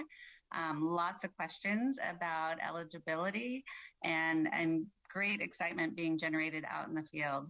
And finally, I just want to recognize Sarah Pinsky and Stacy Hicks with the National Board, who have been our absolute partners getting this going, this program back in place. They're here with us today in case we have some specific questions for them. They've just been invaluable. And I also want to recognize Dr. Travis Bristol. We've worked with him through the Diversifying the Teacher Workforce as he has led the advisory board for the California Department of Education. And he was newly elected chairman of the National Board of Directors, and we look forward to working with him in that capacity as well. And I will hand it over to President Darling Hammond if there are any questions.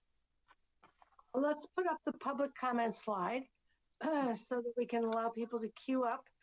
Those who would like to call in can use the numbers on the slide and the participant access code. And while we're waiting for folks to form that queue, I want to turn to Aide Rodriguez. I want to also note that Member Rodriguez is a National Board Certified teacher, and it's a very rigorous process to go through where you have to put together a portfolio of your practice with videotapes of your teaching, showing how you plan for your classroom and think about the needs of all the students, demonstrating that on the videotape, commentary on that, tracking student learning gains associated with it. It's a very impressive process. It's like board certification in medicine. This policy could really help us make that possible for many more teachers. So, Member Rodriguez. Thank you so much, President Darling Hammond. And yes, I've been nationally board certified since 2006 and recertified, I think 6 years ago.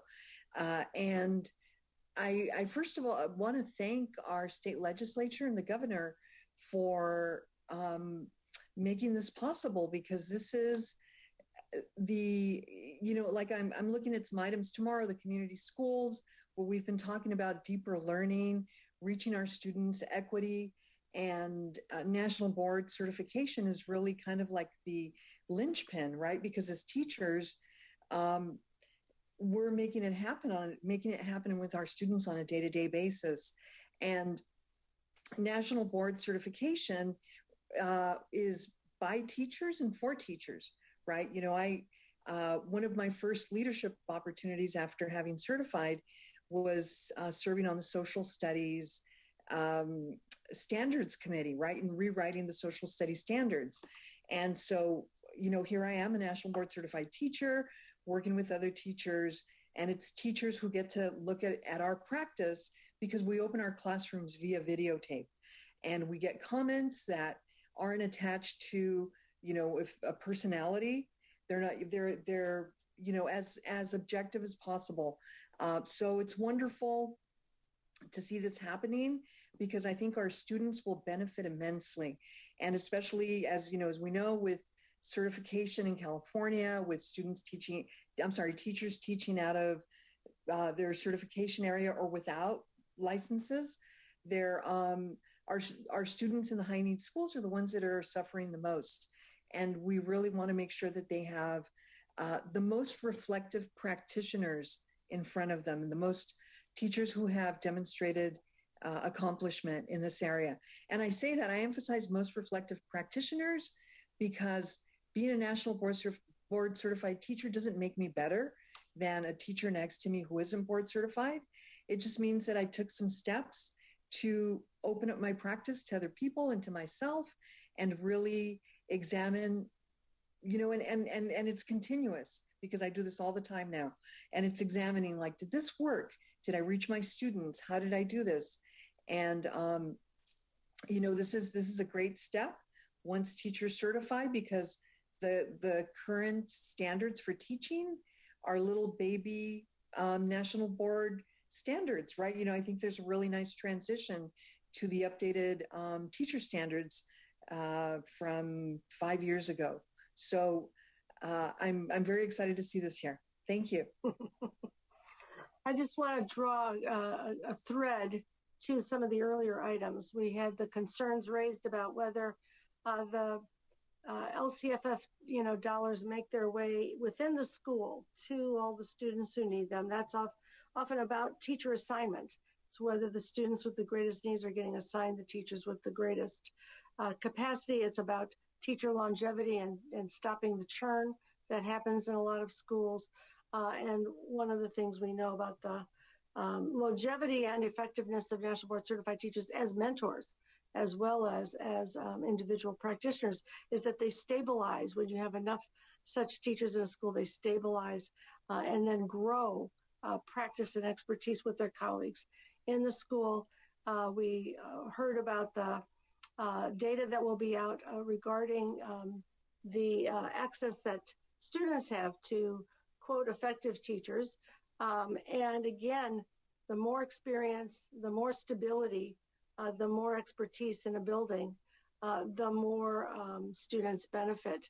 So this is a really important way to transform the school environments in many schools, and in some places, entire faculties or grade levels or departments within schools have gone for board certification together, reflecting on and sharing their practice. So it is part of a much more systemic approach to strengthening practice and stabilizing the teaching workforce in the schools where we are concerned to ensure that students are getting the benefits of the investments that are being made.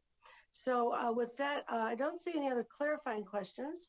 I'm going to go to public comment, and then we'll come back for discussion and action. We currently have 4 speakers for item 7. Speaker, please state your name and affiliation for the record. Your time starts now. Good afternoon, State Board Education members. My name is Lorraine Richards, and I am a classroom teacher representing the California Teachers Association. CTA appreciates that the 2021 Budget Act reestablished the NBPTS Certification Incentive Program and increased the award amount to a total of $25,000 for teachers that have attained certification and commit to teaching at a high priority school for 5 years. CTA will always support efforts that provide teachers with an opportunity for professional learning and advancing their careers. Thank you very much. Thank you, caller. Next caller, please state your name and affiliation for the record. Your time starts now. Good afternoon, President Darling Hammond and board members. I'm Tamara Simpson, California Policy Manager for Teach Plus. Our teacher leaders are thrilled that the state has revised the National Board Certification Incentive Grant Program. We provide a letter with some recommendations about implementation, but I want to highlight a few of our recommendations here. In developing a long-term rollout plan, we encourage department staff to think about how these grants can incentivize educator behavior. In efforts to facilitate smooth transfers to high-priority schools for interested existing NBCTs, we recommend either a third application pathway this year or releasing the 2022-2023 application details early in 2022 with the goal of processing all such applications by June 2022. We strongly encourage the department to offer technical assistance to LEAs, particularly those with several high-priority schools. Finally, if the department staff has not already done so, we recommend instituting a teacher advisory process for developing and rolling out this grant program to make sure that it is responsive to teacher needs and that the grant has the greatest impact. Thank you for the opportunity to comment, and we look forward to continuing our collaboration with the State Board of Education. Next caller, please state your name and affiliation for the record. Your time starts now. Good afternoon. This is Shilpa Ram with Public Advocates. Thank you for your presentation on this item on which our LCFF Equity Coalition sent comments and support last week.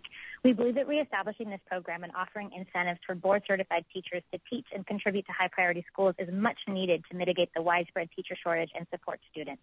In our letter, we encourage the department to take the following next steps. First, market and publicize this program as broadly as possible and connect directly with teachers to ensure that their feedback is incorporated into the marketing materials. Second, establish a third application process to pave the way for interested NBCTs to transfer to high-priority schools in the next application cycle and release details for that cycle as soon as possible. And finally, offer robust technical assistance to LEAs to support NBCTs currently teaching to apply for the annual awards and facilitate the transfer of NBCTs to high-priority schools. Such guidance will be invaluable to LEAs in developing a strong infrastructure to welcome and support NBCTs in their school communities. Our Equity Coalition will be happy to consult and offer support to the department. Thank you so much. Thank you. This concludes public comment. All right, thank you very much. A lot of enthusiasm about this new policy, and I want to open this up to board discussion. I see Member Burr. You can start us off. Okay, thank you so much. I too want to offer my deep appreciation actually for bringing this program back, having been there at the birth of it in 2000 under Governor Davis's major push to try to provide resources to highly qualified teachers to teach in schools with the greatest need. But I had a question about the eligibility because I'm just a little bit confused. So maybe either Kristen or Monique, you could put the slide up that talks about it. And my understanding is that in this current year anyway, and I think maybe next year, that funding is provided for free lunch to all students. And I know for years in lots of programs, we've used this notion of students who qualify for free or reduced price lunch.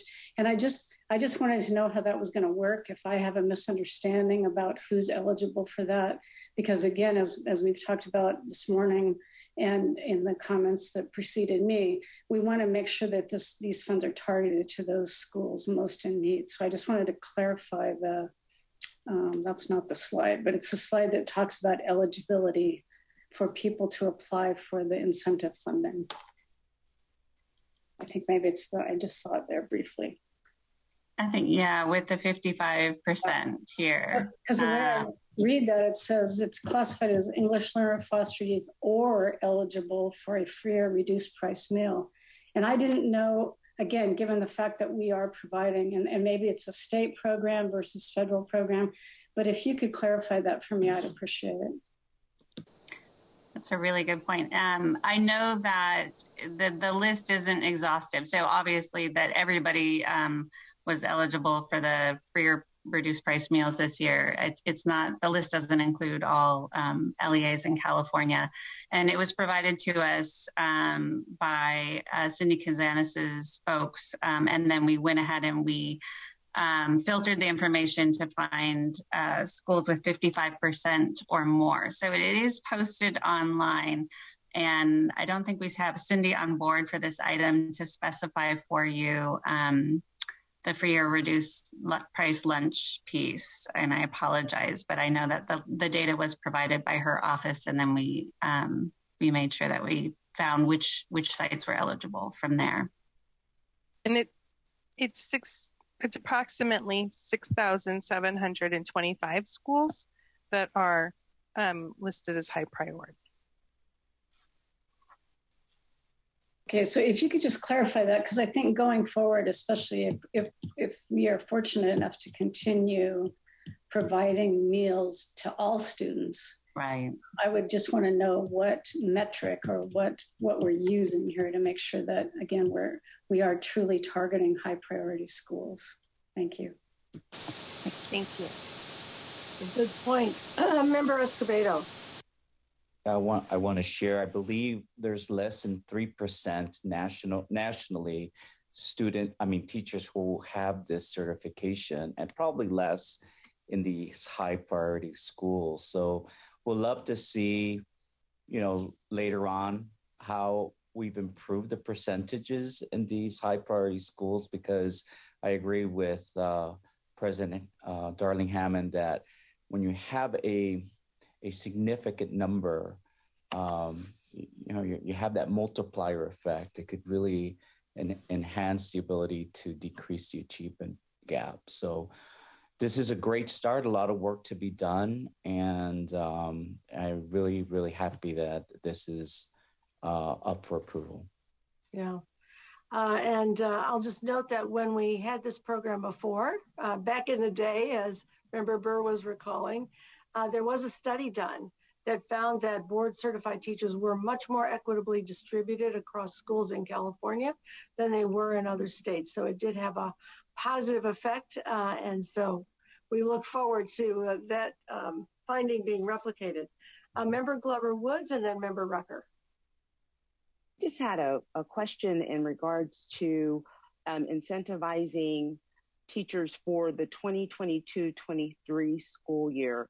Is the current application process that's being proposed taking that into consideration? I know some of the comments talked about a third application wave, but if you could share a little bit about the conversation related to how we might be able to incentivize more teachers with this in high priority schools for the 2022-23 school year. Well, I know we have a shortened application window this year because actually National Board, their application process closes on February 28th, 2022. So as Monique stated, we're going to try and go live with our state application as soon as the board acts, maybe tomorrow, hopefully, and make sure that we get things going so that they can meet the national board deadline. But in the future, we're going to make sure that we open our application much earlier. So there's a lot more time for teachers to apply for the next school year. And we also did consult with the national board on the length of their registration. And although it does seem like a tight timeline this year, we believe that the registration process will allow people to be able to apply. And we didn't want to hold the program a year due to this tight timeline. We wanted to give as much opportunity as possible. So we're hoping for, as Kristen said, a more robust timeline next year, a longer timeline. And just to be clear, there's some people who may be going for board certification now and using the resources to apply. Others already have it, and they'll be eligible for the salary incentive, right? Correct. I see Member Rucker.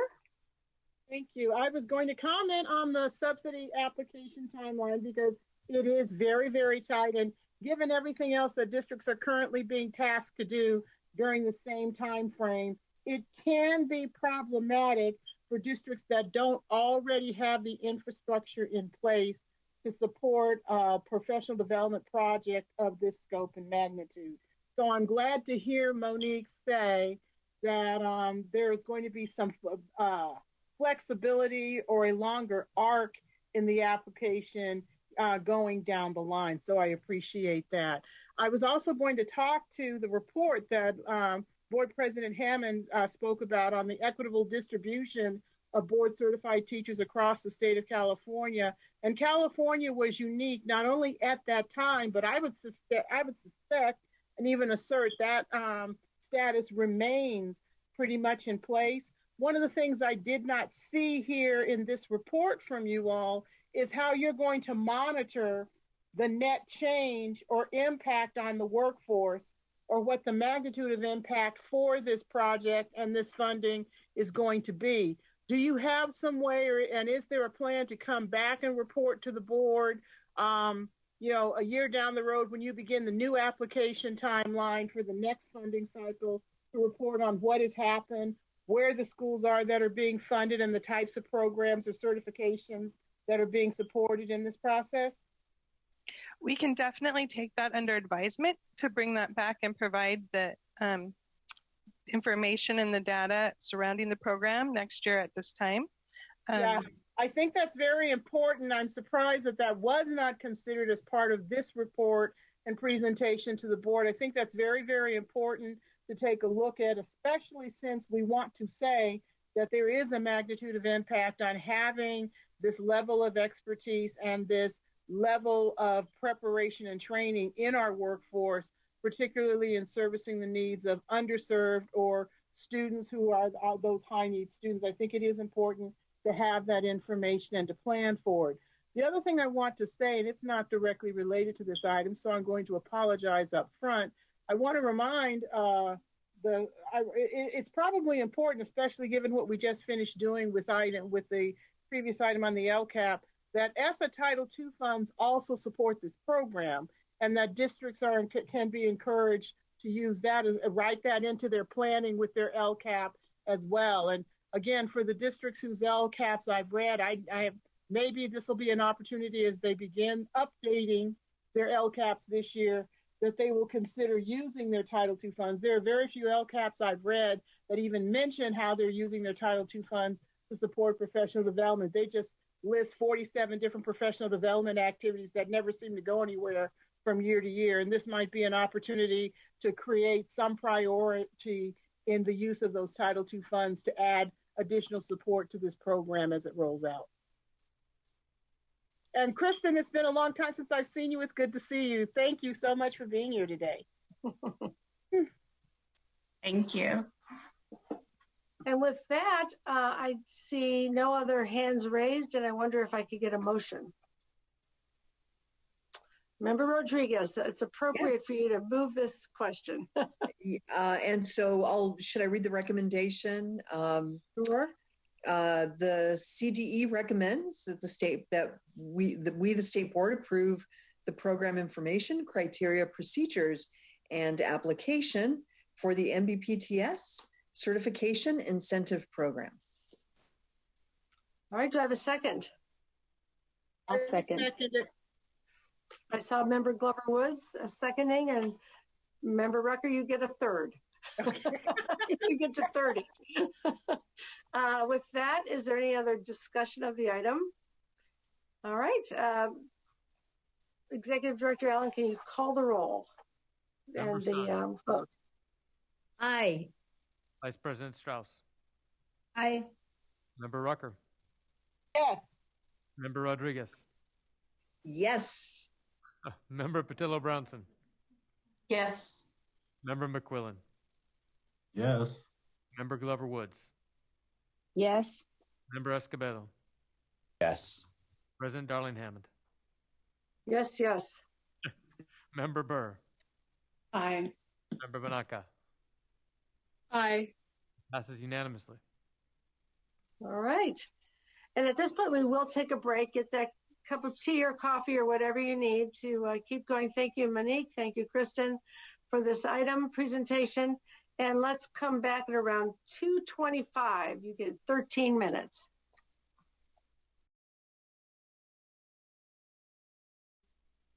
All right, welcome back. Brooks, can you help us reestablish the quorum by calling the roll? Of course. Member Sun. Present. Vice President Strauss. Present. Member Rucker. Here. Member Rodriguez. Here. Member Patillo-Brownson. Here. Member McQuillan. Here. Member Glover Woods. Here. Member Escobedo. Here. President Darling Hammond. Here. Member Burr. Here. Member Banaka. Here. Everyone's present. We have a quorum. Wonderful. We'll go to agenda item 8, which is a public hearing regarding the 2021 arts education adoption of K-8 instructional materials and the Instructional Quality Commission's recommendations. The CDE recommends that the state board act on the following 2 recommendations: to adopt the 2 visual arts and 1 music program recommended by the IQC, and to direct CDE staff in conjunction with members of the IQC and or content review experts as needed to work with publishers to ensure that the IQC recommended edits and corrections and other publisher errata and administrative updates adopted by the SBE have been made to their revised instructional materials. In order to meet the requirement of EC section 60200E, the CDE recommends that the state board specifically find that fewer than 5 programs per grade level met the criteria for the adoption, And this item will be presented by Mike Torres of the CDE. Mike, take it away. Thank you so much, President Darling Hammond. I do want to pass it over to Deputy Superintendent Cotton to introduce this item. Thank you, Dr. Torres. I'll go ahead and get started. It's great to join you today as we initiate the final step in this process of the 2021 Arts Education Adoption for Instructional Materials for Kindergarten through Grade 8. I'd like to open with a quote from the California Arts Standards, which the board adopted in January 2019.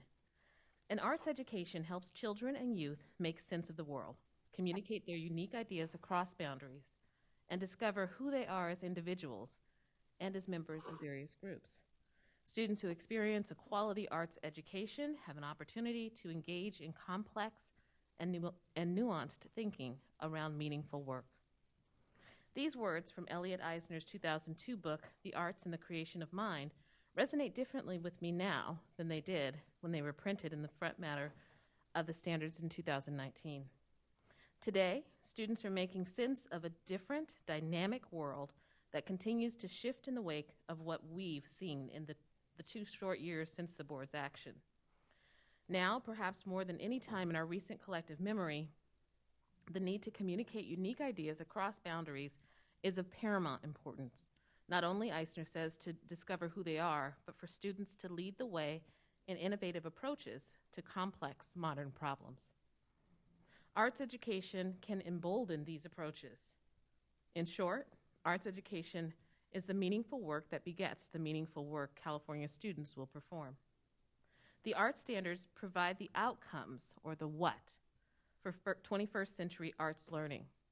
The guidance in the board-adopted 2020 Arts Education Framework supports the foundational instruction and assessment to quality arts learning in schools, or the how, and specifies the evaluation criteria for the development of high-quality instructional materials that accomplish those goals. Today, we present the findings from the 2021 Arts Instructional Materials Adoption and the recommendations outlined in the Instructional Quality Commission's advisory report and the recommendations for visual arts and music programs for the state-level adoption. I have with me Dr. Mike Torres, the Interim Director of the Curriculum Frameworks and Instructional Resources Division, who will provide an overview of the process and the IQC's recommendations. Dr. Torres. Thank you so much, Deputy Superintendent Cotton, for those words of introduction, and thank you to the board members for this opportunity to share with you the results of this unique adoption process. The completion of this project is a testament to the work of the instructional materials reviewers, the content review experts, the CDE staff, and the IQC facilitators, including Commissioners Fairchild, Costa Hernandez, and Jarvis, who together engaged in the state's first entirely virtual adoption training and deliberations. I also want to recognize Commission Chair Rustin and Subject Matter Chair Astorga Almanza for their work. I'll share a bit more about this later, but I'd like to provide an initial thank you to all those who helped ensure this process was efficient, successful, and aligned with the outcomes of state-led meetings. So on this slide, we do have the provided CDE recommendation based on the Instructional Quality Commission's recommendation. The CDE does recommend that the State Board act to adopt 3 instructional materials programs as recommended by the IQC, and to direct CDE staff in conjunction with members of the IQC and/or content review experts as needed to work with publishers to ensure that the edits and corrections and other publisher errata and administrative updates adopted by the State Board have been made to their revised instructional materials.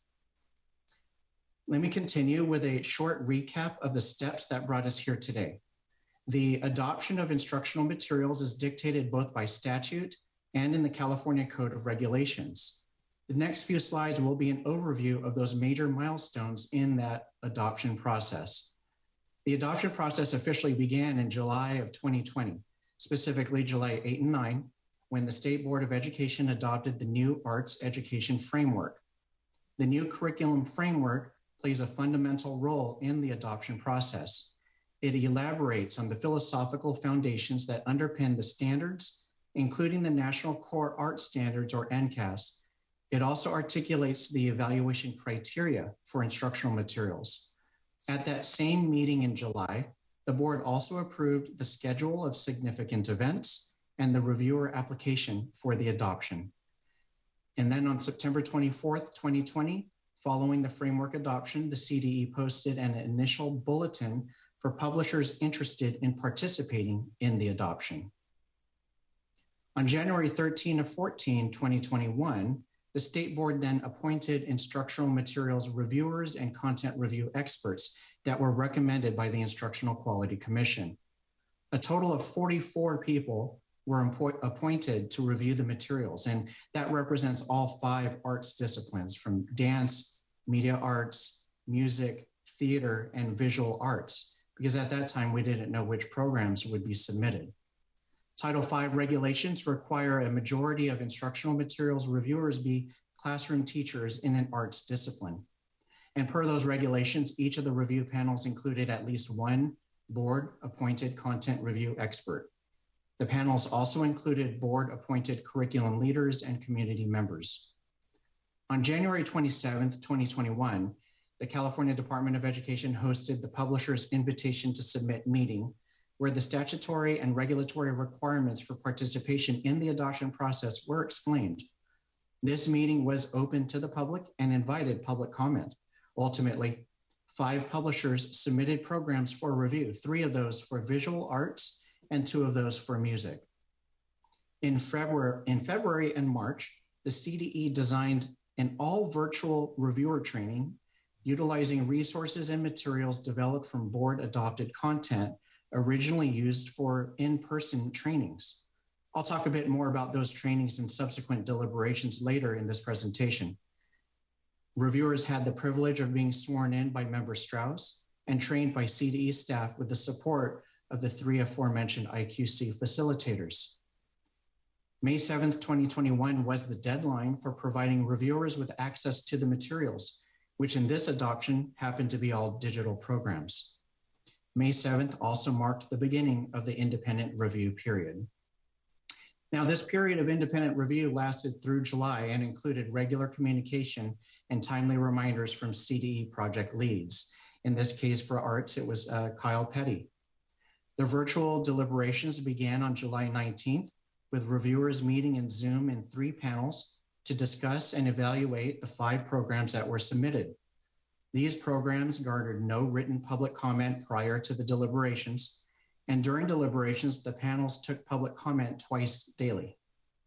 After much discussion and consensus building, panels formalized their recommendations and co-created an instructional material reviewer content review expert, or IMR-CRE, report of findings for each of those programs.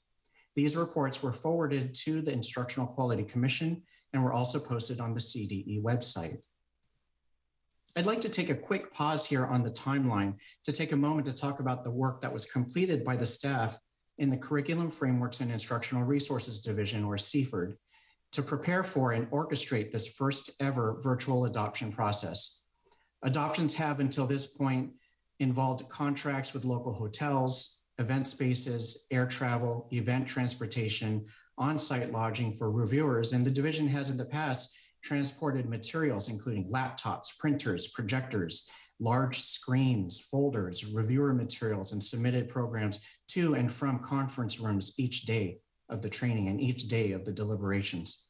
The training involves a lot of whole group presentations, individual and group reviewer work on specific board-approved content, and opportunities to establish a rapport with fellow panelists. The deliberation days are full, with IQC facilitators and CDE staff in individual conference rooms working with reviewers to verbally and manually tally program alignment with each individual content standard and each evaluation criterion as indicated in the framework. This process alone can take 1 to 2 days. Reviewers then draft questions, deliberate on findings, and ultimately co-write their reports of findings. So as we all know, the pandemic upended this entire in-person process, and so with many others, including our virtual state board meeting today. Yet the division staff worked tirelessly to ensure the process could be adapted to proceed in a virtual environment. Like many educators during the pandemic, the project leads created Google Classrooms for the reviewers and used that platform to arrange materials to prepare reviewers for the training. There were training requirements that reviewers completed prior to meeting in April, including independent learning modules, completion of the Form 700, and ethics training requirements. They used Google Classroom to share sections of the framework and arts discipline standards and stored the Zoom meeting information and any relevant files separated in tabs by day. And each day of the training, reviewers attended synchronous sessions, public meetings conducted by CFERD staff, and engaged in asynchronous modules that extended their learning on content covered or prepared them by front-loading information that would then be covered on subsequent days. Each of the 3 panels necessitated one CDE staff to act as a host or technology support and another to moderate and support of the IQC facilitator. Additional CDE staff were on hand to lend their expertise to panels on a full breadth of questions ranging from the process of adoptions to social content violations. CDE ensured we had backup staff for every role, and staff were monitoring virtual back channels of communication, which expedited requests of lead headquarters staff to jump into any Zoom meeting to answer questions quickly and provide clarification as requested. Beyond CFERD, we would not have been able to execute the training and deliberations without the support of our amazing technology services division and our captioning partner. Reviewer materials remained in Google Classroom during the independent review, as did access information for assigned programs. The platform's synchronicity with Google Documents and Google Forms became a crucial step in the success of the deliberations process. Now, we took what we learned from the virtual reviewer trainings that occurred in April and applied what we learned to the virtual deliberations 3 months later in July. Enter our newly developed summary tally sheet. Prior to day 1 of the deliberations week, reviewers completed the initial tallies using Google Forms.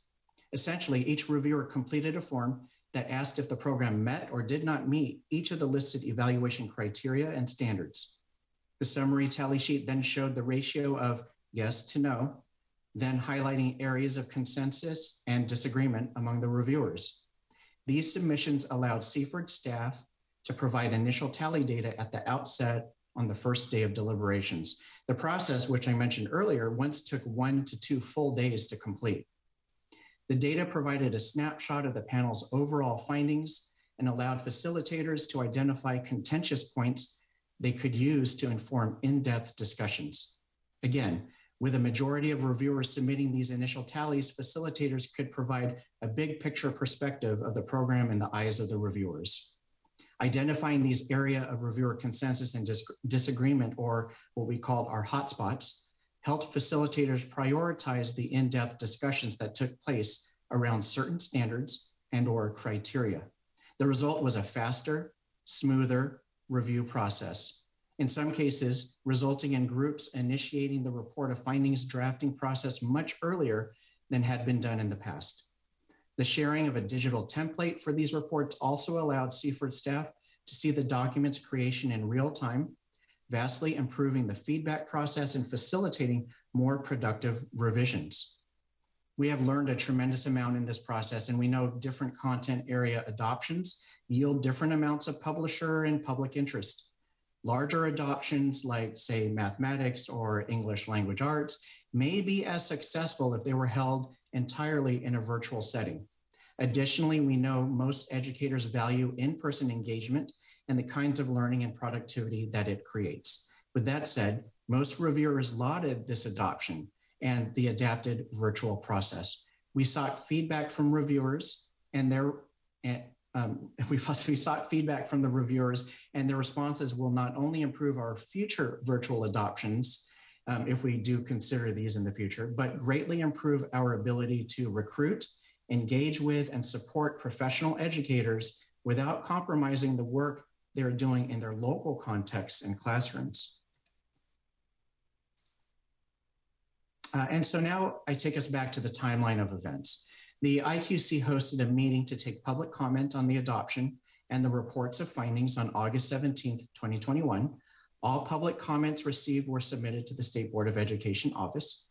The period between August 18th and September 22nd, 2021 included the required 30-day period between the public hearing and the next IQC meeting to discuss the reports of findings.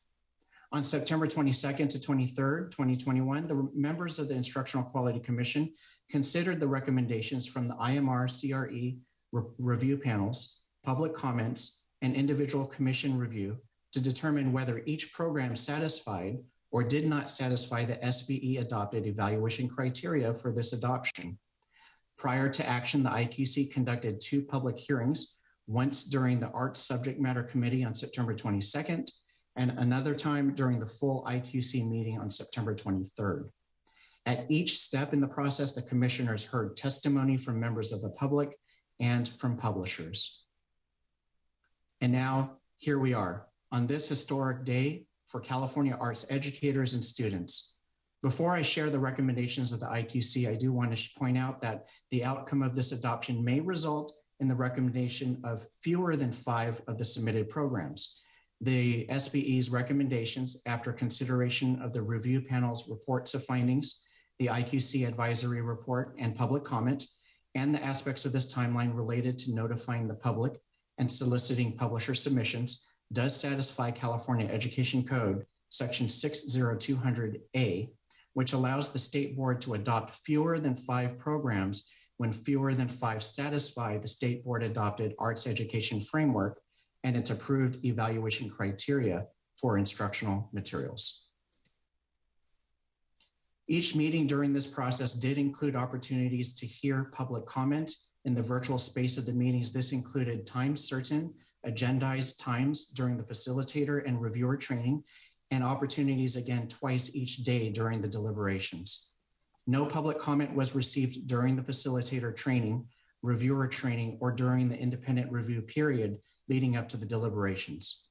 I'll discuss the comments received during deliberations and at the IQC meetings in upcoming slides. These documents are in the deliberations folder at box.com. So now you must be thinking, Dr. Torres, you've been talking all this time and we haven't heard any recommendations yet. So here we go. The recommendations of the commission are in the IQC advisory report, which was provided as an attachment to this item. The commission is recommending 3 of the 5 programs that were submitted for this adoption. So I'll start off with the discipline of visual arts. The commission recommends the programs submitted by the Art of Education University and Davis Publications, Inc. So that would be Flex Curriculum and Explorations in Art, the 2nd edition. The commission is not recommending one visual arts program, the one submitted by Arts Attack, also named program title Arts Attack. The reasons for this recommendation are included in the report, but in short, the commission felt that the program did not meet several of the criteria statements in categories 1, 2, 3, and 4. And there are 5 categories, mind you. The Art of Education University responded to reviewer concerns raised during deliberations, providing additional resources and standards alignment information. Arts Attack and Davis Publications provided responses to the formal reviewer questions and discussed those responses in a session during the 2nd day of deliberations. Arts Attack did not provide additional comment, even as the reviewers drafted a report indicating the program would not be recommended. This includes opportunities at both IQC meetings. Davis Publications has submitted publisher errata forms that have been accepted as a condition of the program's recommendation by the IQC. So now let's talk about the music programs. Quaver Ed Inc., for their program, Quaver Ed Music, provided responses to questions posed during the deliberations. It also submitted publisher errata, which the IQC accepted as part of its recommendation. As a reminder, these components are all located in box.com. The IQC is not recommending the music program submitted by Opus U Inc., named Opus U Learning. The reasons for this recommendation are also included in the IQC advisory report. The commission felt that the program did not meet several of the criteria statements in categories 1, 2, 4, and 5. During the review panel's deliberations, Opus U provided responses to questions posed by the panel and was given an opportunity to address the panel regarding these concerns. After those deliberations, in advance of the August 17th IQC meeting, the publisher did submit a lengthy letter in an attempt to rebut the review panel's findings, which was then provided to the IQC. The Arts Subject Matter Committee took the matter up first, and its meeting reflected that its members carefully reviewed the publisher's letter along with the program, but nonetheless concluded that the program did not meet the conditions for adoption. As you know, those conditions require alignment with all criteria in Category 1 of the board adopted evaluation criteria, which includes full coverage of grade level standards.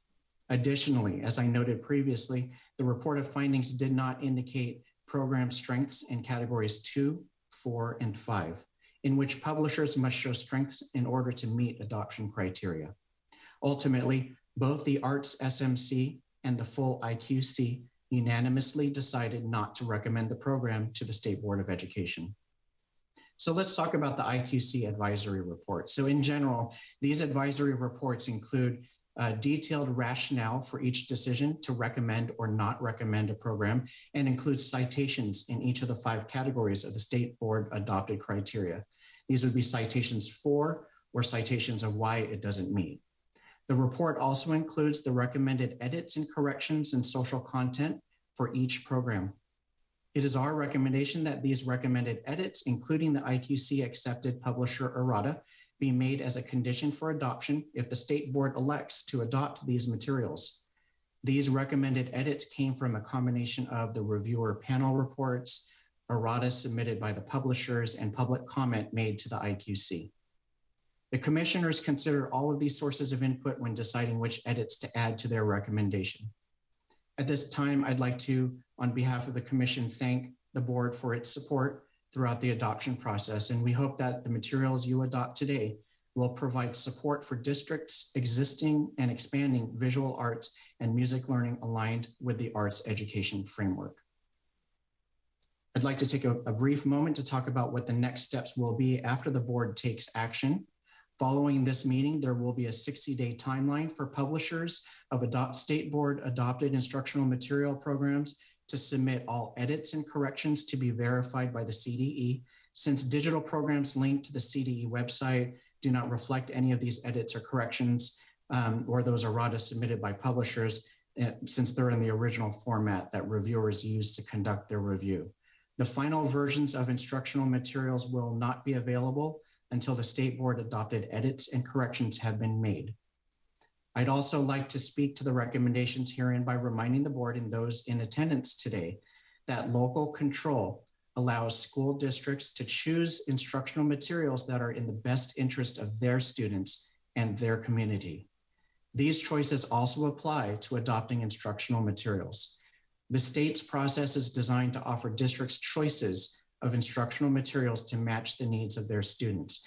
Now, not all instructional materials are alike, and that is a benefit for districts. LEAs seeking to adopt visual arts and music materials need not restrict themselves to just the State Board adopted list as they conduct their own review of instructional materials. The state level review is a first level review to share with districts the materials that meet the content of the standards, the framework, and the criteria. Districts then engage in their own review of instructional materials to analyze which programs may best fit their students, their programs, and their pedagogical needs. So to conclude, the CDE does recommend that the State Board act to adopt the 3 instructional material programs recommended by the IQC and to direct CDE staff to work with the IQC and content review experts as needed to work with publishers to ensure that the edits and corrections and other publisher errata and administrative updates adopted by the State Board have been made to the revised instructional materials. And with that, I will yield the virtual floor to Board President Darling Hammond for public comment and moderation of any questions that you may have. All right, thank you so much. Well, this is a place where we need to open the floor for public hearing. So I hereby open the public hearing at 2:51 p.m. And first we'll hear from any publisher who would like to comment on this item. Each publisher will have 2 minutes. Following comments from the publishers, we will then move to comment from other members of the public, who will each have 1 minute. And we'll open the phone line for comment from publishers by calling the telephone number and using the access code provided on the slide that is shown now. Please provide your name and the publisher you are representing for the record. And please remember to turn down the speaker volume of your computers if you are following the live feed. And you have 2 minutes. Are there any publishers in the queue? Yes, we have one publisher. Please state your name and affiliation for the record. Your 2 minutes starts now. My name is Scott Ellaway, President of Opus U, and I wish to comment on agenda item number 8. In terms of my background, I've worked for and submitted successful curriculums to this State Board of Education via McGraw-Hill and Pearson. I read music at Oxford, and I'm a fellow in music at Yale University. A digital K-8 music curriculum entitled Opus U Learning was submitted. The curriculum rejected. California public schools typically do not purchase curriculums that are rejected by the State Board of Education. The issue for you to consider is that a full review was not carried out. Without a full review, a week before deliberations is not enough, according to our login matrix.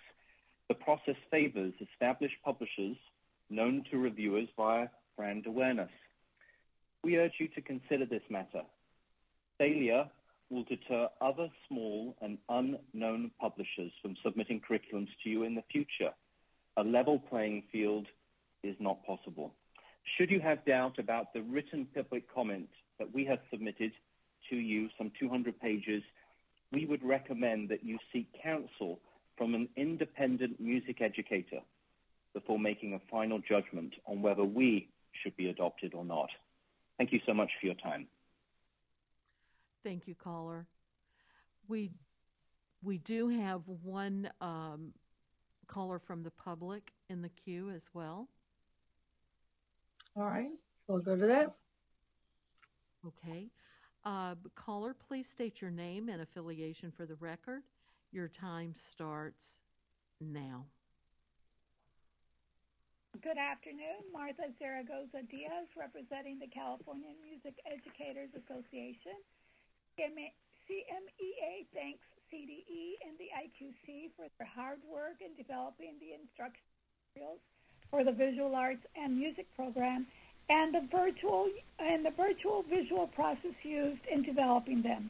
We believe the instructional materials are consistent with the criteria and the standards of quality prescribed in the board's adopted curriculum framework and in an alignment with the content adopted by the board.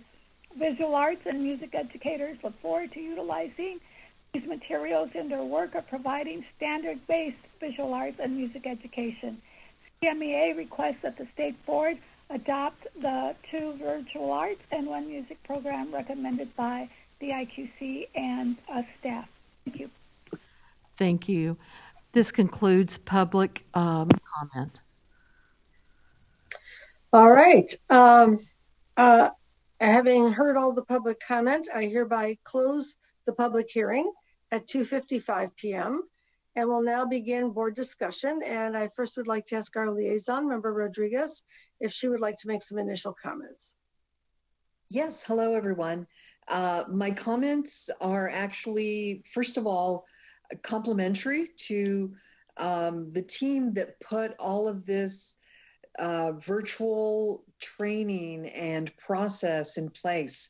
I was incredibly impressed, and I actually told Dr. Torres that I used some of their methods and links, like not related to the arts, but the ideas for my classes in Google Classroom, because it was just so easy to maneuver and understandable. I was actually in between CTC meetings at one point, and so like I'd go in the afternoon and I could find exactly where they were, and I really appreciate that.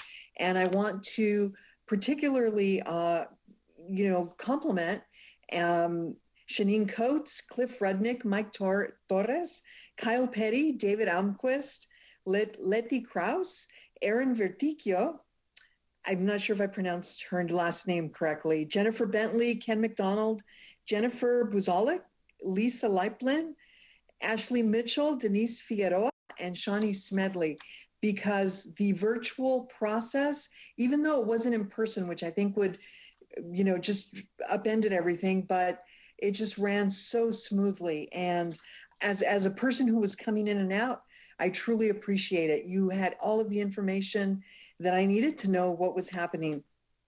And the QC commissioners who trained reviewers and facilitated the deliberations also were incredibly impressive. Commissioner Deborah Costa Hernandez, Commissioner Lily Jarvis, and Commissioner Shea Fairchild. Thank you so much. And to the subject matter chair commissioner, Mariana Astorga Almanza. I really appreciate all of the work that you did because your process was very complete. Thank you. Terrific. And at this point, I'll open the floor to discussion from the board members. Is there any discussion?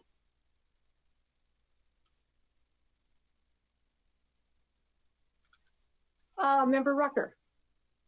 I want to add my compliments to the staff for the work that they did on this. I've had the opportunity to participate and support textbook adoption processes for history, social science, math, and English language arts. And I had the benefit of being able to participate in the face-to-face activities.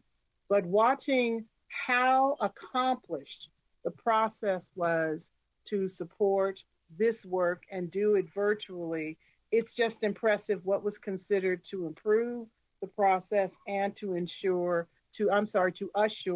the engagement of all of the members who were sitting on the panels. I think it is important to note the comment from one of the speakers in the public comment about the relationship of our reviewers and the companies that participate in the process. Mike, could you talk a little bit about how the department actually recruits and supports small publishers to be able to participate in the process? Yes, that is a great question. And so we have in the slide deck, as I mentioned, we do have a very public process to be able to share with publishers the entire process of start to finish, including all the requirements to participate in an adoption process. That notification, that bulletin, if you will, is made public. In addition to that, we do have an amazing publisher liaison who works in our division, who has connections with publishers and at times sends out our communications to hundreds of publishers, whether they've worked with CDE or not. As you may know, it may be difficult to find out all of the different publishers that exist out there, but there is outreach to figure out who is developing what curriculum and to be able to reach out to them and let them know that this is the process, this is when it starts, and this is how you go about doing it. And the first way in is through that publisher bulletin, followed by the initial meeting with potential publishers to go over that information. That's great, because I do recall that there was a lot of conversation at the IQC about this process, and the members were really looking forward to seeing this get underway because the development of the framework took quite some time, and we were engaged being in developing the framework itself. So I personally was looking forward to this process and what the outcome could be just based on listening to the conversation of the members of the IQC. So Mike, I really do appreciate you taking the time to explain that process. I do recall when I worked on the math adoption in particular, there was an opportunity of a subsidy for some small publishers to use as a way of helping them to apply and participate in the adoption process. Is that something that was also made available for vendors for this process as well? I'm sorry, I got distracted for a second. Can you repeat the question? I said that I recall during the adoption for the math program, there was an opportunity provided in the budget and by the legislature with a subsidy so that small publishers and vendors had an opportunity to be supported in their application to participate in the adoption. Was something similar to that also provided for the arts adoption? So in our regulations, we do have a caveat to subsidize the cost for small publishers. And there are specific requirements for how a small publisher can qualify for that subsidy. And we do have a history of small publishers being successful and adopted by the State Board of Education. For history, social studies, for example, there was a one-man operation, so to speak. Sorry for the non-gender neutral phrase there, that did succeed in getting adopted. Okay, thank you very much. I appreciate that. Thank you so much, Member Rucker. Any other discussion from members of the board?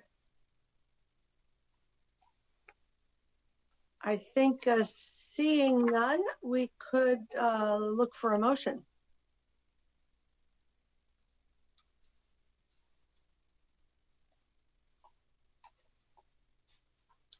All right. May I make a motion? You may make a motion. Okay. All right. I was waiting for the screen to come back up, but let's see. So I do have the Let's see if we recommendation. can put the motion on the screen, if that's Okay. possible, and everyone will be able to see it. But you can certainly move the recommendation while we're getting it up there. Okay, so I move the recommendation. The California Department of Education, CDE, recommends the Act 2 adopt the 3 instructional material programs recommended by the IQC, and 2, direct CDE staff in conjunction with members of the IQC and or content review experts as needed to work with publishers to ensure that the edits and corrections and other publisher errata and administrative updates adopted by the SBE have been made to their revised instructional materials. Very good. Do I have a second? I will second. Thank you very much. Let's call the roll for the vote. Member Sun. Aye. Vice President Strauss. Yes. Member Rucker. Yes. Member Rodriguez. Yes. Member Patillo Brownson. Yes. Member McQuillan. Yes. Member Glover Woods. Yes. Member Escobedo. Yes. President Darling Hammond. Yes. Member Burr. Aye. Member Bananca. Aye. Passes unanimously. All right, let's move on to agenda item 9, which is a public hearing regarding the 2021 World Languages adoption of K instructional materials and Instructional Quality Commission recommendations. And there are 10 programs that the CDE recommends that we adopt, except the publisher errata not considered by the IQC at its September 2021 meeting, and direct the CDE staff in conjunction with members of the IQC or content review experts as needed to work with publishers to ensure that the recommended edits and correctives and any other publisher errata and administrative updates have been made to their revised instructional materials. Given that the criteria for the World Languages adoption categorizes programs by proficiency level rather than grade level, and fewer than 5 basic instructional materials were submitted for each proficiency level, in order to meet the requirement of EC section 60200E, the CDE recommends that the State Board specifically find that more than 5 programs met the criteria for the adoption. And the item is presented again by Mike Torres of the CDE. Mike? Thank you so much again, President Darling Hammond. And I will again pass it over to Deputy Superintendent Cheryl Cotton to introduce this item. Thank you, Dr. Torres. It is such a pleasure to stand before you to take the final step in this process of the 2021 World Languages adoption of instructional materials for grades K through 8. It is clear to me that California is ready to expand opportunities for its unique and diverse student population to acquire world languages, develop intercultural competence, and become global citizens. Students in the 21st century, with all its technological developments, live in a global society. People all over the world can communicate in real time. Organizations and businesses are multinational, and new professions are continually emerging. Students that are successful in the 21st century will be those who are proficient in more than just the core subjects. These students will be global citizens with the ability to navigate the international marketplace, communicate proficiently, and interact meaningfully with understanding and awareness across cultures. These skills, understanding, speaking, reading, writing, and signing in world languages as well as in English, are essential for students to effectively contribute to state and national efforts and succeed in business, research, and international relations in the 21st century. The World Languages Standards that the board adopted in 2019 set lofty goals, and the World Languages Framework this board adopted in 2020 offer up-to-the-minute suggestions and guidance for language teachers to help their students achieve these goals. And today, this board is considering the adoption of instructional materials that can support local educational agencies as they promote multilingualism for all students through access to high-quality, well-articulated world language programs. Today, we present the findings from the 2021 World Languages Instructional Materials Adoption, the recommendations outlined in the Instructional Quality Commission's Advisory Report, and the recommendations for world languages instructional programs for state-level adoption. Dr. Torres will provide an overview of the process and the IQC's recommendations. Dr. Torres. Thank you again, Deputy Superintendent Cotton. I am very pleased to join you here. The completion of this project is the result of the admirable work of the educators who served as instructional material reviewers and content review experts. The training and deliberations for this adoption was completed also entirely virtually, and credit does go to the IQC facilitators and CDE staff who innovated and worked tirelessly to ensure this adoption was successful. I specifically want to take a moment to recognize IQC facilitators, Commissioners Young, Fairchild, and Commissioner Emeritus Naditz. I'd also like to recognize IQC Chair Rustin and Subject Matter Committee Chair Renteria. Thank you to all, as you helped ensure this process was efficient, successful, and aligned with our outcomes. All right, so for our recommendations, the CDE recommends that the State Board of Education act to adopt the 10 instructional material programs recommended by the Instructional Quality Commission, accept the publisher errata not considered by the IQC at its September 2021 meeting, and direct CDE staff in conjunction with members of the IQC and/or content review experts as needed to work with publishers to ensure that the edits and corrections and other publisher errata and administrative updates adopted by the State Board have been made to their revised instructional materials. I'd like to provide an overview of the steps that brought us here today, all of which will look very similar to you, as these dates and events are very similar to the arts education presentation that you just witnessed. We've referred to these internally as our dual adoptions, since the CDE, the IQC, and the State Board all have conducted these two at the same time under these same restraints and same times and same meetings. So the State Board of Education adopted the World Languages Framework in July 8 through 9 of 2020. This curriculum framework reflects significant shifts in instructional approaches intended to bring about optimal performance among students in world languages classrooms.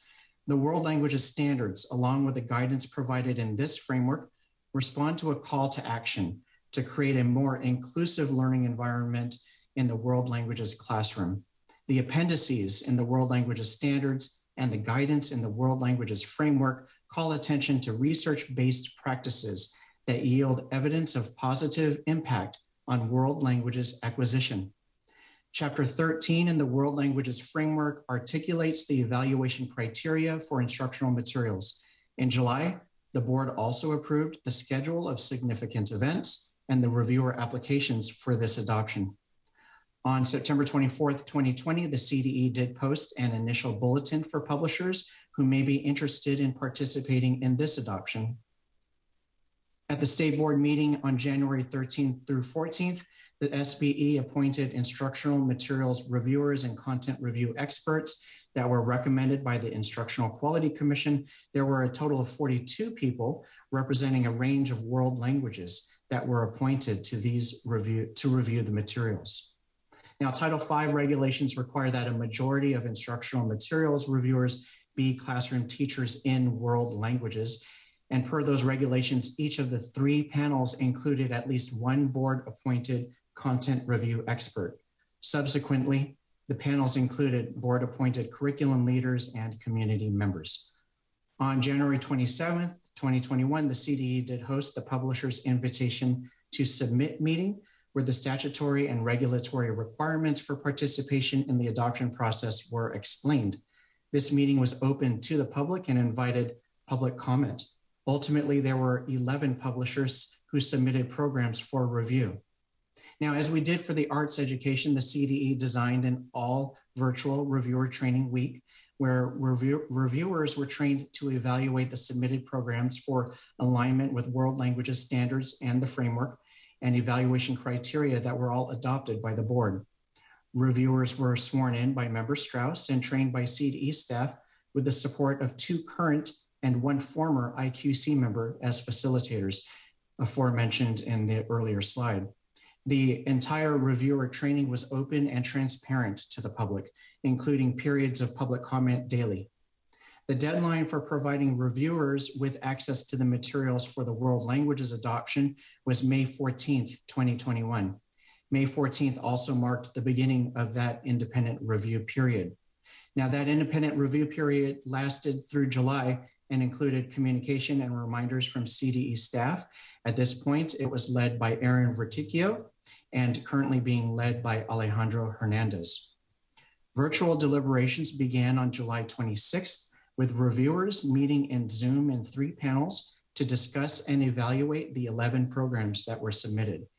These programs did not receive any written public comment prior to the deliberations, and during the deliberations, panels took public comment twice daily. After much discussion and consensus building, panels formalized their recommendations, collaboratively created a report of findings for each program, and these reports were also forwarded to the commission and were posted on the CDE website. So just as with the arts adoption, the staff in the Curriculum Frameworks and Instructional Resources Division, or CFIRD, prepared training and deliberations materials for the second ever virtual adoption process that the CDE has ever conducted. You might remember the first was the arts. Before this year, adoptions have taken place at local hotels and event spaces. These events involve complex contracts, air travel, on-site lodging, the transport of all materials and equipment to the event location. And oftentimes key staff would need to physically move from one room to another to share their expertise and answer any questions the attendees would have, causing a delay in getting the needs of the reviewers met. So as in the arts, the world languages reviewer trainings were modified to be held virtually. Google Classroom was used as the learning management system for the reviewers in order to arrange the materials to prepare reviewers for the training. Reviewers were given tasks to be completed prior to meeting in April, including that independent front loading of learning modules and the required Form 700 and ethics training requirements. The world languages standards and organized Zoom information, the schedules, and other relevant files were also made available to reviewers in Google Classroom. The virtual format opened up some additional opportunities. So for example, participants were invited to complete daily surveys, which allowed CDE staff to revise slides and revisit any steps in the review process in real time based on need. So it was an evolving training. The training involved public synchronous sessions and asynchronous modules that extended their learning on content covered. Each of the 3 included 2 CDE staff members, one to act as a host and the other to act as support for the IQC facilitator to help moderate. In addition, additional CDE staff were present to share their expertise, answer questions on the review and deliberations process. During the independent review, the training materials and access information for assigned programs also remained in Google Classroom. So this slide may look familiar because it's basically the arts summary tally sheet, but modified specifically for world languages. You'll notice that instead of grade levels, there are performance levels. Everyone involved in the virtual training that took place in April learned quite a bit from the process, which allowed facilitators and staff alike to apply their learning to streamline and strengthen the virtual deliberations that took place in July. In the arts presentation, I shared the huge time savings from collecting initial tally data digitally, which helped identify evaluation criteria where the reviewers were in agreement and areas where there needed to be focused discussion. The result was a faster, smoother review process, in some cases resulting in groups initiating that report of findings drafting much sooner than anticipated. So once consensus reached for each criteria, the digital template of the reports of findings placed in the digital collaborative environment for these reports allowed CFERD staff to see the document creation in real time, create opportunities for instant feedback, streamlined the feedback process. And lastly, Zoom features, including reactions, also facilitated and expedited the process to garner reactions from the reviewers. All those involved in the process have learned so much about conducting our instructional materials adoptions virtually, and CFERD staff specifically envisioned that conducting training and deliberations in an adoption process virtually can benefit all future adoptions, including those that are likely to involve a greater number of publisher submissions. While we acknowledge that many educators do value those engagement activities, the reviewers just applauded the process and applauded how well things went. And we additionally sought feedback from reviewers to improve future adoptions so that we can improve in real time.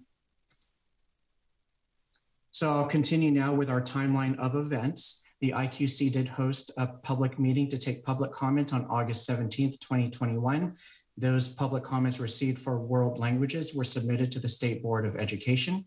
The period between August 18 and September 22nd included that required 30-day period between the public hearing and the next IQC meeting in order to discuss the reports of findings. And then in September 22nd to 23rd, the members of the IQC considered the recommendations for the IMR CRE review panels, the public comments, and individual commission review to determine whether each program satisfied or did not satisfy the SBE adopted evaluation criteria for this adoption. Prior to taking action, the IQC did conduct their public hearings, one during the World Languages Subject Matter Committee on September 22nd, and another during the full commission meeting on September 23rd. Over the entire process, the commissioners provided opportunities for members of the public to provide testimony, yet no testimony was provided. So that brings us to this exciting day in California for world languages and the students and educators who will benefit from these instructional materials. I would like to take a moment to highlight, though, that given the criteria for the world languages adoption, how it categorizes programs by proficiency level rather than grade level, fewer than 5 basic instructional materials were submitted for each proficiency level in order to meet the requirement of Ed Code Section 60200E, which allows the state board specifically find that more than 5 programs met the criteria for adoption. As in the arts process, the world languages instructional materials adoption was a very transparent process. We included opportunities to hear verbal public comment similar to in-person deliberations. Each meeting day included time certain agendized public comments. No public comment was received during the facilitator training, during the reviewer training, or during the independent review period that led up to the deliberations. Okay, here we go. So we have 3 slides of the IQC recommendations. The recommendations of the IQC, the commission is recommending 10 of the 11 programs submitted for this adoption. The IQC has recommended for board approval the 3 instructional programs submitted by Carnegie Learning, Inc. The commission recommends the 3 programs, Que Chèvre, novice level, Te Branché, novice level, and en voz alta español para hispanohablantes, novice, and intermediate levels. The publishers have responded to the edits and corrections and the social content findings by, in general, accepting the suggestions from the reviewers. I will discuss publishers submitted errata later in this presentation. Here I have the next 4 instructional programs that were reviewed. The Commission recommends the 3 programs submitted by CLET USA, Inc., Alba y Gael, Reporteros, and Mapas, all 3 in the novice level. The publisher has responded to the edits and corrections in the social content findings, accepting the suggestions from the reviewers. CLET USA has also submitted a short list of publisher errata. The Commission is not recommending one Spanish program, the one submitted by Rosetta Stone Ltd. The reasons for this recommendation are included in the IQC advisory report, but in short, the Commission felt that the program did not meet several of the criteria statements in categories 1, 2, 3, 4, and 5. And mind you, there are 5 categories for the world languages adoption. During the deliberations process, this publisher did inform CFERD staff that they would not contest the findings and opted to withdraw from participating in the process further. However, since the reviewers had already conducted the review and deliberations had begun, we continued with the process of continuing with deliberations, creating the report of findings and having the IQC make their recommendation. So now I'm going to talk about the 4 remaining programs, all of which were recommended by the IQC for board approval. The Commission recommends the 4 programs submitted by Vista Higher Learning, Listos y Antología in the novice level, Senderos in novice and intermediate levels, Encuentros in novice and intermediate levels, and D'accord in the novice level. The publishers have responded to the edits and corrections in the social content findings by, in general, accepting the suggestions from the reviewers. Vista Higher Learning also submitted additional errata and suggestions for addressing the social content concerns the reviewing panel raised. Now, in general, the IQC advisory report does include detailed rationale for each decision to recommend or not recommend, and includes citations in each of the 5 categories, either for or against of the state board adopted criteria. The reports also include the recommended edits and corrections and social content citations for each of those programs. It is CDE's recommendation that these recommended edits be considered as a condition for adoption if the state board elects to adopt these materials. These recommended edits came from a combination of the reports of the panels of reviewers that the board appointed to evaluate the materials, comments from the public that requested that edits be made to the materials, and some errata that was submitted by the publishers. The commissioners considered these sources of input when discussing and deciding which edits to add to the recommendation. So I do want to take a moment to talk about publisher submitted errata. Publishers are not allowed to make any changes to the program after they have submitted them for review. There may be some situations where the publisher has identified edits and corrections beyond what was found by the review panel. This may include the correction of typos or correction of factual errors. The publisher may also submit responses and possible alternate suggestions to proposed edits and corrections identified by the review panel. Excuse me.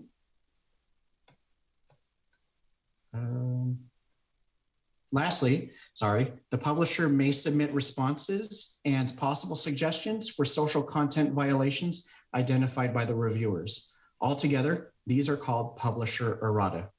So at their September 2021 meeting, the Instructional Quality Commission accepted the errata of some publishers that had been submitted. Today, we would like to request that the board act by accepting the errata submitted by the remaining publishers, which include Carnegie Learning, Vista Higher Learning, and CLET USA.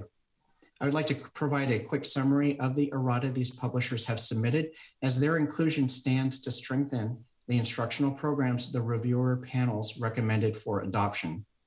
Some publishers have submitted errata addressing findings in the edits and corrections section of the reports and findings to correct typos, incorrect labels, headings, page numbers, and similar errors.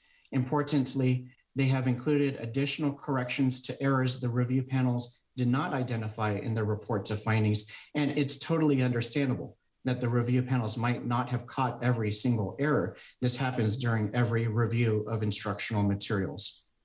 In their errata, the publishers have also provided responses to some of the reviewer findings. While they accept the majority of the findings, in some instances, they do point out that changing certain terms would simply swap one acceptable term for another acceptable term. Here, I would like to emphasize that the World Languages Standards promote the acceptance of all varieties of a given language. As a result, making the edit to a different term might actually limit students' exposure to the richness of that target language. The publishers also point out that they cannot make changes to certain content, as they do not have permission to alter primary source documents. Once again, I would like to mention that the World Languages Standards and the guidance in the World Languages Framework both embrace the use of authentic materials.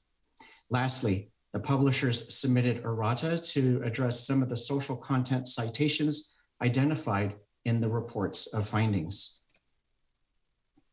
So now I'd like to remind everyone of the steps that occur after the State Board takes action today. So following this meeting, there will be a 60-day timeline for publishers to submit all edits and corrections to be verified by the CDE. The final versions of instructional materials will not be available until the State Board adopted edits and corrections have been made. I'd also like to remind the board and those in attendance today that local control allows school districts to choose instructional materials that will meet the diverse needs of their local educational agencies. So LEAs seeking world languages materials to adopt need not restrict themselves to the State Board adopted list as they conduct their own review of instructional materials. The state level review, again, is designed to be a first level review to share with districts the materials that meet the content of the standards, the framework, and the criteria. Districts then engage in their own local review of instructional materials to analyze which programs may best fit their needs.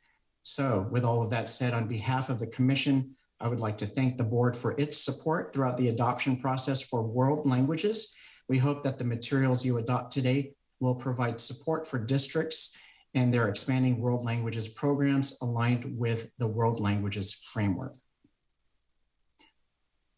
I'd like to conclude with the CDE recommendation. The CDE recommends that the State Board act to adopt the 10 instructional materials programs recommended by the IQC, accept the publisher errata not considered by the IQC at its September 2021 meeting, and direct the CDE staff in conjunction with members of the IQC and/or content review experts as needed to work with publishers to ensure that the edits and corrections and other publisher errata and administrative updates adopted by the State Board have been made to their revised instructional materials. That concludes my presentation. I now turn things back over to Board President Darling Hammond for public comment and moderation of any questions that you might have about world languages. All right, thank you so much. We're going to go right to the public hearing, and I opened the public hearing at 3:29 p.m. First, we'll hear from any publisher who would like to comment on this item. Each publisher will have 2 minutes. Following comments from the publishers, we will then move to comment from other members of the public, who will each have 1 minute. We'll now open the phone line for comment from publishers by calling the phone number and using the access code provided on the slide that is shown now. Please provide your name and the publisher you are representing for the record. And please remember to turn down the speaker volume of your computers if you are following the live feed. You have 2 minutes. Thank you. Are there any publishers in the queue? President Darling Hammond, we have no publishers in the queue, but we have 1 public commenter. All right. Please speak your name and affiliation for the record. Your 1 minute starts now. Martha Zaragoza Diaz, representing the California Association for Bilingual Education. CABE thanks the IQC and staff on their hard work in developing these instructional materials and for the very transparent adoption process used. CABE respectfully requests the board to approve the adoption of the 2021 World Languages K-8 instructional materials. These materials are consistent with the criteria and standards established in the board's adopted curriculum frameworks and in alignment to the content standards adopted by the board. The recommended instructional materials reflect innovative practices grounded in the use of the target language that are outcome-based and guided by the goals contained in the World Languages Standards. Educators teaching world languages and our students will now have updated instructional materials for which they have waited so patiently for. Thank you. Thank you, caller. This concludes public comment. Very good. Given that there's no other public comment, I hereby close the public hearing at 3:32 p.m. and we'll now begin board discussion. And I'd like to ask our liaison, Member Glover Woods, if she would like to make some initial comments. Yes, I would. Very briefly, first would like to thank the Seaford staff and other CDE staff that organized a very thoughtful and a very organized review and deliberation process. The time and sacrifice that was given by the content reviewers, the expert reviewers, as well as the IQC, just really allowed for us to have in front of us 10 very strong instructional material sets for students that are engaging in the world languages. So very appreciative of that. And I do have to say, having participated in this process for reading language arts over 10 years ago, nothing was missed by the transfer to virtual. Every conversation that took place, again, was very thoughtful and very well thought out, which would be the same as thoughtful, I'm sure. So again, thank you so very much to everyone who participated in the process, and look forward to any additional board comment. You may have discovered a new way to do these reviews, a more economical fashion to do them.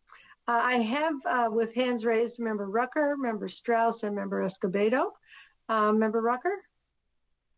First of all, I want to thank, even though this is the second hearing and the second process on adoption that we covered, and you essentially covered the basic outline of the process, I do want to thank you for taking the time to take us again through this process. World languages has garnered a lot of attention in the education community, and for me, sitting at the IQC meeting along with my state board colleagues and being led through this particular adoption, it was very exciting to hear teachers talk about their own learning on world languages students and how it translated into what they think about and look at with their own students who are English learners, and for the teachers who are language instructors, what it meant and how it changes what they look at language learning instruction. So it was very enjoyable to me to sit and listen to the conversation and to watch this process unfold. And I'm so happy to see this come to fruition now, and we're ready to move this process forward. So thank you, and thank the Seaford staff for all the work that they did to carry this forward and move this process. Awesome. Vice President Strauss. So, Mike, I just want to thank you for a really thorough presentation to go through all the steps. It's very complex. I think the Seaford team, as everyone has said, did an amazing job. But to think about all the things that you planned for, I've been in the materials adoptions when you went from room to room, and to see that you could go from breakout room to breakout room, that you could do a survey and get people's initial reactions and give everyone an opportunity to follow the process carefully. I just want to thank you and the team that led this work, and for all the reviewers who volunteer so much time to review it. I think it will make a tremendous difference for students in California as we go forward. And we know that districts then will have to go through their own process to now evaluate materials. And so I just want to thank you, Mike, for that thorough presentation and for the process. Thank you very much. And Member Escobedo.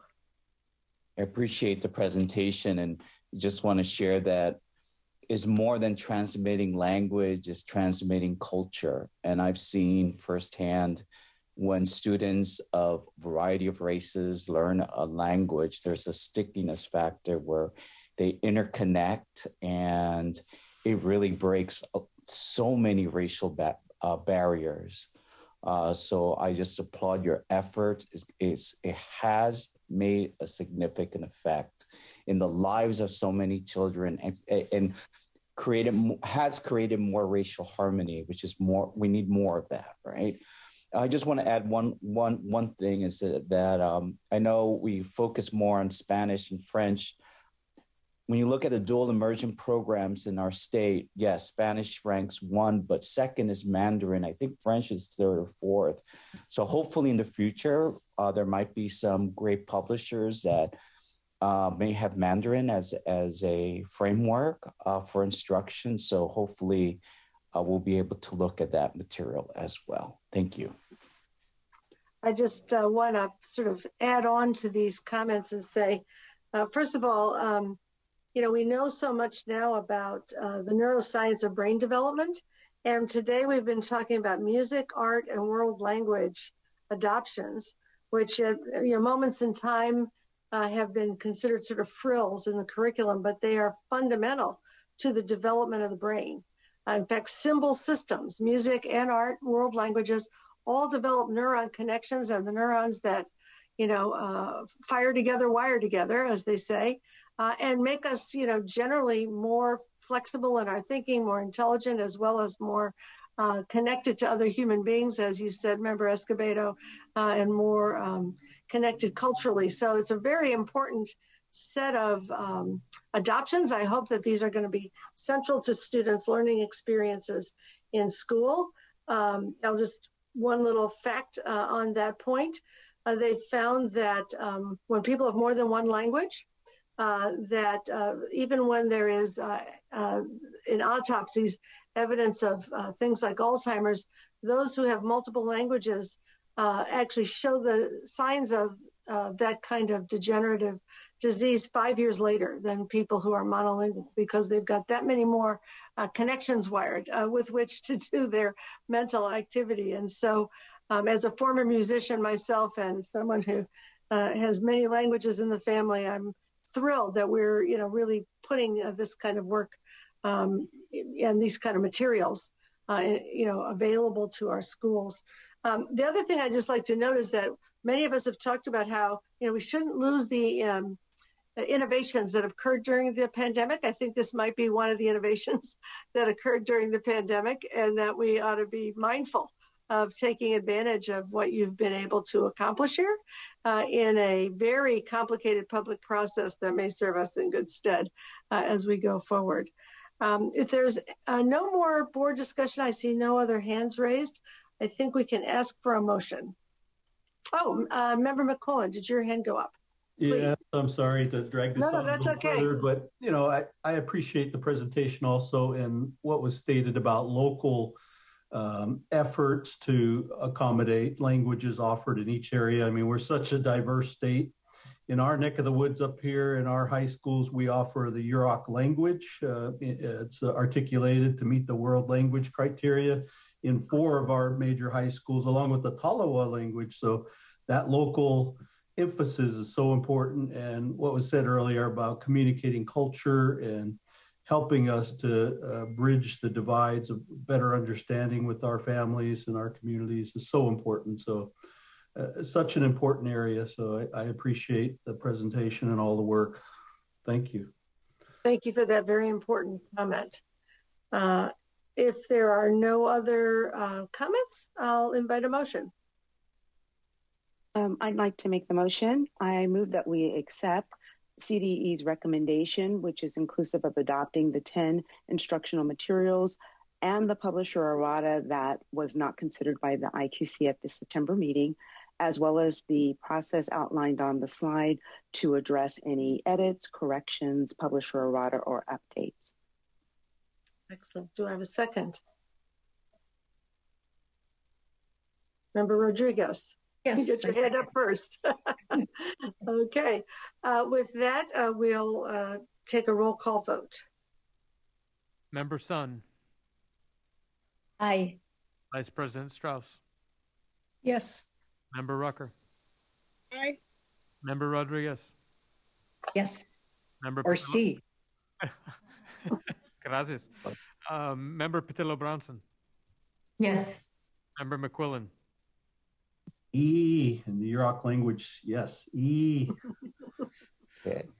Member Glover Woods. Yes. Member Escobedo. Yes. President Darlene Hammond. Oui, oui. Member Burr. Aye. Member Mananka. Aye. The motion passes unanimously. Terrific. All right, you've earned another 10-minute break. So it is 3:41, and we'll reconnoiter at about, well, it's actually 3:42. We'll come back at 3:52. We'll see you then.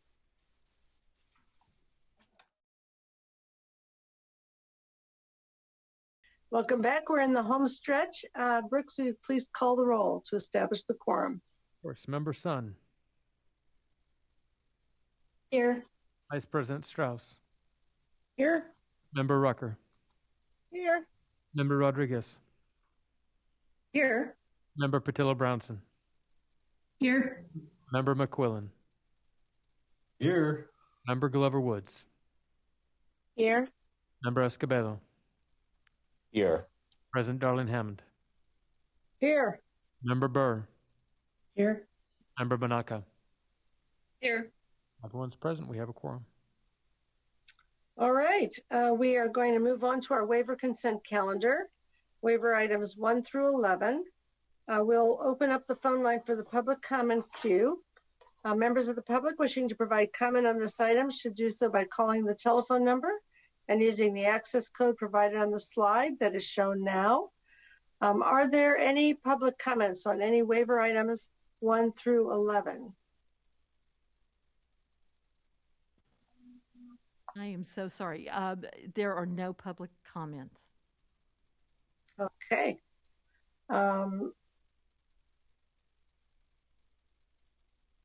After the public comment, I guess I'll ask for a motion on waivers 1 through 11.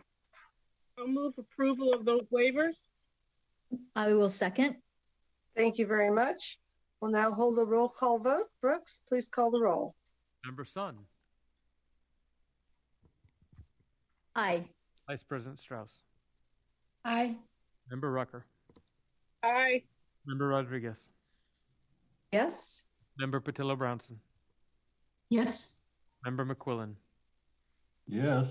Member Glover Woods. Yes. Member Escobedo. Yes. President Darlene Hammond. Yes. Member Burr. Aye. Member Banaka. Aye. Passes unanimously. Okay, so now we'll take up the regular consent items 10 through 15. Because we have 2 recusals, we will need to take the consent items up in 2 votes. First, item 10. Member Sun and Member Strauss, I understand you must recuse yourselves from this item. And they seem to be gone. Please turn off your cameras as they did. After Brooks calls the roll, they can come back in. We'll now open the phone line for the queue for public comment on consent items 11 through 15. Members of the public wishing to provide comment on this item may do so by calling the telephone number and using the access code provided on the slide that is shown now. We encourage you, if you are calling, to state your name and affiliation for the record, state the item you're commenting on. Remember to turn down the speaker volume on your computers if you're following the live feed, and speak for 1 minute each. Are there any public comments? There are no public comments at this time. Okay. Given that there's no further public comment, I'll ask for a motion on consent items 11 to 15. I would move approval of the consent. Thank you. May I have a second? Excuse me, Member Darlene Hammond, this was my mistake. We're just taking a vote on consent item 10 right now because— I'm sorry, yes. No, that was my mistake in the script. I'm sorry. Yeah. Okay, so first we're going to ask for a motion on item 10. I will amend my motion to move approval of item 10. Okay, that was a friendly amendment. And from you to you. Is there a second? I'll second. Thank you so much. Now we'll go ahead and take a roll call vote. Member Rucker. Yes. Member Rodriguez. Yes. Member Patillo-Brownson. Yes. Member McQuillan. Yes. Member Glover-Woods. Yes. Member Escobedo. Yes. President Darling Hammond. Yes. Member Burr. Aye. Member Banaka. Aye. Motion passes. All right, and we can welcome back Vice President Strauss and Member Sun. There we go. You didn't miss much. Now we're going to go on to public comments for consent items 11 to 15. And we'll encourage anyone who's calling in for public comment. Let's put that slide back up to state your name and affiliation for the record. Use that phone number and access code on the slide. Please state which item you're commenting on. Remember to turn down the speaker volume on your computers if you are following the live feed, and speak for 1 minute each. Are there public comments on items 11 to 15? Yes, we do have one in public comment in the queue. Caller, please state your name and affiliation for the record. Your time starts now. Good afternoon. My name is Michael Juba, and I'm a classroom teacher representing the California Teachers Association, commenting on item 13. PTA would like to express our continued concerns with the funding determination process for non-classroom-based charters. The process is broken and does not provide the level of transparency that's needed for the commissioners of the Advisory Commission on Charter Schools, nor the members of the State Board of Education, to provide appropriate public oversight on these funding determinations. The moratorium on new NCBs has been extended until 2025, and this is a time for the California Department of Ed and the State Board of Ed to begin to renew and update the regulations that govern this process. Thank you for your time. Thank you, caller. This concludes public comment. Thank you very much. Given that there's no further public comment, I will ask if there is a motion on consent items 11 to 15. Do I have a motion? I move approval of the consent items. Is there a second? Second it. Thank you. We'll now hold a roll call vote. Brooks, call the roll. Member Sun. Aye. Vice President Strauss. Aye. Member Rucker. Yes. Member Rodriguez.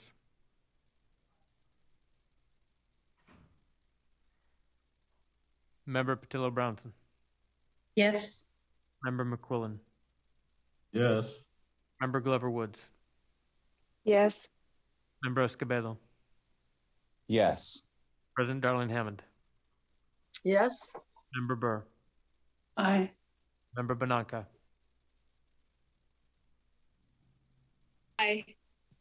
Member Rodriguez. Aye. Motion passes unanimously.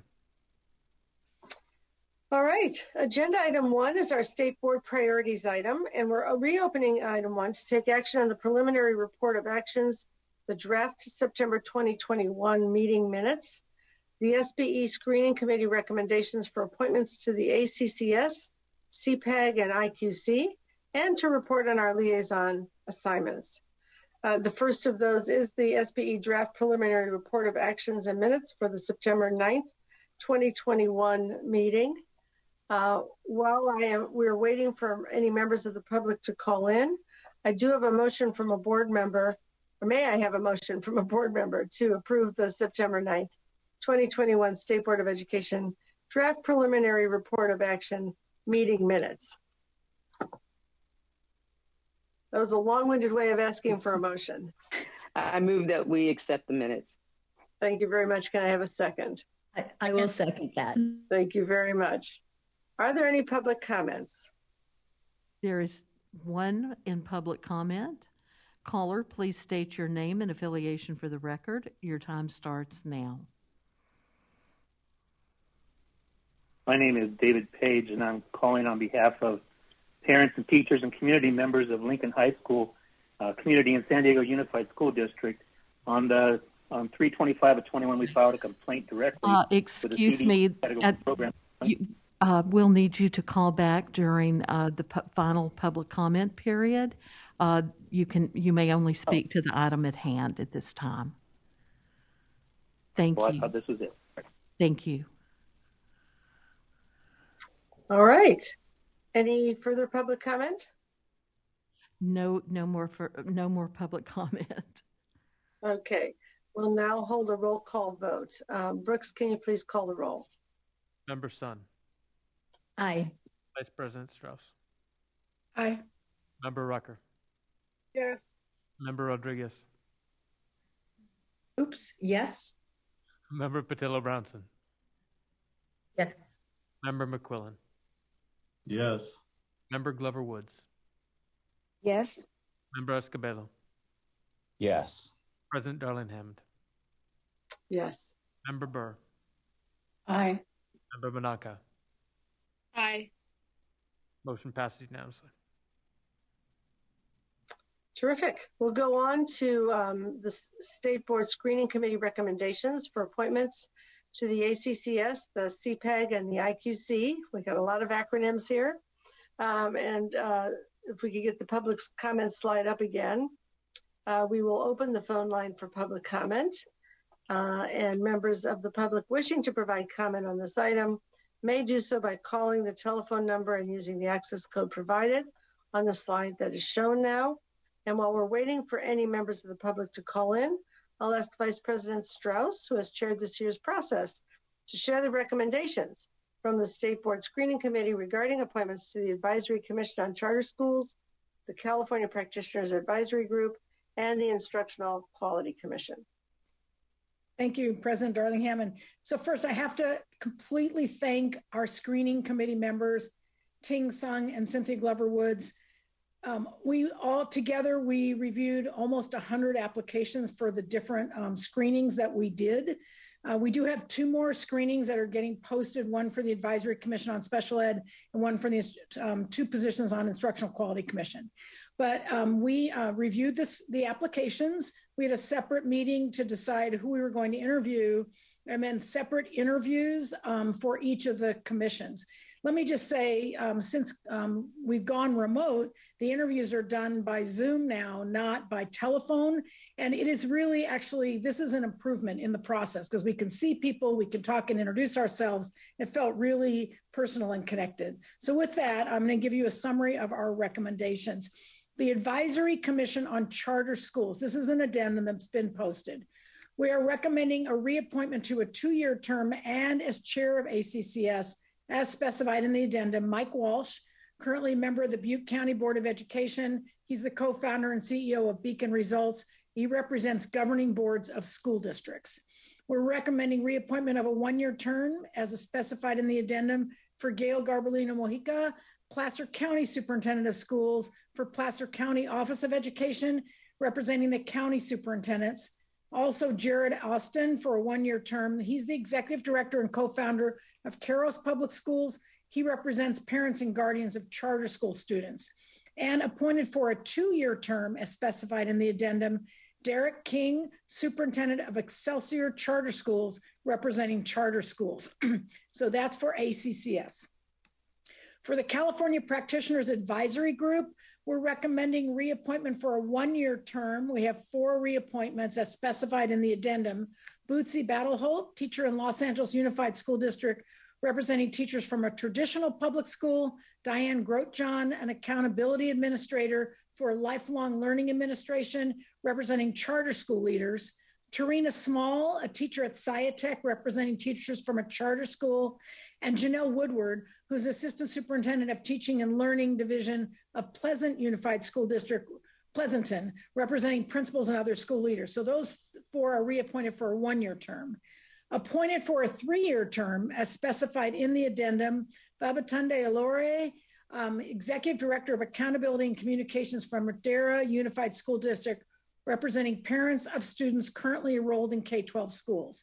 Gabriela Tavitian, the Assistant Superintendent of Educational Support Services from East Whittier City School District. She's representing superintendents or other administrators. And Amy Wynn Hernandez, Superintendent of Central School District, representing superintendents or other administrators. Todd Collins, who's self-employed. He's a member of the Palo Alto Unified School District Governing Board, and he's representing members of local school boards. Those four were for a 3-year term. Now these two are represented for a 2-year term. We try to balance the terms, so we rotate some off each year. As specified in the addendum, Sunya Rodi Boonchoi, he's the Associate Superintendent of Instructional Services for Davis Joint Unified School District. He represents superintendents and other administrators. And Sheilanine Cruz Gonzalez, she's currently the Deputy Director of Californians Together and a member of the Azusa Unified School District Governing Board. She's representing members of local school boards. So we had a lot of appointments to CPAG. For the Instructional Quality Commission, we appointed for a 4-year term as specified in the addendum, Marcy Winnower, an instructional support teacher. She has specialists in math and science, computer science. Los Altos High School District representing teachers. And our student member for a 1-year term is specified in the addendum, Mira Chacradeo. She's from Northgate High School, Mount Diablo Unified School District representing students. So those are the recommendations by the screening committee for appointments to the commissions. That was a mouthful. It was a lot of work. A lot of work. I want to thank the members of those committees and ask if Member Glover Woods or Member Sun may also want to add any comments since they participated in all of that. Well, I think that Vice Chair Strauss is amazing, getting us through all of those interviews. She's got the process down, and she got us through all of the screening of the paperwork and the interviews. So thank you very much, Vice Chair Strauss. And also just looking at the applicants, I think that it's wonderful to see that educators from throughout California and their interest in serving on these committees. And so it was a fabulous experience. It's my 2nd year in a row, and enjoyed both times thoroughly. Thank you. Member Glover Woods? Just a thank you to everyone who applied for all of the different commissions. Just really appreciate the time that was put forward in completing applications, and for those who participated in the interviews. Again, just very great educators and community members that have an interest to serve at this level. Terrific. Are there any clarifying questions before we go to public comment? Seeing none, we'll see if there's any public comment. There are no public commenters. All right. So we can see if there's any other board discussion. And if not, I'll invite a motion. So I move approval of the screening committee appointments and reappointments to the ACCS, CPAG, and IQC. Thank you very much. And do I have a second? I'll second. Thank you very much. Any further board discussion? Okay. I'm instructed to ask you to raise your hand in the participant panel of Zoom. So this is a different way of doing this. I'm not sure why we're varying our process, but I'm trying to find out how to raise my hand too. If you are, okay, we're all here. And Brooks, it says you still have to call the roll. Yeah, I'll still do a roll call vote. Apologize for that. All right, so but members, it's nice. Everybody's learning how to use Zoom, so that's good. Absolutely. This is a lesson every day. Member Sun. Aye. Vice President Strauss. Aye. Member Rucker. Yes. Member Rodriguez. Aye. Member Patillo Brownson. Yes. Member McQuillan. Yes. Member Glover Woods. Yes. Member Escobedo. Yes. President Darlene Hammond. Yes. Member Burr. Aye. Member Banaka. Aye. Motion passes unanimously. All right. Now you can all lower your hands. This is a performance task. So we can all get ourselves back to where we were. All right. Thank you so much, Vice President Strauss, for all your work and that of the committee and getting us all these wonderful members of these committees. We appreciate them as well. they have a lot of work ahead of them. Some of them have already been involved and they know that, and others will find it out, and they give us a lot of great and important advice. So we appreciate the process. I'm now going to go to our board member liaison reports. Any liaison activities that were not related to any items on our November agenda. And we'll go again in reverse alphabetical order. Member Sun. Okay, thank you. So most of the work for a state board this month has been on the screening committee, as we just went over. Also, you saw the assessment item and the federal ESSA item were also items that were covered in today's agenda. Just wanted to report that California Workforce Pathways Joint Advisory Committee met last month on the September 29th. We are continuing our work on the state plan for CTE, the Career Technical Education, and CDE has engaged Jobs for the Future, an organization that will help us through that work. Oh, and our next meeting is on the 19th of December. And that's it. All right. Vice President Strauss. So I do have a few things to share in addition to screening. So when the IQC met in September 22nd, 23rd, we had our new IQC student commissioner, Juliana Garcia. She's a senior at John F. Kennedy Middle College High School in Corona Norco Unified School District. And she's talked, we had her introduce herself, and she talked about seeking changes in instruction and curriculum for her peers, advocating for curriculum that deals with, that addresses non-diverse issues and wants to have changes. And she's been involved in nationwide youth organization to communicate and to advocate. So I think we're very, very fortunate. As she said, she wants to diversify our narrative. So she will be an important student voice on our IQC as well. There was a wonderful presentation at that meeting on specialized media and technology for Braille, audiobooks. I don't think all of us realize the whole department at CDE that deals with that. So if you're interested, you can go back to the IQC recording of the meeting, but I just wanted to highlight that. And then, as I said, the IQC, we're going to be screening in December for 2 more IQC members and 1 member of the Advisory Commission on Special Ed. So please look for that if that's relevant of your interest. Both Member Rucker and I attended the NASB, the National Association of State School Boards of Education, and a couple highlights.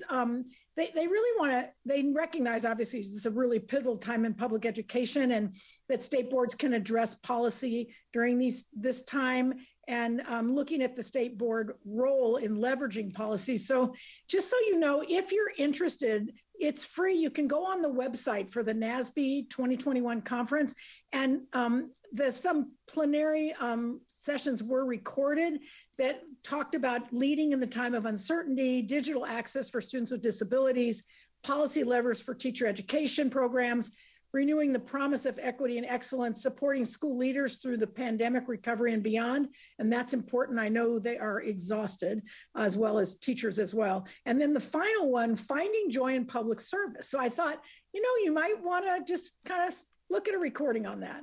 I also represent California for the Western region and the Delegate Assembly. And then the Special Ed Advisory Commission did meet on the 27th of October. And that's also taped if you're interested. But the IEP program template and alternative pathways to diploma, there was an update on that. It's funded in a 2021 California State Budget Act to take a look at that. Really important. That's being handled by Sacramento County Office and West Ed. Very interesting presentation. And then the special ed funding system study update. That's a process that's also going on that I think I wanted to share a couple key findings. Those of us who look at funding issues with special ed know. Here are some key findings that won't surprise you, but the cost of achievement increases as students have multiple needs, that English learners represent a larger proportion of students with disabilities later in K-12 education, that our statewide high-cost pools to support LEAs with high-cost special education programs are among the lowest funded pools in the nation, and that the non-public school placement patterns that the current funding formula actually incentivized placement in non-public schools, which I thought was really interesting, and that white students were more likely to be placed in non-public school settings. And that students with emotional disturbance, autism, specific learning disability, other health impairment are the ones more likely. So I thought that would be interesting to share. They did talk a lot about promoting inclusive practices, appropriate early intervention and identification, and making sure that the funds get to the students who have the greatest need. Also, there was a discussion about the Family Empowerment Center expansion, was part of a budget program as well, enhancement program, and there was like $5 million to increase the Family Empowerment Center. So that was important. That's a budget enhancement. And then I just wanted to talk quickly about the CSU has a committee called the Center to Close the Opportunity Gap. And their work, which was also funded by a budget trailer item, also links very much with the work we're doing. And I think Francisco actually knows some about it because there's a partnership with Chula Vista Elementary as one of their partners they talked about. But they're talking about looking at professional preparation of educators, talking a lot about schools that serve high concentrations of Black, Latinx, and socioeconomically disadvantaged students, looking at models that blends practitioners and interest holders from across the state. And they've done a lot of review. They're starting a website. They're curating some materials. They've had an education summit, and they're going to be disseminating materials. So I think it might be really relevant. I know certainly with Superintendent Thurman's task force as well, the equity issues, they're looking at resources, and then how do we build capacity, which all of us are talking about for both pre-service teachers and teachers in the field. And so I just think this opportunity for regional hubs, they have one at San Diego State and at Cal State Fullerton, will be really helpful in sharing practices to close the opportunity gap. So I just wanted to share that as well. So that ends my report. Thank you very much. Thank you. Member Rucker. So I'll begin my report by saying I got a text message from Board Member Ting Song asking me to make a correction. So November 19th is an important day in history. That was the day the Beatles released their album, The Magical Mystery Tour. It was also the day Abraham Lincoln delivered his Gettysburg Address. It's my birthday, but that's also the day the California Workforce Pathways Joint Advisory Committee will be meeting, not on December 19th, but on November 19th. So I wanted to make sure I did that. Board Member Strauss talked a lot about the work that's going on with the IQC, so I don't need to comment on that. But I do want to draw attention to something that I think is a pretty big deal for the Workforce Pathways Joint Advisory Committee. We have been spending quite some time as a group having meetings to take a look at data and doing a really in-depth data study. As a matter of fact, a joint study session with our community partner groups to look at the development of the new California State Plan for Career Technical Education. So I really do want to take a moment just to congratulate the work that's being developed by department staff in preparation for this meeting. They have pulled together a lot of data, not only from our state's data system for accountability, but they have framed and recalibrated some of the data points that we have required as part of the work for the applications for the two funding streams that we use, that we are primarily responsible for overseeing and monitoring. At this next upcoming meeting, we're actually going to see a data report that's looking at state accountability assessment data at the claims level. What really makes this, what I'm really looking forward to in that conversation is it's the data that's reported at the claims level that's most directly related to what we hold these programs accountable for in the performance of students who come through their programs. So we'll have an opportunity to really look at what is the instructional impact of these programs on moving students toward proficiency on those standards. So it promises to be a very promising meeting, not only the joint study session with our community partners, but the work that's going to take a look at how to frame that discussion on accountability. So I think that's going to be a very exciting meeting. And that ends my report. Thank you, Ting, for giving me the chance to say that. Happy birthday in advance. Member Rodriguez. Yes, thank you. So the California Summer School for the Arts, we had a board meeting on October 21st, and I want to share a few of the highlights. The new executive, well, he's not that new anymore, Matthew Gallagher, has come in with a lot of enthusiasm and has demonstrated his enthusiasm with a lot of work. He completed a 6-year dashboard so that there's data to show our student demographics, who's participating, the race, ethnicity demographics, financial aid, student enrollment.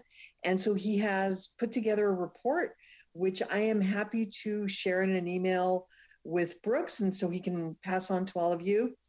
And also prompted from some of those conversations is the strengthening development of a DEI committee, which was established in spring of 2021. I alluded to it a little bit in my last update, but the committee has been very active. They're really looking at not only geographic, socioeconomic, racial and ethnic representation from throughout the state. Because as you'll see in the dashboard, a lot of the representation, it's really heavy in the Los Angeles area. And one of the things that I mentioned to Matthew when I went through the board, what do you call that? When you're introduced, I'm completely blank. Yes. When I was talking to him and I said, I was the visual and performing arts coordinator at my former school, and I had never heard of the California Summer School for the Arts. And we have a lot of very talented students down here.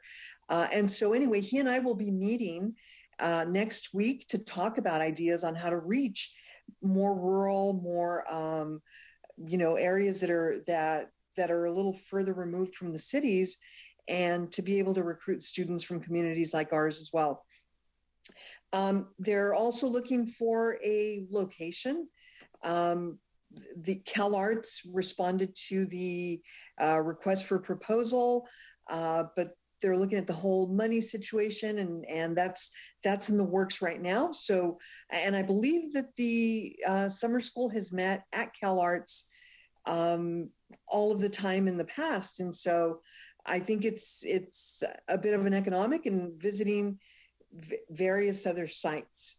So that is and there's also a student survey, that was conducted by Professor Emeritus of UC Santa Cruz, David Harrington. And he surveyed students over the past several years. And 97% of the students believe that the summer school helped them a lot with their educational and career goals. We all know how important the arts are for development, for humanity, right? Building those neural pathways and also careers. We're in California, where there are a lot of opportunities for whether it's visual and performing arts or animation.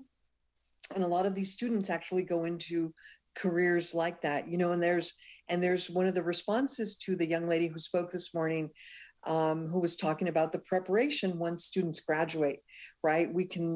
There are definitely a lot of opportunities here with the Summer School for the Arts for our students.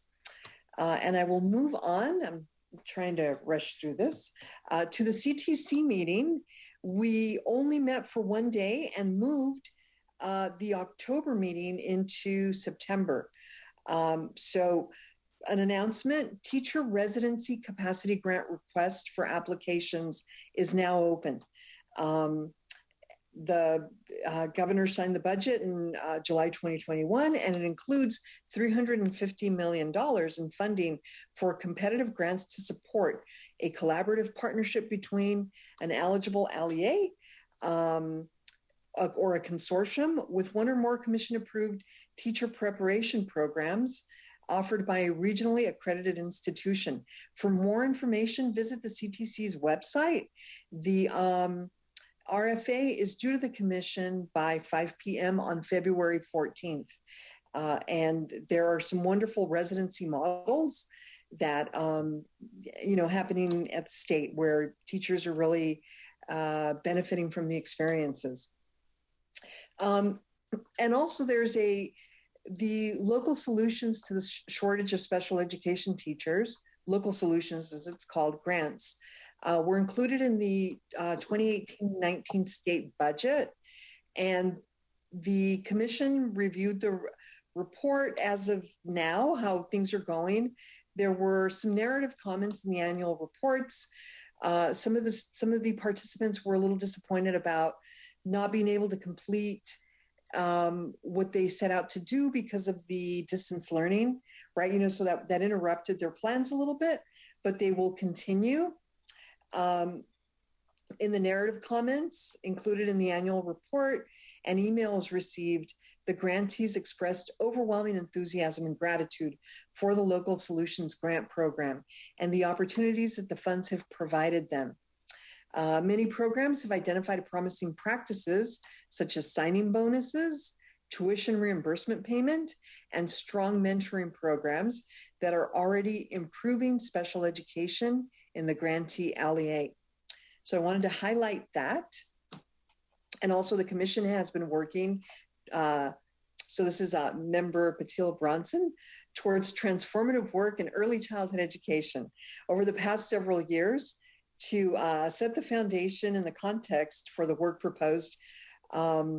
There are an array of credentials and assignments that could be adjusted and repurposed to meet the changing workforce needs. And so this was only an information item, but there was a lot of talk about the possibilities on how to either laterally move or best prepare teachers or use already existing credentials to support the opportunities for preparation of the EC workforce. And that is all. Those are the highlights. Thank you. Thank you. Member Patil Bronson. I'm going to pick up on the last committee report around CTC and talk a little bit about a emerging or actually now well underway effort which CDE has undertaken, and really also just start by commending the leadership of Sarah Neville Morgan, who has been convening a series of working groups between CDE, CTC, and a variety of other stakeholders across educational partners, across state agencies, community organizations, and different representatives from both LEAs as well as community-based organizations in the early learning space. All of this is focused on what is the implementation effort necessary in order to properly launch the UPK, Universal Preschool, and Universal Transitional Kindergarten investments that were approved in the budget, which were exciting, momentous, and are going to be birthed and need the full implementation resources to be successful as they're brought into districts. This means in part thinking about local implementation practices, leverage research that we know of best practices from other states, and what actually drives fair and just child outcomes across socioeconomic, and also that provides for integrated learning environments. And then to the last point that Board Member Rodriguez was just describing around workforce, thinking about how do we leverage the incredible asset that we have in that the early learning teacher community has tended to be more socioeconomically and racially diverse, and how do we help folks come into the TK space who have BAs who are in line or are suited to the multiple subject credential, already have the 24 units of ECE specific education. Similarly, how do we actually make sure that state preschool programs are also well launched and have the workforce that they need in order to continue that pipeline of education, so that in the best forecast of what we would want as kids enter the K-12 system, TK-12 system in California, they'll have had the benefit for low-income kids of a widely expanded state preschool program, as well as a universal transitional kindergarten program for fours. There's also been a lot of discussion about sort of what are the communication vehicles that are necessary in order to share broadly. And I think this is really just an exciting space for being able to bring to bear the best learnings that we've seen from so many other states that have gone down this. Also figure out what is the California way in this space to make it successful. Lastly, I'll just mention that later this month we'll also be having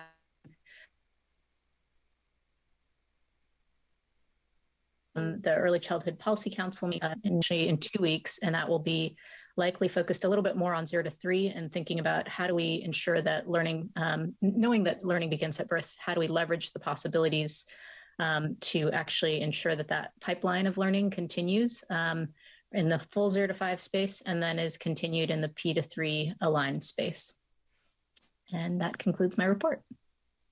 Terrific, thank you. Member McQuillan. Not as much as others to report on. Probably thankful at this hour of the day, but as we heard this morning, the students that reported out on from the SABE, the Student Advisory Board on Education, I had the pleasure of working with them and preparing them for those presentations. It was fantastic. It was just a pleasure to work directly with the students. And my goal is to see some representation from above San Francisco, from districts up here at that student conference, and maybe applying next year to be our student representative. But there were definitely some Bay Area reps that made the application process. That was a real pleasure. We also heard this morning in the superintendent's report that Assemblyman Ramos has been very busy, and he's sponsoring some new legislation on American Indian education in California. It's really exciting. It's early in the process, and he took a lot of input on that. And also, the governor signed a task force that's rather unique that is going to look at protecting items worn at graduation by American Indians and making recommendations of what those items are. If a student wanted to wear a feather or something representing their tribal tribe in California, that they can do so during graduation. There's a task force that'll be set up to do that. Looking forward to having some input on that. And then I'm also looking forward to the big day on November 19th for the joint task force on CTE coming back together, and a birthday, I guess, too. So thank you. That's all. Thank you so much. And thanks for all the support you gave the students. That was wonderful. And I'm sure all that coaching really made them more confident and ready to do this presentation. So that was terrific. Member Glover Woods. I don't have anything additional to report. Both items I would have shared were on today's agenda, world languages and the work of the screening committee. So nothing else to report at this time. Well, job well done, because we got both of those over the finish line. So thank you. Member Escobedo. Yes. Been part of the West Ed group for the last year or so. It's been an impressive group. They've facilitated an intersegmental working group that developed a comprehensive technical and legal framework for the new cradle to career public data system to provide information on students as they progress from early education to college and into California's labor market. Now, this system will allow for linking data on academic success, persistence, school quality, and socioeconomic indicators, and will enable state regions and state educational systems to better understand how educational programs contribute to student learning and and workforce preparedness. This new cradle to career data system was funded by the California legislature. I believe it was in the summer of 2021. The system is being built. It's underway, and really looking forward to seeing it in place. We had our first in-person board meeting for over almost 2 years. It was great to see everyone. I'm looking forward to seeing everyone in this board as well. We had our meeting about a week ago in Phoenix, and we were hosted by the Helios Education Foundation, which is one of the largest educational foundations in Arizona. They support some of West Ed's work. For example, Helios recently published a brief on college access and attainment, strategies and programs for men of color. One of the features that really struck me was the decision theater in this building. And I felt like I was like in an Epcot venue. I mean, I was surrounded by screens, and it was probably the most interactive data visualization experience I've ever seen. So we had 2 superintendents that was able to highlight their districts in one screen. And then another screen, we're able to see the amount of violence students are exposed to, lead content, air quality. And another screen, you got to see some of the socioeconomic indicators. And another screen, you might have been able to see the work and industrial profile of that area. The beauty of this experience was that the superintendents were able to manipulate some of the data by saying, what would happen if I increased my graduation rate by 10%? And how would that affect crime? And how that would affect taxes, for example, the amount of taxes a city is able to gain. It was remarkable. I've never seen how data could create a story so visually. A great experience, a lot to learn. And I think it's very powerful, not only for districts, but also for mayors and decision makers to really see that education is an investment. It is not an expense. It is an investment because it affects every facet of our society. So that was a great experience, the decision theater. And that is my report. And I will report again tomorrow with the community school agenda item, which will be a tough one. That sounds like something that would be such a huge benefit for civic engagement and policy making generally. So thank you for describing that. I'm going to find out more. Member Burr. Thank you, President Darling Hammond. I was also thinking, as Member Escobedo was reporting, that it could be perfect for the next LCAP iteration. There you go. Per Board Member Sun's recommendation this morning that we do something that is engaging and is meaningful to the participants. So we would love to learn more about that. My report on accountability took place this morning about the LCAP template. I'm just going to talk briefly about the California Collaborative for Educational Excellence board met last week. We also met in person. It's quite the opportunity. People are elated to see each other in person.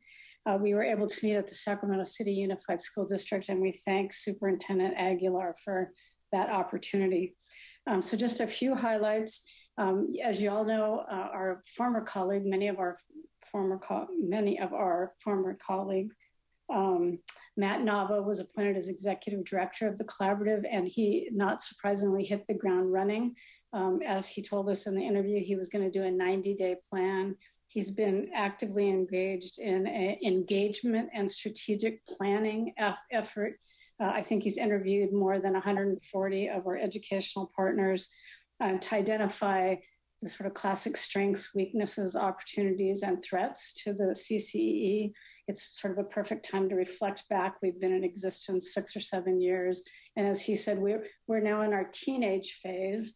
I hope not the unruly teenagers, but we, are certainly at a place where we have a pretty good idea about what we should be doing. We've been given lots of tasks by the legislature and the governor, but we need to step back and say, are we really being responsive to the folks who we're supposed to be assisting? So from that work, he's going to be developing a mission, vision, and values statement. We have the mission statement already, but doing some refinement there. There's a 2-page presentation that's on our website if you're interested in looking in more detail. We also had a very robust presentation by the professional learning team at CCEE. They're part of this strategic engagement and strategic planning, and they're developing their objectives going forward, especially around professional learning that's based on evidence and best practice, that is a rapid response to support teaching and learning, and to be sure that they increase accessibility to and the use of all of the resources. We had a really nice presentation from the Los Angeles County Office of Education on how they have actually been using one of the sort of centerpieces of work that was created in response to the pandemic, the Field Guide for Accelerating Learning. So it was great to hear how the folks on the ground are actually using this just vast wealth of materials that CCEE created in response to needs of the pandemic. Going forward, with respect to the professional learning unit, they're really going to be focusing on universal design for learning and making sure that all of our LEAs have access to those approaches and are able to implement the universal design for learning. We had a big presentation on the budget and the trailer bill, lots of responsibilities for CCEE, but the one I'll highlight is the $50 million grant program that is provided for professional learning to support, again, learning acceleration in the main areas of math, literacy, and language development. And the CCEE staff is busy working on the RFP for that. Those grants go out to LEAs, so I'll keep you updated on that. And then finally, we did spend some time acknowledging our former executive director, Tom Armelino, and again, want to congratulate Tom on his retirement. Our next meeting will be December 2nd, and that will be a virtual meeting. That completes my report. Terrific. And Member Bananka. Thank you. Recently, I've been attending and speaking at quite a few student advocacy conferences. So in late September, I was a speaker at the San Benito CAS conference with their Superintendent Student Advisory Council, where I talked about ways that students can engage in statewide advocacy and heard some of their ideas for changes in education. I was also a panelist at the Stockton Student Advisory Conference and the CASC Region 10 Conference, where I heard student proposals on issues relating to education and gave feedback. I really enjoyed being at these conferences and hearing so many different student perspectives on issues ranging from mental health to equity to curriculum, because it really helps inform my perspective and helps me understand what students in the state are feeling and what they're thinking about our education system. And then last but definitely not least, over this past weekend, I attended the Student Advisory Board on Education and helped facilitate the selection process for the upcoming student board member. And I know we already went over this, but I just wanted to reiterate how talented and accomplished every single one of these semifinalists are. And I think that we're really lucky to have these students be in the running for our next student board member. And that'll be all for my liaison report. Terrific, thank you. And I'll just add a couple of things. I mean, a lot of ground has been covered, but part of what's going on now, of course, is that we had this amazing budget last year with so much investment in education. And we've heard about TK and about investments in the teaching force and special education, and the community schools we'll hear about tomorrow. So there's been a lot going on to sort of figure out how to implement all of this work in a way that will actually be effective, that will get to the people who need it in ways that they can use it. And I think that's going to continue to be a part of our challenge over the next several years. Much of this funding is expected to play out over the next 5 years. And so there's a lot to figure out in terms of how people can take it up, integrate it. I think the board has been very mindful about all the ways in which we can be sensitive to the overwhelming experience that it is to be in a school district right now, as a leader, as a teacher, and so on. And then, these changes are important, adding another grade, adding TK, and with the infrastructure bill that's about to pass in Washington, there'll be significant resources for 3- and 4-year-old universal pre-K. So if we just, want to think even a little bit more aspirationally, redesigning schools to be community schools so that they can integrate these services. So I would just say that that's going to be an ongoing thread of work for us. I would just add a couple of points that to what's already been mentioned. On the investments in the teaching force, I talked about the residencies, funding for teacher residency programs, which a number of districts have found has really helped them in the pandemic to have programs of teacher education that are bringing people in, training them for a year, bringing them ready to start at the district as well prepared as a teacher with a couple of years of experience, because they've been rooted in a very integrated approach to their training from excellent mentor teachers.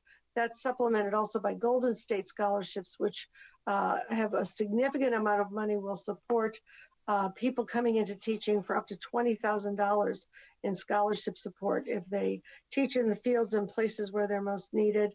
And so all of these things are kind of getting off the ground. We want people to be able to know about them, use them, address the shortages that they may be experiencing of teachers in that process. And so that's going to be another big part of the process coming up. The ETS negotiations we already heard about. Community schools we'll hear about tomorrow, so I'll save comments for that. I'll just add on the special education front that in the budget was, in addition to some funding for the special education functions themselves, expectations for redesign of funding and governance that are part of the anticipated activity this coming year for additional investment in special education. Work has been going on the alternative diploma. Many of our students with special education programs, particularly those who are taking the alternative assessments, have not had a pathway to a diploma. That holds up their ability to access jobs and go forward in their life in many cases.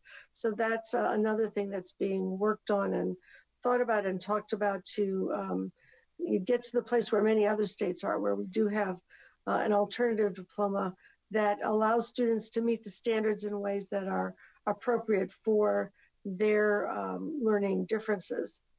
And finally, I would just note that in the work on pre-K, and thank you very much, Member Patillo Bronson, for helping us get so excited about what's coming down the pike there. There is a lot of work going on. I'm part of the kitchen cabinet that Sarah Neville-Morgan has convened. She's got the most amazing set of interactive, collaborative partnerships to bring many people around the state, researchers from various places, and folks who are working on the ground together to get this right. And subsidies for training the workforce, credentialing in collaboration with the Teacher Credentialing Commission, and rethinking or extending, elaborating the pre-K foundations into a framework that goes from early childhood all the way through the primary grades are part of that activity. So we've got a wonderful start on a very coherent approach there that we're all looking forward to seeing unfold and giving all of our learners such a good start on their educational careers. With that, this concludes item 1. We're going to take up item 16, general public comment. Public comment is invited on any matter that's not included on the printed agenda. We'll open up the phone line for the public comment queue. And members of the public, I think we want to see the slide. There it comes. Members of the public wishing to provide comment on this item may do so by calling the number shown on the public comment slide, using the access that is shown there. And we'll give it a moment for folks who may want to comment to get themselves organized and in the queue. We'll encourage anyone who is wanting to comment to state their name and affiliation for the record, turn down the volume on their computer if they're following the live feed, and limit their comments to a minute each. Do we have any further public comments? There are no public comment at this time, and this is the Sound of the South officially signing off. Thank you very much. We appreciate that. You do such a good job with that in such a polite and supportive way to our callers. So this ends today's session, and we'll continue our meeting beginning with the closed session tomorrow morning to discuss or take action on the following legal matters: EE et al. Disability Rights Education and Defense Fund versus state and related United States Department of Justice complaint and Office of Administrative Hearing complaints, and Californians for Equal Rights Foundation et al. Versus the state. And with that, I bid you a fond adieu, and we'll see you early tomorrow morning at 8:30 a.m.